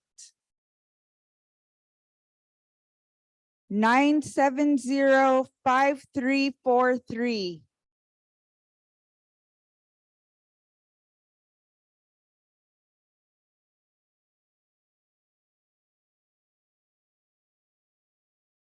Did someone? Oh, lucky. Maybe yeah, Steve's.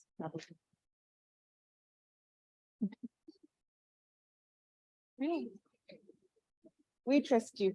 You got a lucky.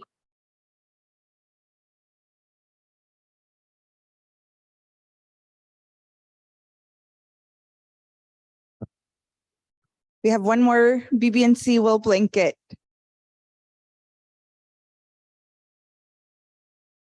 Nine 970-5274.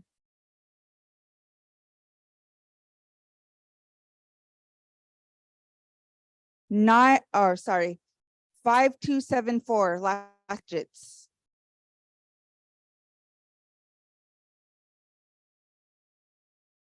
Going once, twice. 970-5274. Gone. 970-5307.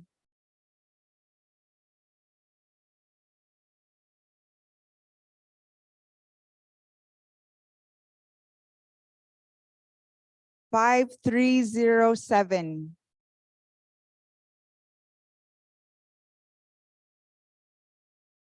Going once. Twice gone. Sorry. Oh. 970-5282. We got a winner.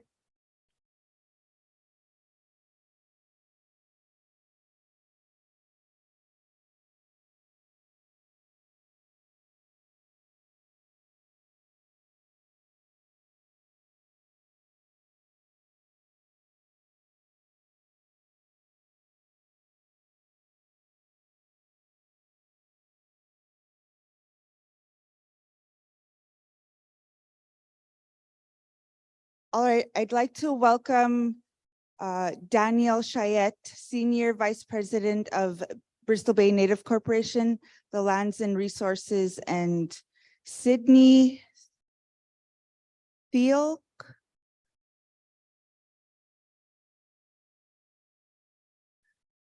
They're with the BB&C and U.S. Fish and Wildlife Service. They'll be presenting on the Bristol Bay National Wetlands Inventory.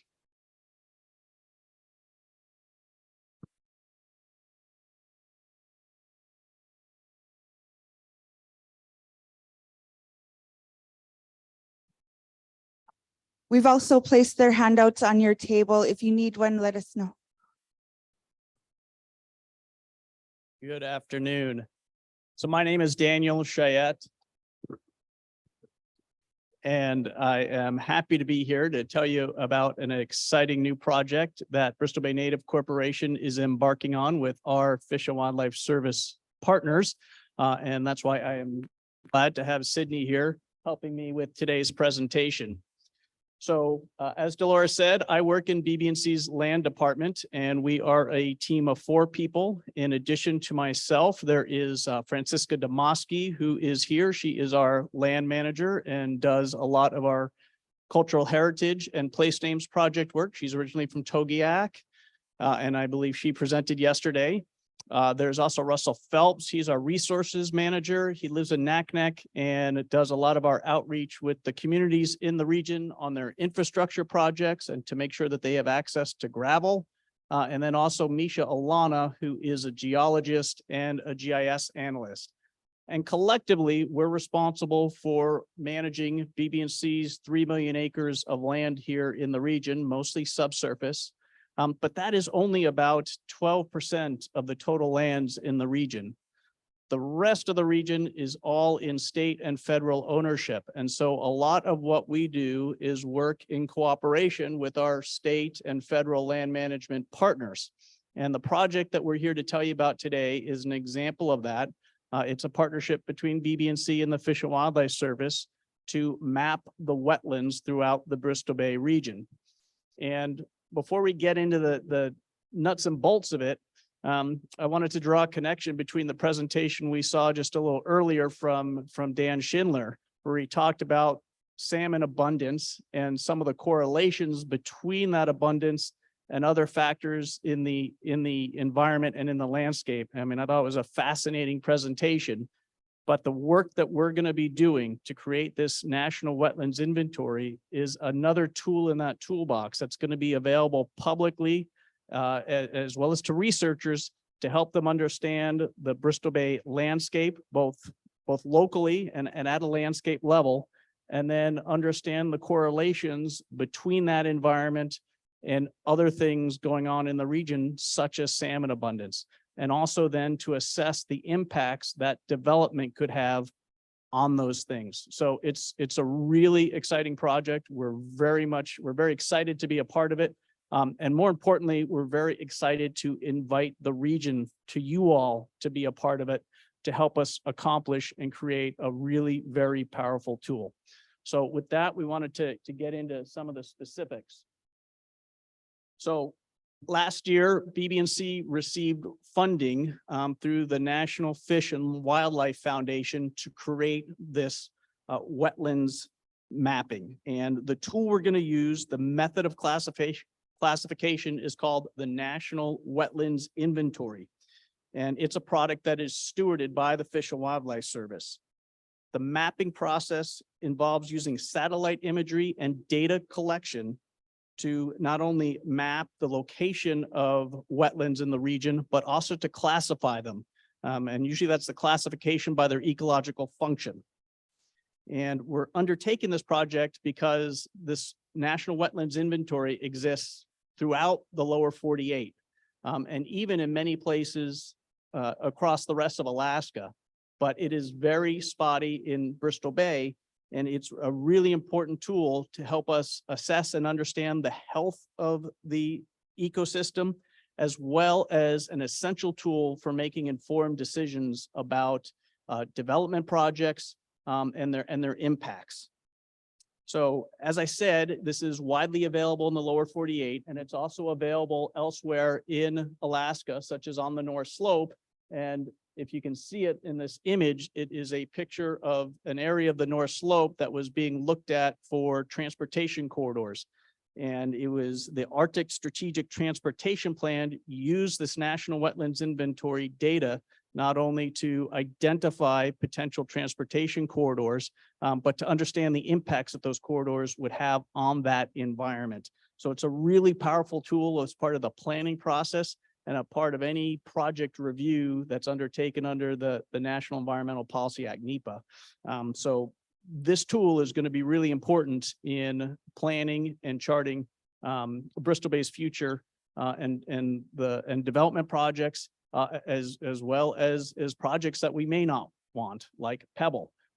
This National Wetlands Inventory, while it didn't exist for much of the region, it did exist for parts of the Pebble mine footprint and the likely area of impacts. And that was essential in assessing the impacts that that project would have. And as we all know, what ultimately led to its permit denial. So again, this is a really important project that we're working on that is going to have a lot of important implications for the region.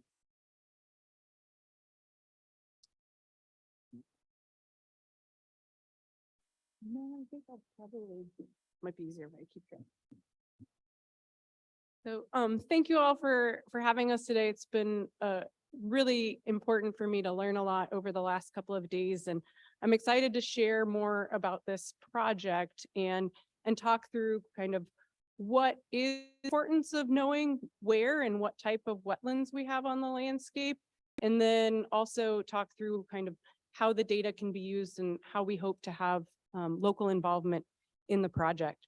So wetlands are categorized as anywhere that has continuously saturated soil for at least part of the growing season. And if you've stepped outside in Alaska, you know we have a lot of wetlands, and they perform a wide variety of habitat functions. So we're not just talking about our really obvious bogs and fens and marshes, but we have kind of these transitional zones as well. We have riparian systems, and those systems buffer water temperature, they stabilize shorelines, and they provide food and habitat for a variety of baseline or a variety of species. And so establishing a baseline inventory of the wetlands is really going to help us better understand the ecosystem of Bristol Bay. And as Dr. Schindler said, essentially to help us protect the most valuable habitats. And it's worth noting that salmon use wetlands a lot. They're very important to their life cycle, and many salmon species rely on wetlands for refuge, especially in their juvenile phase. So when we're mapping the location and type of wetlands on the landscape, we're undoubtedly mapping salmon habitat, something we want to be protecting. And as mentioned before, once we have these wetlands mapped, we can also begin to explore new ways of understanding how these different wetland types and locations are most closely tied to the salmon life cycle in the different river ecosystems. So I'm going to switch gears a little bit because I'm talking about mapping wetlands. And historically, to put a map together, you were on the landscape and you carefully delineated where things were. And we've moved into a world of computer-assisted mapping. What we generally call this is geographic information systems. And these are computer applications where we can create and overlay all sorts of real world information that can help us delineate things on the landscape and also answer questions. So like what this slide here shows is in a geographic information system, we can take an image that shows us the ground, and we can pull out what are the wetland types. We can delineate where the roads are. We can identify what the different vegetation types are.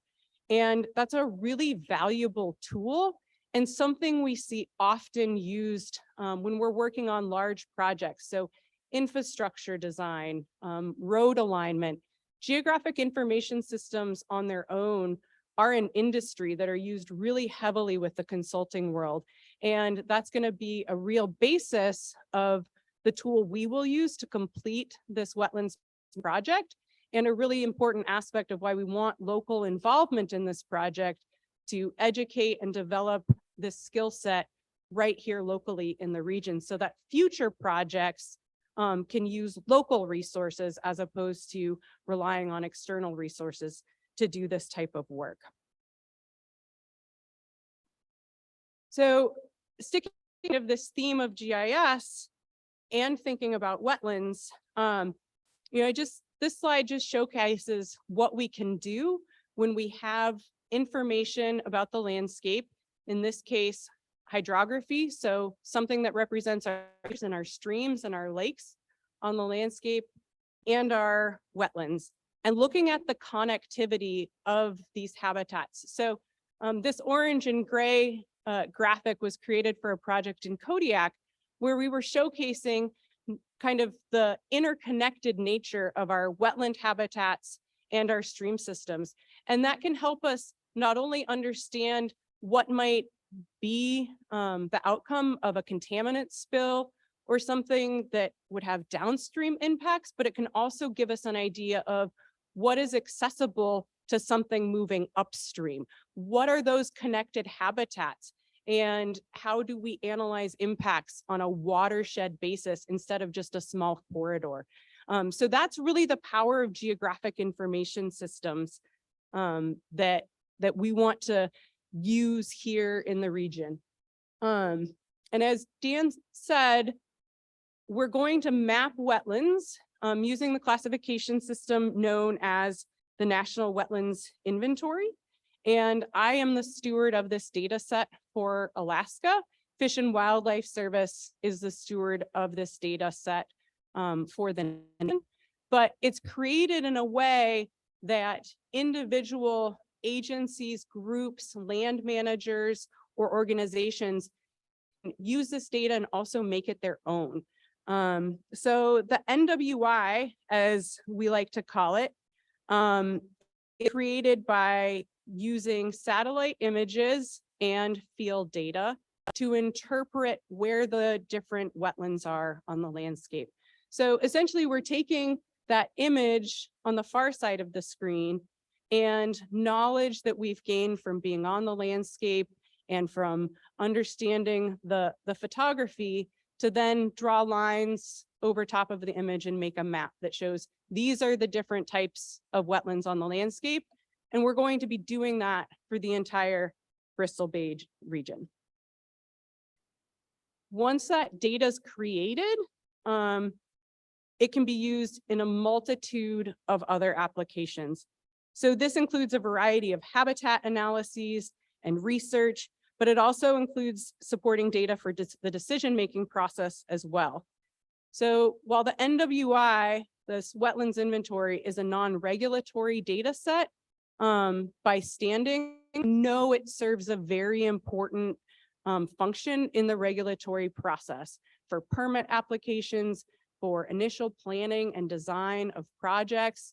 And then also, as Dan mentioned, with the NEPA process. So when we have NWI data, we can analyze impacts, not just on a small corridor, but on a broad watershed basis, which is one of the things that we weren't able to do with Pebble Mine in terms of having really good wetlands information, but there was enough to kind of showcase what these major impacts can be. But going forward, we're going to be able to do better and actually look at the entire watershed and understand what are our highest value habitats that we need to understand and we need to prioritize for protection. Just kind of moving forward, I've already touched on this, but other NEPA examples where the National Wetlands Inventory has served a really important process where the data exists, most notably on the road system in Alaska, is everything from railroad realignments to housing developments, proposals for water and sewer treatment plants, et cetera. So it really brings a lot of valuable information into the hands of end users to actually kind of move forward with creating maps for applications, for proposals, also using it for things like grants, et cetera. So I've told you about the data set, the value of geographic information systems, but I need to circle this back to how we're actually going to accomplish this. And that's, as Dan mentioned, it's with funding from the National Fish and Wildlife Foundation, as well as some other partner funds coming from Bureau of Land Management, the USGS, Fish and Wildlife Service, and we expect other partners as well as we go forward. So right now we're looking at kind of working through not only this data production, but also including funding for outreach, education, and local employment over the life of this project, because we want to empower local community members here in the region to learn about the process. What are the different wetlands that we have here and why are they important? How do we identify them? But also a key component is making sure people are able to use the data once the project is complete. I learned a lot in the last day and a half regarding different ways we can think about accomplishing that task. So our general project timeline is 3 years, and I'll talk about the specifics of the aspects of this in a couple of additional slides. But right now we're working on the final stages of the grant award with the National Fish and Wildlife Foundation. And then we'll move into setting up the subcontracts for accomplishing the work. And we have 2 main projects associated with that. One will be funding the outreach and education and employment side of things. And one will be actually focused on over 7 million acres of actual mapping delineation. During the winter, there's going to be hundreds of hours spent doing the pre-mapping, looking at satellite imagery, and using those GIS systems that I referenced to delineate the wetlands on aerial photos. And then in the summer, we'll be conducting field work out here in the region to make sure that we are properly attributing the wetlands that we see on the photos, and those correspond with actual ground conditions. So that'll repeat for a couple of years, and this project will wrap up in early 2026, as it's slated to right now. And as we roll out the project, we're going to make sure that we continue to engage with folks who are interested in learning these projects and talk about best ways to disseminate the information, because geographic information systems aren't for everyone. So maybe we want hard copy maps in a particular community or with a particular organization so that folks can really dive into their key areas of interest. So our outreach component, this is kind of our first, Dan actually and I met for the first time about an hour ago. So this is our in person, right? We've been talking on the phone for the better part of a year. But so this is our first real kind of public outreach about this project, but we know there will be many, many more where we can talk to people about what we're doing and start breaking it down into smaller bites. 30 minutes to talk about a project this big is very limited, but so we can dive into smaller aspects of the project with smaller groups or with local communities. You can see, you know, I've got my poster up in the back that's also on here, but trying to make sure that folks can receive information about the project in a way that's most helpful to them and their community. And so we want to engage with individual communities whenever possible. We want to be able to travel throughout the region and do field work and make sure that we can stop in if people are interested to talk about the project, you know, engage folks. Maybe that means giving presentations in schools. We really want to make sure that folks have an opportunity to hear about what we're doing and why. And then we also want to make sure that we're exploring other aspects of this project, because right now we're going to complete the National Wetlands Inventory in what is a very formal classification system designed by the U.S. Fish and Wildlife Service. But that doesn't have to be the end all be all of that data set. Once we have the container put together, there's all sorts of things that we can do with this data set in terms of incorporating local naming conventions or adding value added attributes. And that might be something you want to do at a local community level. And we want to hear about those things so we can think of other ways to expand upon this project as we move forward. So the education component of this project is we're really interested in conducting workshops and trainings to teach people about wetland classification, and then also for folks who are interested in learning about using geographic information systems.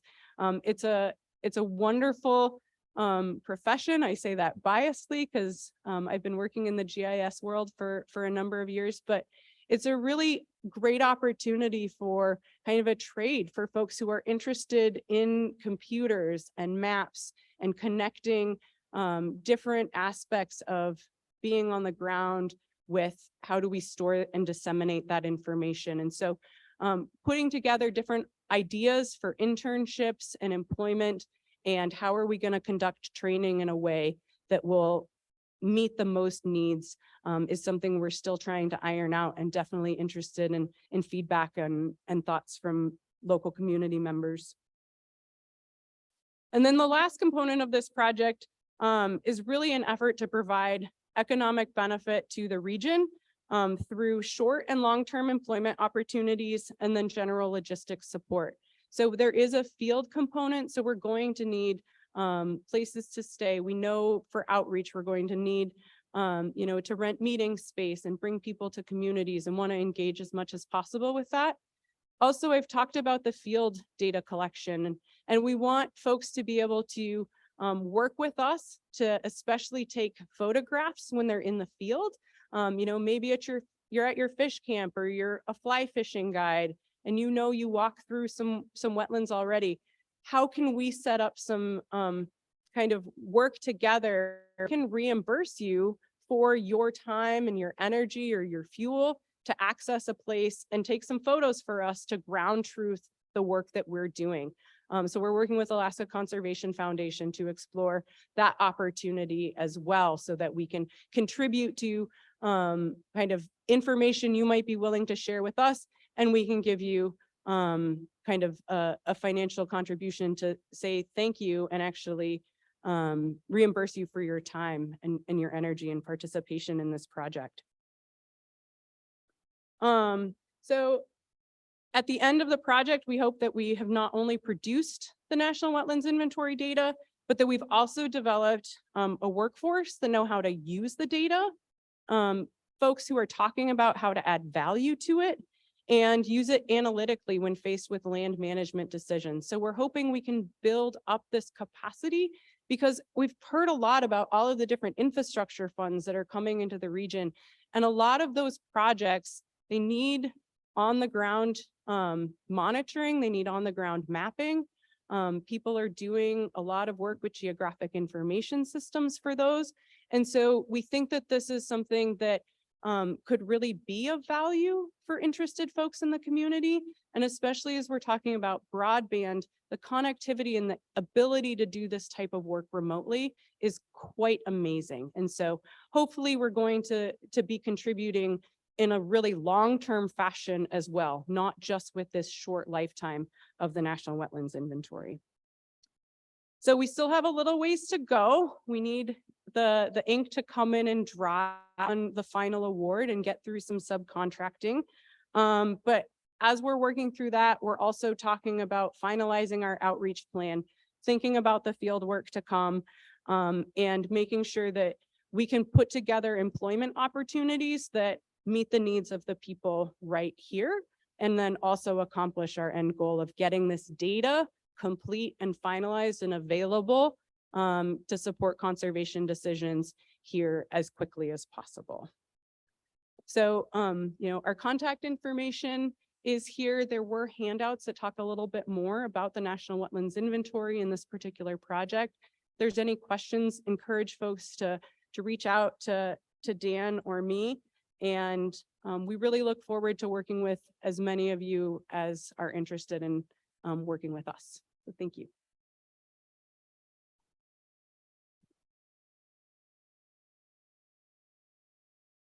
So I did just want to emphasize that last point, in that this is our first opportunity that we've had to kind of share this project with any region. It is still just coming together, but you all can help be our spokespeople. You can help us spread the word. There are going to be a lot of opportunities created as a part of this project, from as simple to help us collect photos and data acquisition, to helping learn GIS and working to manipulate and understand the data. So there's going to be a range of opportunity for folks across Bristol Bay to be involved in this. And the more you can help spread the word about those opportunities and have people get back in touch with us, we'll do our best to accommodate those and really help create some positive outcomes out of this. So thank you.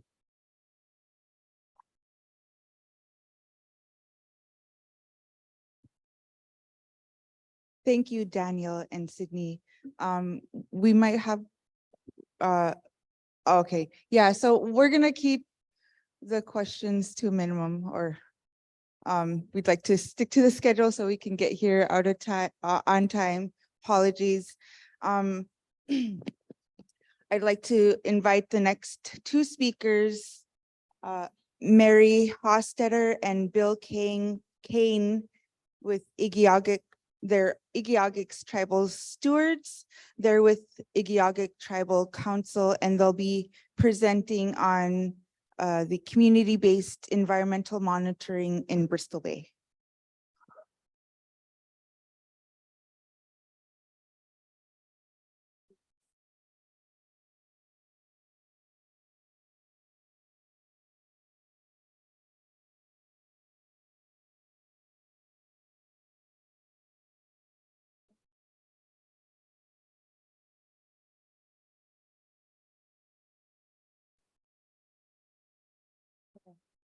Hello, everybody. Goyana for having us and Goyana for everybody who presented before us. My name is Mary Hostetter.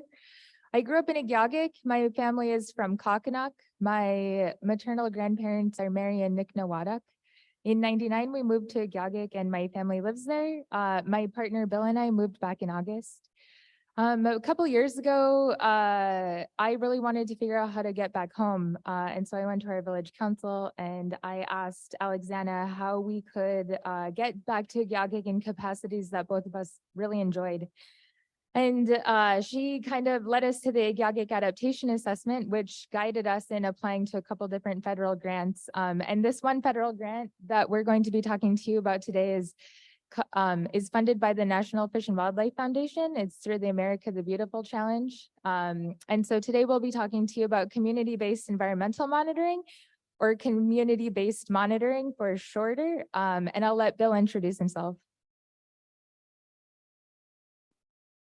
Hello, my name is Bill Kane. I just want to take the opportunity to thank the United Tribes of Bristol Bay for inviting us here to speak today, and also just the Dillingham community for hosting. This is such a wonderful opportunity, and it's been very informative so far.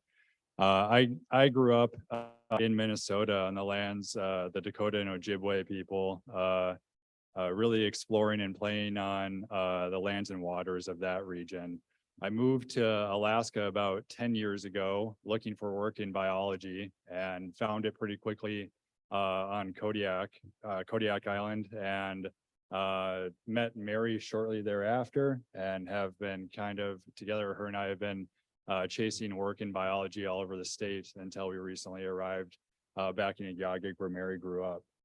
And so what's bringing us here today is sort of over the past couple of years, we started to do a lot of deep thinking, I suppose, in ways in which we could leverage the skills and knowledge that we learned along our journey and bring them back to the region here.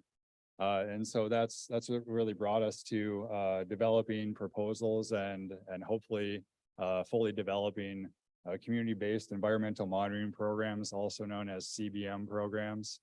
That have really recently, a lot of research has been put into demonstrating how valuable they can be in not just empowering local communities with their own data sovereignty and influencing management decisions, but also general community well-being in a really profound way.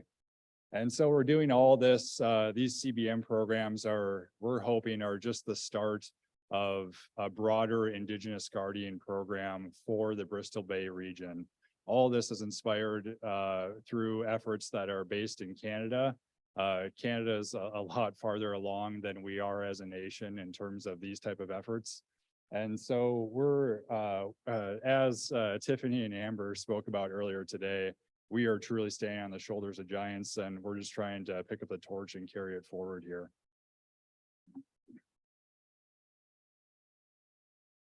So what is community-based monitoring? It sounds a lot like what it really is. Community-based monitoring is monitoring for us, by us. So that means that the communities that we'll be working with are going to be identifying the priorities and their concerns. So for Igyagik, through the Igyagik adaptation assessment, we're pretty concerned about our salmon berries, the caribou, the salmon. And even personally, outside of that, I really want to see how our streams are being impacted by climate change. So to bring that back to really the community-based aspect of that, again, this monitoring will be identified by our communities. So in each community where we'll be working with, they'll take meetings, maybe meet with elders and different land knowledge holders, and really create a plan or a document that really highlights what they want to monitor and what is important to them. Can you read the little quote that's there in the back? Should I read it? Okay, I'll read it. A process of routinely observing environmental or social phenomena, or both, that is led and undertaken by community members. A really big important aspect of this is the data. So the data that we collect will belong to each respective community. It is definitely allowed to be shared across communities, but this data is meant to be housed by our communities for our communities. I'll read this one too, because this is a really good quote. This is by Valerie Courtois, who is an Indigenous Leadership Initiative person. Researchers have documented the impacts of Guardians programs. They can reduce incarceration and increase health and well-being. People's health improves on the land because they're on the land, because they're physically active, and because they're happy. And Guardians gain increased skills, higher income, and pride in cultural knowledge. I believe that Indigenous programs could do more for healing from the impacts of colonialism than any other individual program. So within the community-based monitoring aspect that we'd really like to start, it is housed under the Indigenous Guardians umbrella. That is our eventual goal, is to have an Indigenous Guardians program in the greater Lake Iliamna region, but we really want to expand it into the greater Bristol Bay region. And so that the Indigenous Guardians program, it encompasses so many different things underneath really our indigeneity and environmental issues. Eventually, we'd really like to have hunters who are Indigenous Guardians who are hunting for our families who can't or who don't have a hunter. We'd really like to offer workshops and trainings for our Indigenous residents so that they can fulfill these positions to the greatest of their ability. And if anybody wants any resources on this, we can definitely provide it. And to reiterate what Bill was saying earlier, these are really reflected off of the programs that exist currently in Canada and that are starting to come up into Alaska through mostly Southeast Alaska. I'd just like to tie in here that everything that we've heard here today, I think, and yesterday, just really speaks to the need for something like this within the region. We've spoken a lot about the need for further supporting language and cultural revitalization, greater unity among communities within the region, promoting co-stewardship opportunities, community well-being and healing from intergenerational trauma, and habitat protections. We think that CBM programs and the Indigenous Guardian program that we're really working towards here, especially when fully developed and long-term funding exists for it, can complement all these efforts. So really early on in this process, we knew that we would need a lot of support and develop some partnerships along the way. So one of our first project partners that we started to work with was the Indigenous Sentinels Network, who we're now in active conversations with. The Indigenous Sentinels Network started on St. Paul Island in the early 2000s. And they had the mission to really promote community-based monitoring in a meaningful way by developing essentially a suite of applications that are very user-friendly and really accessible to all community members should they want to go out and collect information for themselves that would be housed in an organized database. So to that end, we've developed this partnership with ISN. They have this suite of data collection apps that are now available on a smartphone tablet, and they're becoming increasingly user-friendly and more applicable to a wide range of environmental monitoring applications.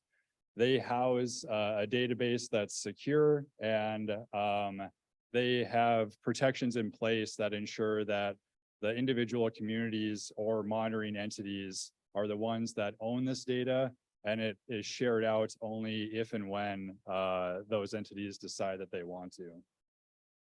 Further than that, ISN allows for a lot of cross-training opportunities, and we're hoping to, or we will be going out this summer to St. Paul Island to work with sentinels that are employed in this work to learn from their process along the way and leverage that knowledge as we build out these programs within the region.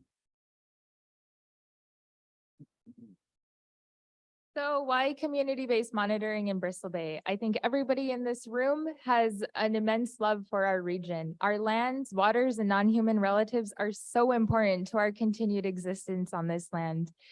I think that's reason enough. I can share stories with you about that, but I will read these two quotes. Bristol Bay is home to one of the world's last great wild salmon ecosystems, the largest sockeye salmon fishery in the world, and some of the world's last intact sustainable salmon-based cultures. That's from the UTB website, UTBB website. And then the bottom one says, the challenges of our time call for greater, more effective collaboration. Environmental change is occurring rapidly. There is an urgency to the situation, a climate crisis. This makes the community-based sharing and documentation of Indigenous and local knowledge more important than ever. And so this program will support our people in region, collecting data that is important to us, that will help us look toward the future and identify what we can do to adapt, or really just let us learn more about how our land is changing due to climate change. And it already is. Within my short lifetime, we've seen, you know, I live in Igiagik on the western end of Lake Iliamna. Usually it's really windy from the east, and lately it's being a little bit more windy from the west, almost like half and half, which is so strange. And as you saw in Dan Schindler's his presentation earlier, how the lower lakes near Alagnagik are not freezing as often. We see that in Lake Iliamna too, and that just is interesting, right? It's a little bit scary. It means that our ways of life are changing. And so these monitoring programs will help us identify how we can adapt moving forward. I think some specific examples too within the Bristol Bay region are probably working out here. There was a monumental victory with the EPA decision that recently occurred there, but the threats of mineral development in this region still very much exist. And I think case in point, there very recently a proposal was put forward, or a call for public notice through the Alaska Department of Natural Resources for exploration work at the headwaters, very close to the headwaters of Kaskanak. And so mineral development is still absolutely a threat within the region, and it will be until the mineral rights in the region are permanently retired. And further than that, of course, as Mary alluded to, climate change impacts we're seeing these all over the region, and without maybe proper monitoring that's occurring within this area, funding through agency efforts is drying up. And locally, just within Igiagig, we've spoken to community members a lot about the lack of effort that's going towards monitoring populations of caribou. And ranging from caribou to resident fish, we know that things are changing with population dynamics of lake trout and rainbow trout just within the Lake Iliamna region.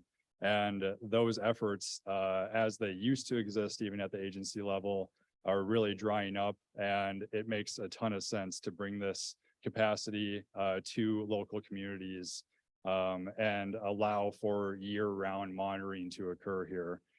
Further than that, like we know that changing berry seasons are occurring, and other vegetative succession patterns are occurring too. And this will allow us to really collect this data in a meaningful and coordinated way. And then just to include again, being out on the land means that we're healthier. And so I feel like when I go out onto the land, I'm a lot happier, but I think that everybody here could agree with that too. So here we're looking at a rough timeline of sort of the milestones that we see in the near term, or what we envision. First off, we needed to secure funding for the planning stage within the Lakes region. So that's encompassing the communities on Lake Iliamna and Lake Clark.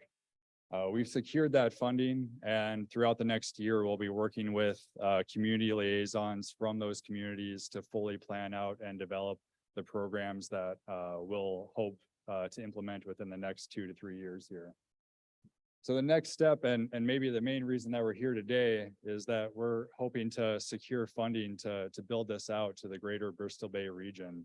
In order to do that, we absolutely need the support of communities here, ready and prepared to go out for more funding from NIFWIF this funding cycle, which is active right now. And so we're looking for letters of support and interest from communities within the region.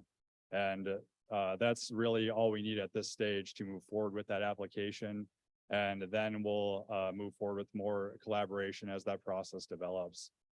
The next step there will be for us to go out for implementation funding for the local region and the Lakes region there around Lake Iliamna and the communities that we're currently planning with. That will allow us to start building the capacity and employing residents to monitor the lands and engage in the CBM programs that we're proposing here. And then maybe 2 or 3 years down the line, we'll look to go out for funding for implementation in the greater Bristol Bay region here. So we have some goals here too at the bottom that don't really have a timeline because we'd really like to build them into the program as we're going along. One of them is address our holistic priorities. So this means addressing different programs such as wildfire risk, how our berries are shifting, search and rescue. Eventually within the Indigenous Guardians umbrella, we'd really like to have more localized search and rescue teams, as well as those wildfire teams. We'd like to really integrate this into the schools. Like, how do we connect our youth really back onto their land so that we can start promoting that health and well-being from early ages? And we'd really love to develop a sustainable funding strategy. Right now, we're going through a lot of grants, and those grants are, as I'm sure a lot of people in here are aware, have a lot of different boxes you need to check, and you have to make sure your I isn't capitalized, instead it's lowercase. And we'd really like to just make this a program that lasts generations to come. Bristol Bay deserves to be protected and have our lands monitored. And so we want this to not be dependent on just a grant funding cycle. We want it to last for those 7 generations.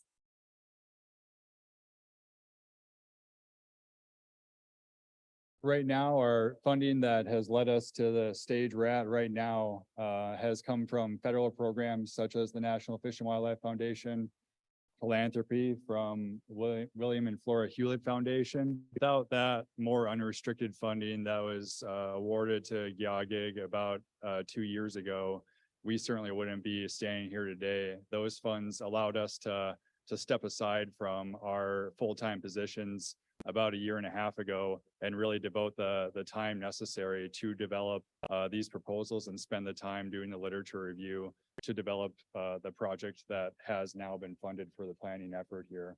And also nonprofits are contributing to this work here.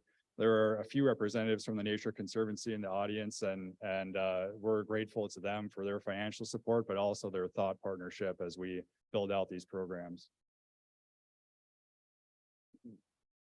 So if you're interested, we'd love you guys to join us. I'm not sure if these QR codes can be seen from way back there. You might have to zoom in. However, our emails are on the 2-page schedule that was given out to everybody. Those QR codes aren't them. Those are for the evaluation. But so this is a map that shows the communities, and you can hardly see it. I realize that. Maybe I'll do this. It just pulls out. Just pull it out. Oh, the laser will work better then. Yeah. Oh. I'll get it one day. Okay, so these are the Lake Iliamna communities that we're working with right now: Port Ellsworth, and then Dalton, New Halen, and Iliamna, Pedro Bay, Kakanaak, and Agiagik. And so this is the first round of funding that we have planning a grant for. And as we were stating earlier, we'd really like to expand the planning effort out into the greater Bristol Bay region. And those are all of the tinier little turquoise diamonds that you see here. And so Bristol Bay is such an amazing habitat ecosystem environment. It's our home. It provides us sustenance, and we all love living here, and we want to be able to create positions where other people can stay in the communities if they wanted to, doing something that they really enjoy. I think that, yeah, I think that's up for me. I think it's important to point out here too, we're looking for collaboration from the individual communities within the region, but as much we're looking for feedback, constructive criticism, everything we can do to make this as holistic as possible. There are many entities that we've learned about in the past couple of days that we intend to reach out to. But with anyone that maybe has a question or feedback that they'd like to give that we can't address here today, please do reach out. We want to hear from you, and it will help us build out these programs that will be just more robust and more appropriately address regional priorities. So with that, I just really like to thank all of you for your time and attention. Our partners here are on the slide. All these entities have contributed either financially or thought partnership. And we wouldn't be where we are without them. And we're building more partnerships every month, it seems like, and we're just very excited for the future of what this work might allow for. Thank you. Outside of that, hold on, sorry. Outside of that, there's a lot of support for environmental monitoring right now. And if we're excited about it, there are a lot of really excited partners who are even outside of the region.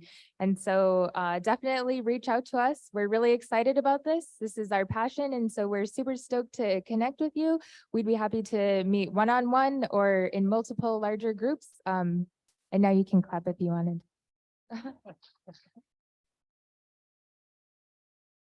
Thank you. Thank you, Mary and Bill. Are there any questions for Mary or Bill? No? Thank you again. Thanks. We realize that we have a 15-minute open time frame on the agenda, but we're gonna roll right into the next presenter, and he'll be joining us virtually here in a few minutes. So just a quick introduction. Alana is not able to be here today, but thankfully our staff attorney at the Native American Rights Fund, Matt Newman, will be presenting virtually. He will be giving an update on the permanent protections for Bristol Bay and what's next.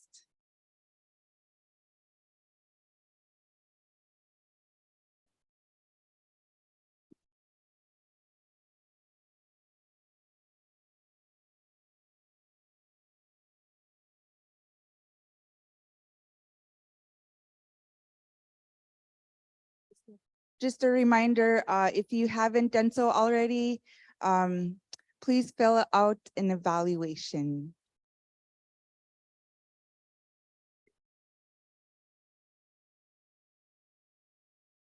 Okay. Apologies, we're having technical difficulties.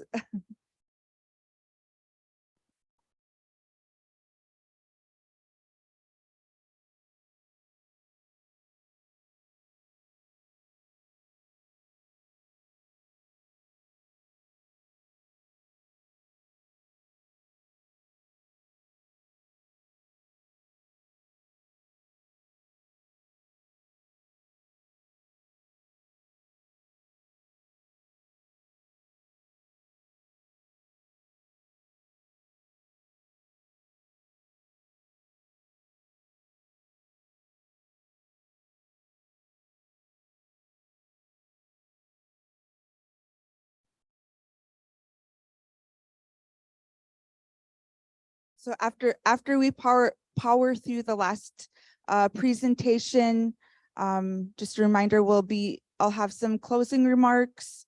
We'll take a few more minutes for evaluations. We have some door prizes. Carol and Annie have raffles that they'd like to do as well, and the sisterhood as well will do their raffles. So I guess If you would like to get raffle tickets, they're over there at the vendor table. He's good? Okay. All right, we got Matt Newman set up, so I'll hand it over to him. Matt, could you hear us okay? Yeah. Hi, Dolores.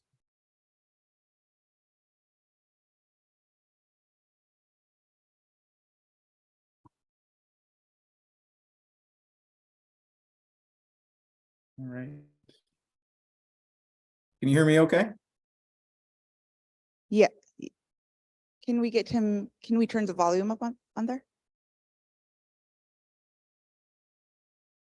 Just a sec, Matt. Okay. Standing by.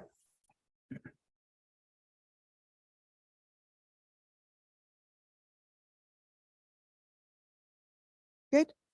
Try test that out now. All right. Testing. Just a little bit more up, higher. Oh, could you try to talk again, please? Test. Testing. Okay. Okay, there we go. All right. All right. We all set?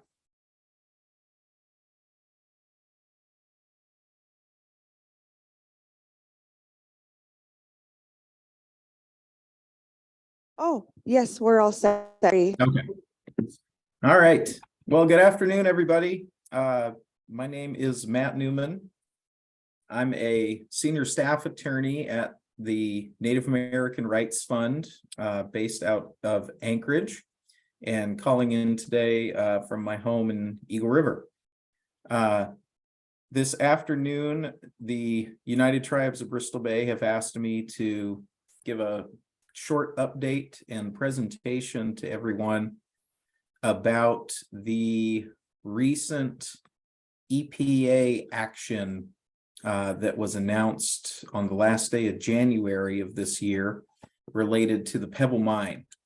And I'm going to do a screen share here real quick so that everyone can see the map that I'll be referencing in this presentation.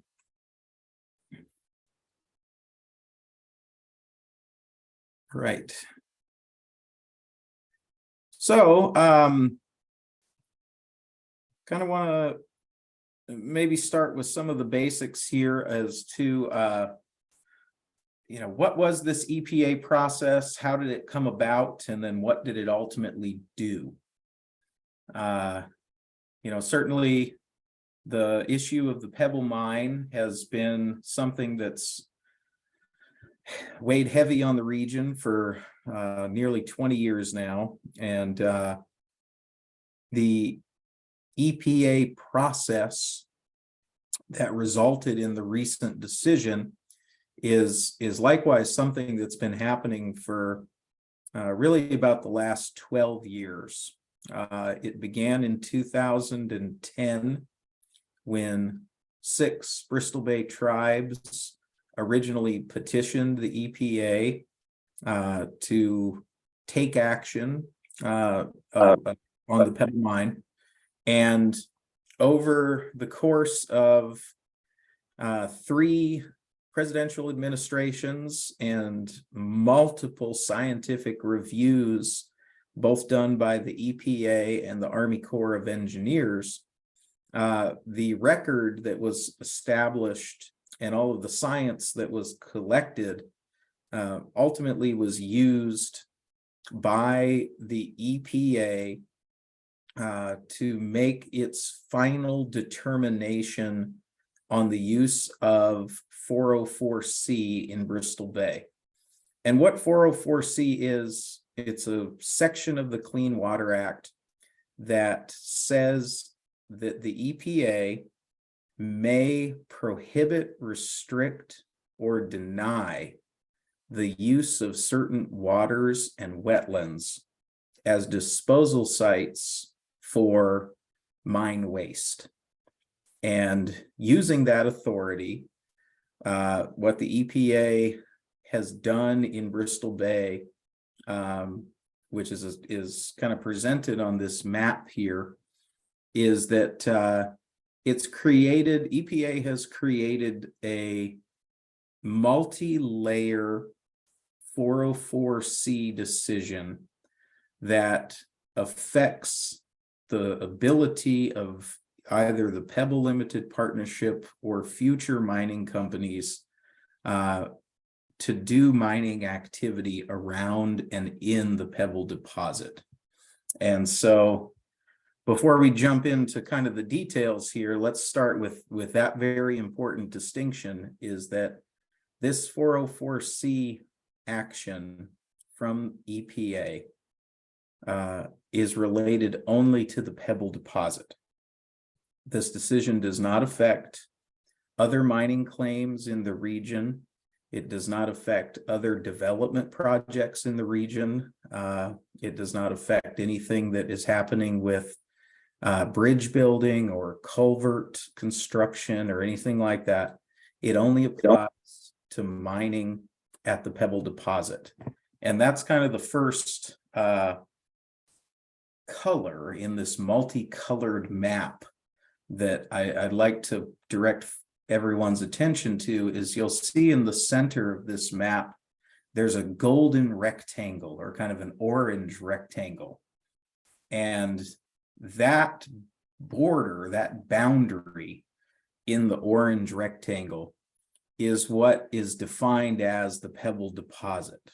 So the 404C action that I'm going to talk about here in a little more detail, it only applies when a mining company is seeking to extract mineral resources out of that orange box that's dictated here on the map, or pictured here on the map.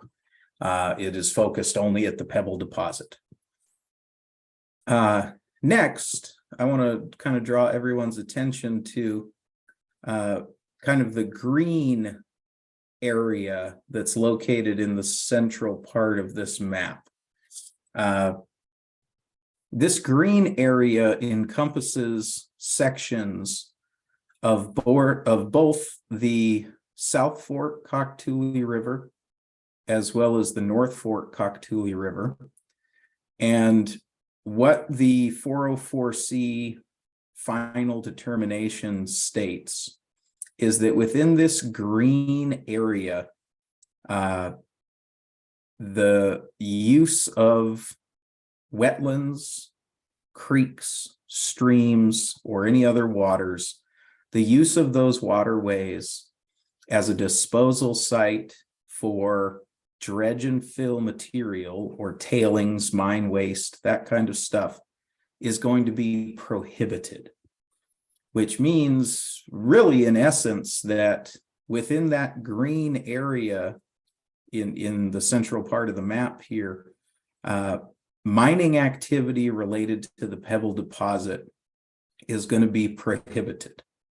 And specifically, EPA clarified in their final determination that when they say prohibited, they mean not just a prohibition on the mining plan that Pebble originally proposed to the Army Corps of Engineers in 2020, but EPA was also clear that this prohibition will apply to future mine plans that have a similar or greater effect on waterways into the future. So for example, if 10, 15 years from now, another mining company wanted to come into Bristol Bay and develop the Pebble deposit, and they had a new mine plan and a new design for how to build a mine at Pebble, the prohibition that applies in that green area is still going to be applicable if that mine plan calls for any construction or operation activity that is at the same or greater levels as Pebble's 2020 mine plan. So the prohibition is pretty strict, and it's meant to work into the future and not just be tied directly to any development project at Pebble that the Army Corps has already evaluated before. It's meant to apply to future plans as well. Secondly, the second aspect of the 404C decision involves this much larger area that you see on the map that is surrounded by a red line. And this area encompasses almost the entirety of the North Fork Cocktuli watershed, the South Fork Cocktuli watershed, and the majority of the Upper Tulare Creek watershed. This boundary in total is about 309 square miles. And what the final determination states is that within the red border, we have the prohibition area in the green, but in the larger areas surrounding the green, EPA is proposing that any future mineral development of the Pebble deposit that may occur outside the prohibition area, so outside of the green, will be subject to restrictions on the size and the amount of dredge and fill material that could be discharged into waterways. And this is a very similar approach to the 404C restrictions that were first proposed in 2014 by the Obama administration. They just apply to a much larger area than that original 2014 proposal did. So within this red zone, or the area that's defined by the red lines, any future development of the Pebble deposit that may occur outside the prohibition zone would have some pretty severe restrictions on the amount of acreage of wetlands that could be disturbed. It has a restriction on how many miles of fish, salmon bearing streams may be affected. It has a limitation on how much supporting waters to salmon streams. So like the little sloughs, the little creeks that feed larger streams that have spawning habitat. There's restrictions on loss of those non-salmon streams as well. And then finally, there's a restriction on how much any future mining activity could affect water flow, because smolt and roe need a pretty consistent percentage of water flow going through those spawning streams to maintain their natural life cycle. And the 404C restrictions will apply to that water flow percentage as well.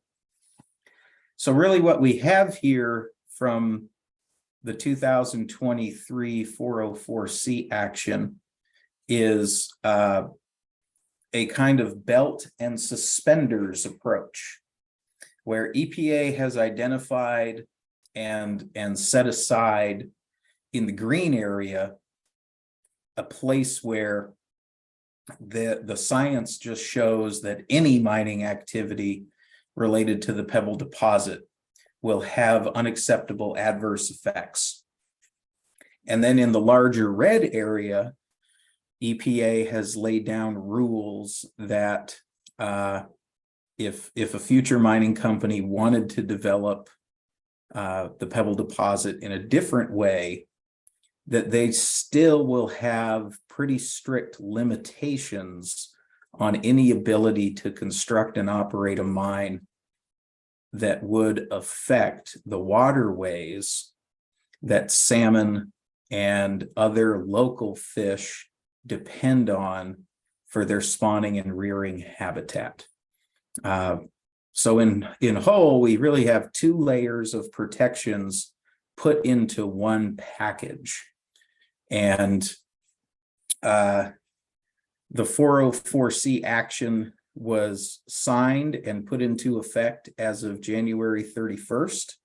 So the map that you're looking at here on the screen, while these lines might not be physically on the ground up there, they are in effect.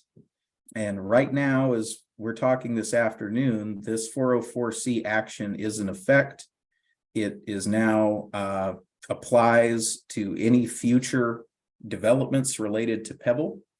And while the Pebble Limited Partnership and others are likely to seek a legal challenge and maybe try to overturn some of these protections, EPA did a very good job in writing a lengthy explanation as to why they determined that these protections were necessary, and the agency is on good footing to defend their decision should any future legal challenge come.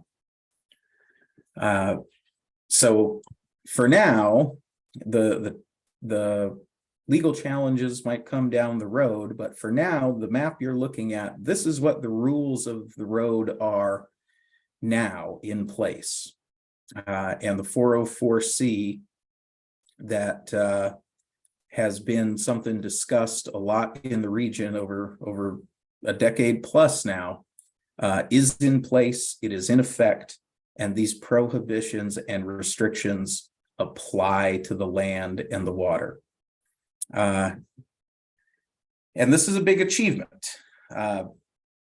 In the history of the Clean Water Act, going back now 51 years, the EPA has only used this authority 14 times. The recent action here that is described on the map, that is the 14th time the agency has ever done a 404C action. And in that 51-year history, no 404C action has ever been overturned. There has never been one removed. And so the durability, the permanency of actions like this are pretty well founded, both in policy and in law.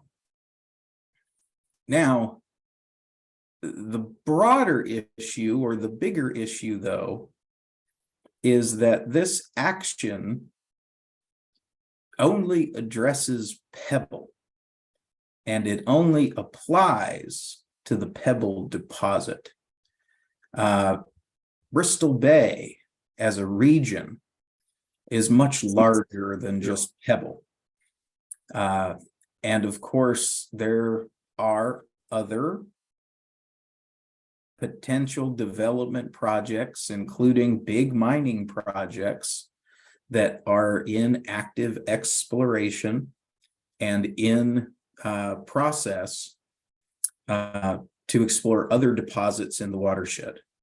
And so while the 404C action that EPA has taken is a really important step in the broader effort to protect the watershed and to protect salmon habitat in Bristol Bay, it is not the last step.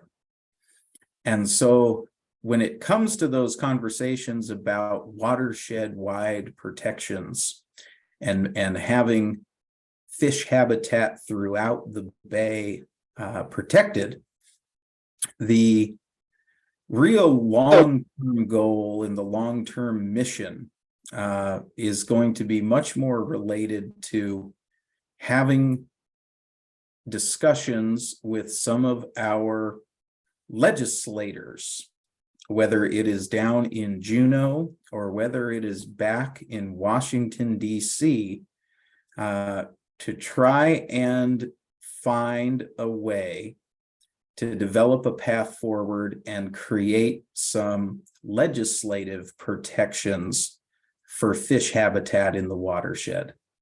Because while the EPA was able to address the pebble issue through their 404C action, the broader goal, the broader mission is to make sure that all fish habitat in Bristol Bay is protected. And that is going to take a much larger effort related to things like legislation, potentially. And that goal, that mission, is probably going to take quite a bit more time. So we have accomplished a pretty big milestone here as far as getting good 404C protections in place to kind of stop the immediate threat of the pebble mine happening in that upland habitat area at the headwaters. But the larger goal of protecting fish habitat throughout the bay is one that is very much still in process, and one that still might take a handful of years to get across the finish line. And organizations like UTBB, BBNC, BBNA, BBEDC are really all dedicated to working together to make sure that anything moving forward when we're talking about protecting fish habitat throughout Bristol Bay is something that addresses the concerns of local people, that gives the local villages and local residents a say in future management. And we really just want to make sure that any future steps are firmly rooted in the values and the priorities of the region. So hopefully, maybe in a sustainability summit to come, we'll have some future updates about how that process is going. For now, however, we're really just celebrating the big achievement here that was accomplished in establishing this 404C action. Again, it's a rare thing, only 14 times in 50 years. And what's really just great about what has happened here is that this 404C was actually designed in a way that we think really gets the job done. It's the mix and combination of prohibitions and restrictions creates a much stronger level of protection than if perhaps it was just restrictions alone. So there will be more to come, certainly. And of course, if we take this map and zoom it out, we know that there's a whole lot of other good fish habitat in Bristol Bay that needs to be kept clean and needs to be kept in its healthy state to make those fish possible. And that mission will continue. But for now, I think everyone who's been involved in pebble mine issues over the years is due a really big congratulations for all the hard work that they've done over the years, and the really just monumental achievement that has been made in this 404C action. And I'm happy to kind of pause there and answer any questions or clarify anything for folks. Dolores, you just let me know how I can be helpful.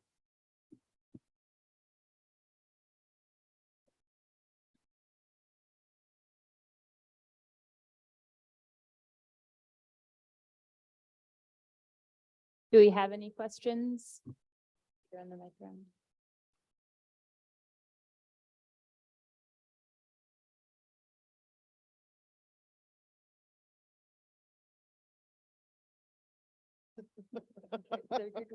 I'm laughing because I always have a question. Is my understanding correct that the restricted area is state land? Yes, that is correct. The entirety of that red boundary that you see on the map, all of the lands contained within it are state lands.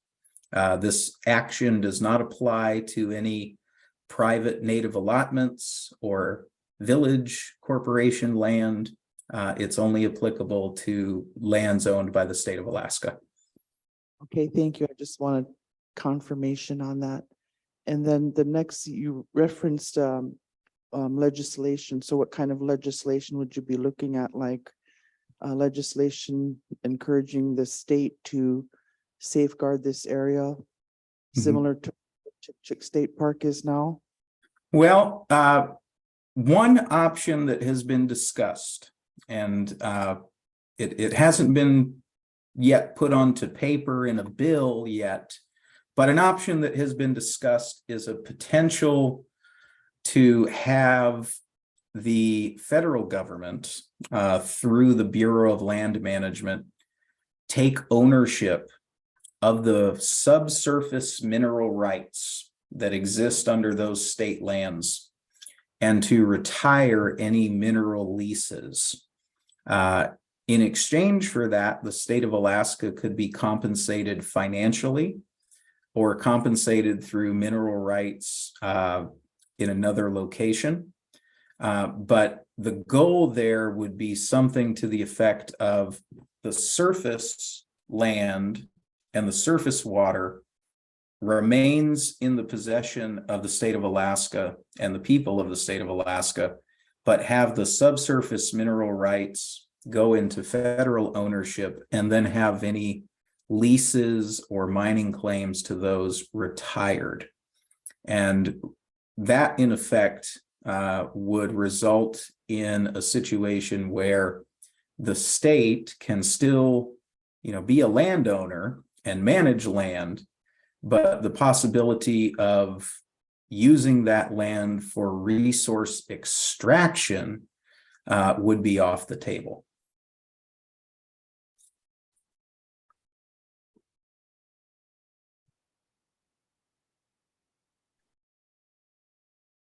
Are there any more questions for Matt?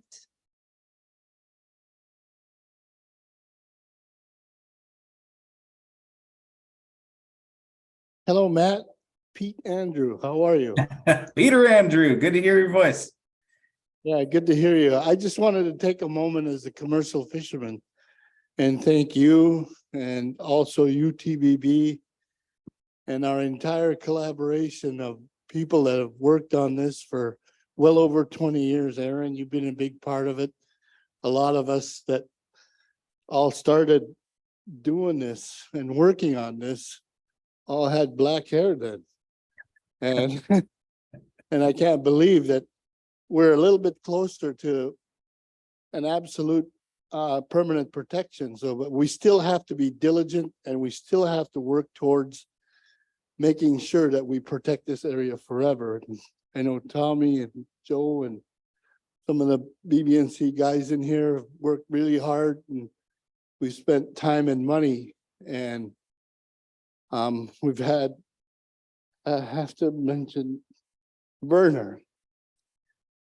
He was always there on behalf of everybody and on behalf of all the fish. And I'm grateful. We have generations yet to come. I thank you for your work. And again, all the people that work for bettering our fish. So thank you, Matt. Thank you, Pete.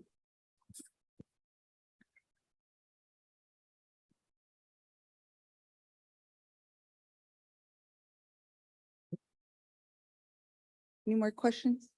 Did you have a question?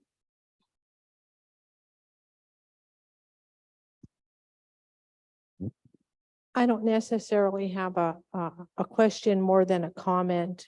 As a lifelong resident and a fisher and subsistence user, I'd like to thank all the entities and the agencies that have been involved in the Pebble fight. And this is just one more avenue that we have that protection with the 401 for this summary. So I appreciate it and I wanted to acknowledge that my grandma, my mother, myself, my children and grandchildren, thank everyone that's been involved in this fight. I know I've been, over the last 2 decades, been had testified against Pebble, and I'll continue to do that, and we'll continue to stay on top of our protections. So thank you.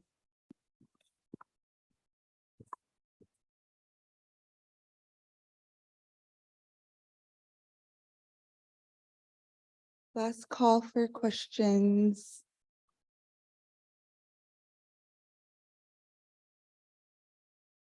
I think we're all done with questions. Matt, thank you. All right, thanks, Dolores, and thanks everybody for inviting me this afternoon, and I hope everyone gets home safe and you all have a wonderful weekend.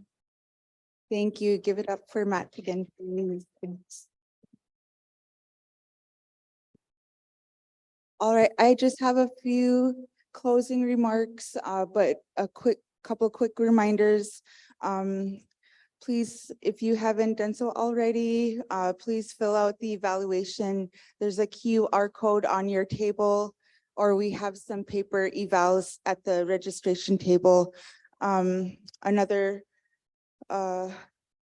reminder, or last minute reminder, I should say, Amy Choknock here at the Bristol Bay Native Association vendor table has a BBNA job search survey, and you'd be entered for prizes if you fill out a survey. So last minute.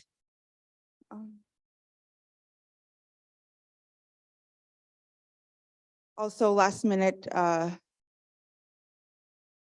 reminder for Carol and Annie and the Sisterhood raffles as well, located at the vendor tables. I just want to say a very big Guyana to everyone and all the organizations that have helped make this the Bristol Bay Sustainability Summit possible this year. We've had a lot of great partnerships and people that really helped make this all happen. We've partnered again with the BBs, the BBNC, BBEDC, CFBB, BBNA, and BBHA. I'm hoping everybody knows all what those acronyms are. But I'd really love to thank our planning committee, who helped develop the agenda and made this possible for us all. Casey and Carol at BBNA, Alice at BBEDC, Christina with BBNA, Tiffany and Amber with the opioid prevention team at BBAHC, Tish as well, Brenda Ackelcock at BBHA.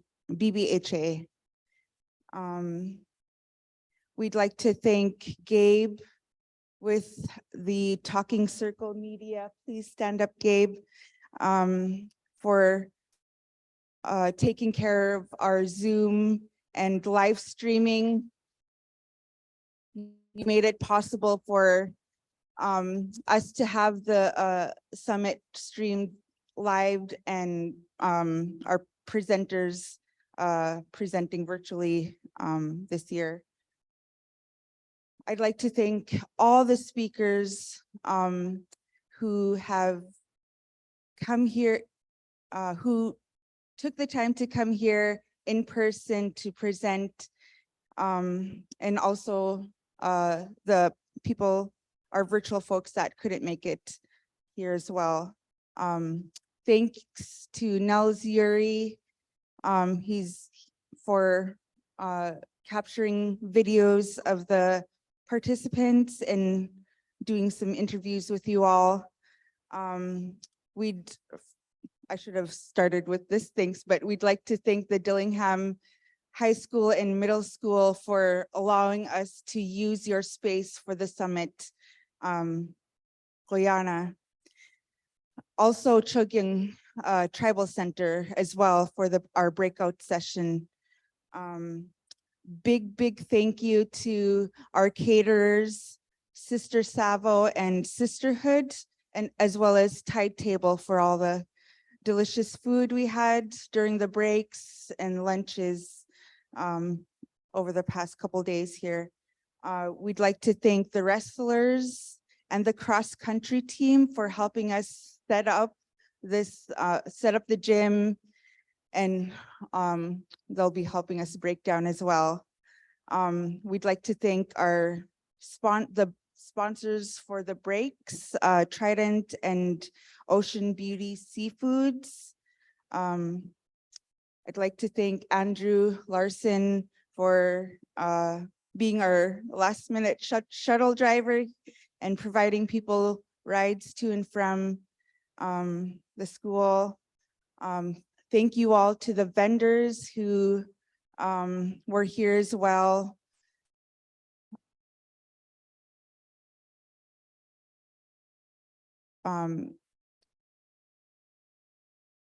Thanks also to all the lodging accommodations here in Dillingham, Bristol Inn, Bear Paw, Beaver Creek, the Boardroom, B&B, and Sockeye Inn for allowing us to have comfortable sleeping quarters. Thanks to the taxis as well, ABBA, Joy, and Girlis Taxi, for providing us rides when we couldn't be there as well. I'd like to thank BB&C, Dee Dee Bennis, Pete Andrew, and Rose Fisher for donating door prizes for you all. Special thanks to Annie Fritz for helping set up with registration and just being an overall big help to us. Lastly, I'd really like to thank Courtney Cardy for stepping up today to help moderate today's track. You know, it's really not easy getting up here to public speak, but doing so with a heavy heart is just unbearable. So thank you, Courtney Cardy, for stepping up and helping us out today. But with that, we'll get into the fun stuff, the raffles and the door prizes. Okay, lastly, I guess I wanted to thank all the participants who were here today, who made the time to come in person, and also our virtual participants as well. Thank you all for coming and making this a great summit.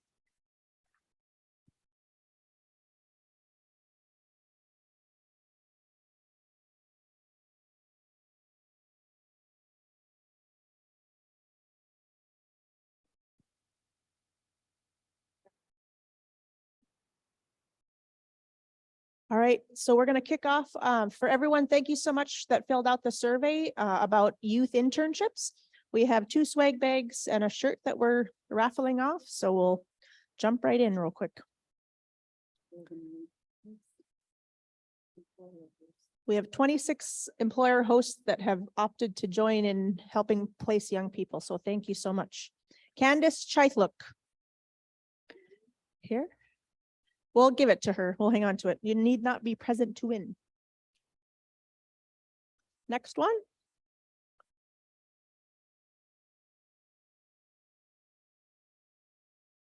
Will Cheney. Woohoo, I see you over there, Will. You just won. Swag big. And then finally, we've got a BB&C shirt.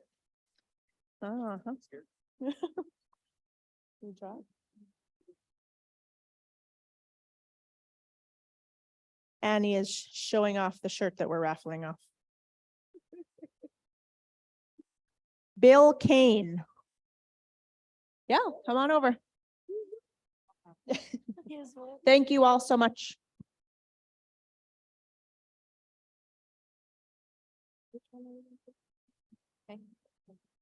All right, UTBB is gonna do our last of our door prizes. So thank you for sticking with us for this fun part. We have 15,000 Alaska Airlines miles or credit or equivalent on the airline of your choice. So here we go.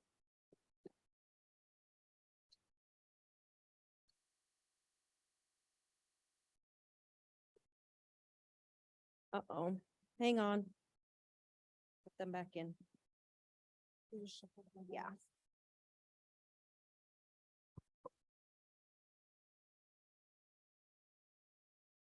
Erin Rainers, she online?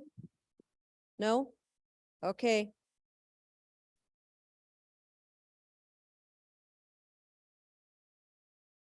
Danielle Delfino? Not online. Oh, go ahead.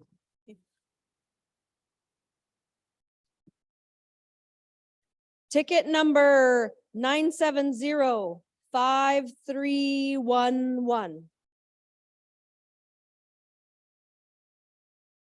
Go ahead and see us up here. Next up, we have an iPhone 14 Pro.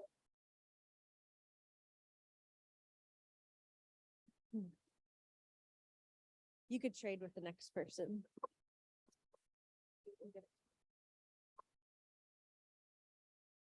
iPhone 14 Pro, ticket number 970-5324.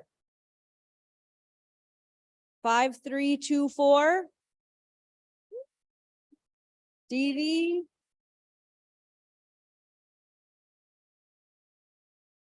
Dee Dee, it's my birthday today. Just kidding, it's not my birthday.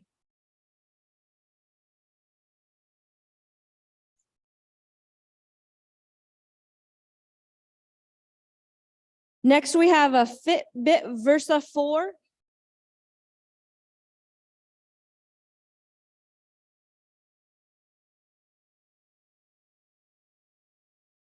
Ticket number 970-5320. 5320. 5320. Going once? Yours? Okay, got it. So is that it for our prizes?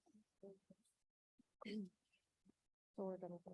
All right, we're done with our door prizes, but we have our early registration door prizes. For the first 50 people to sign up early, get entered in for 25 airline miles or credit equivalent.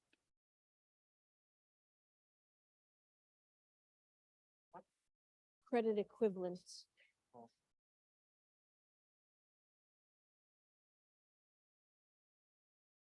I hate that thing. Early registration winner is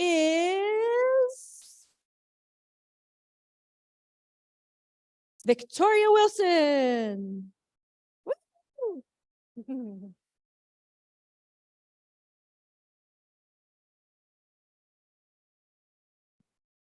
I'm going to be doing the BB&A Ulu and Yeti mug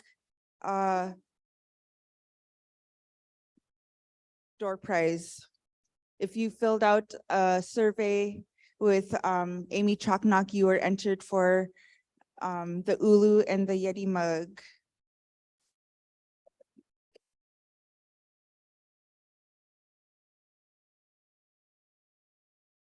Helen Foster.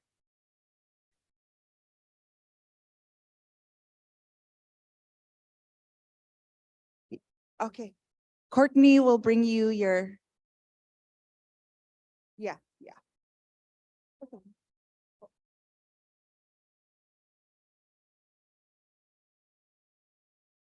Yeah. Were they gonna do their raffle still? I have no idea. I don't know. I don't think they're gonna do it here, were they? Oh.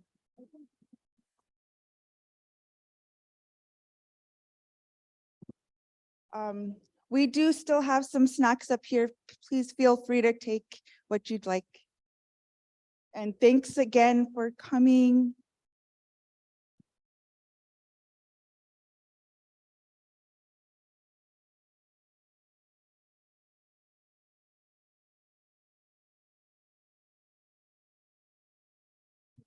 The sisterhood is going to do their raffle right now before everyone leaves.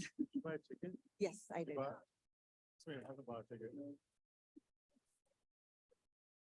Do you want to? Yeah. No.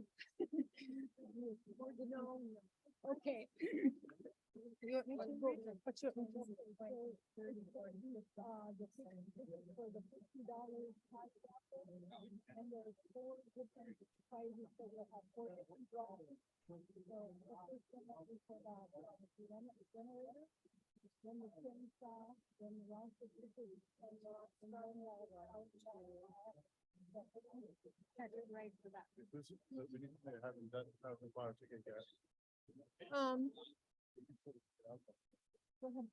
All right, so we are drawing, there will be 4 tickets drawn for the Mary Magdalene Orthodox Sisterhood raffle drawing. The first ticket is going to be for a Honda Super Quiet EU 2200 generator. Okay, and it's here.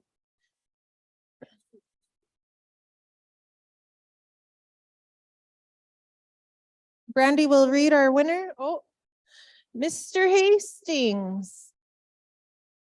MR, or is that Margie Hastings?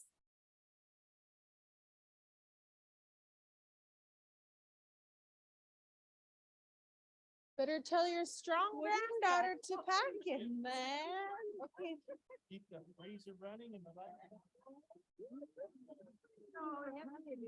Don't let, hold on. Isaiah, come pack this. I'll get my son. Okay, the next one is for the 18-inch blade chainsaw.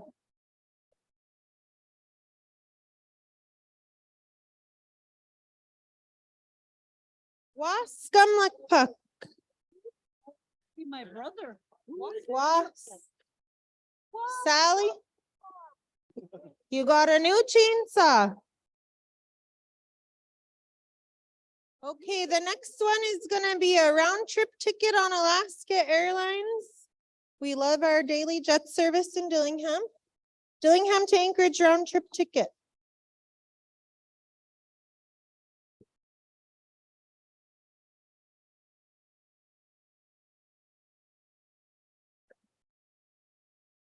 Jenny Benes. Jenny Benes. Jen Ben.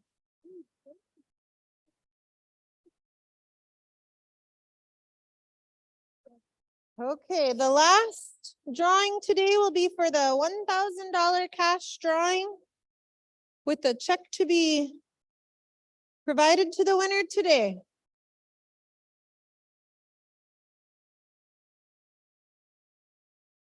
Someone should pack this generator. Oh. Richard Horechka of Dillingham.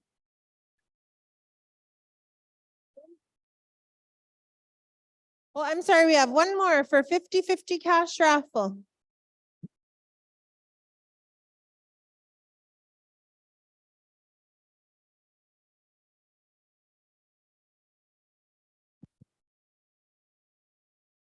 Safe also has some towels here.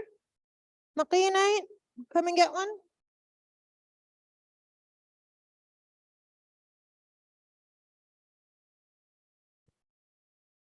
All right, and for the split the pot, it's $200 to the winner.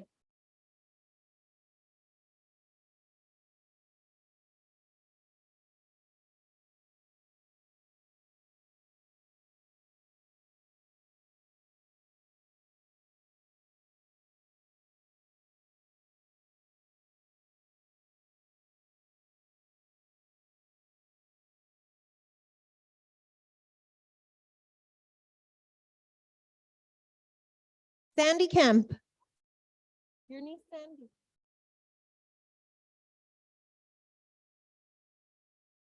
Thank you, everyone.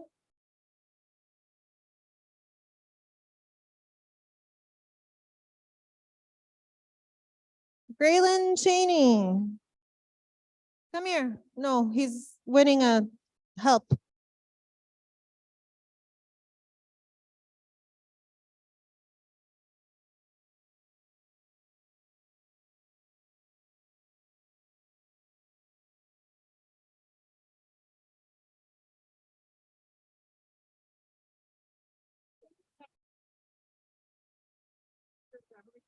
I don't.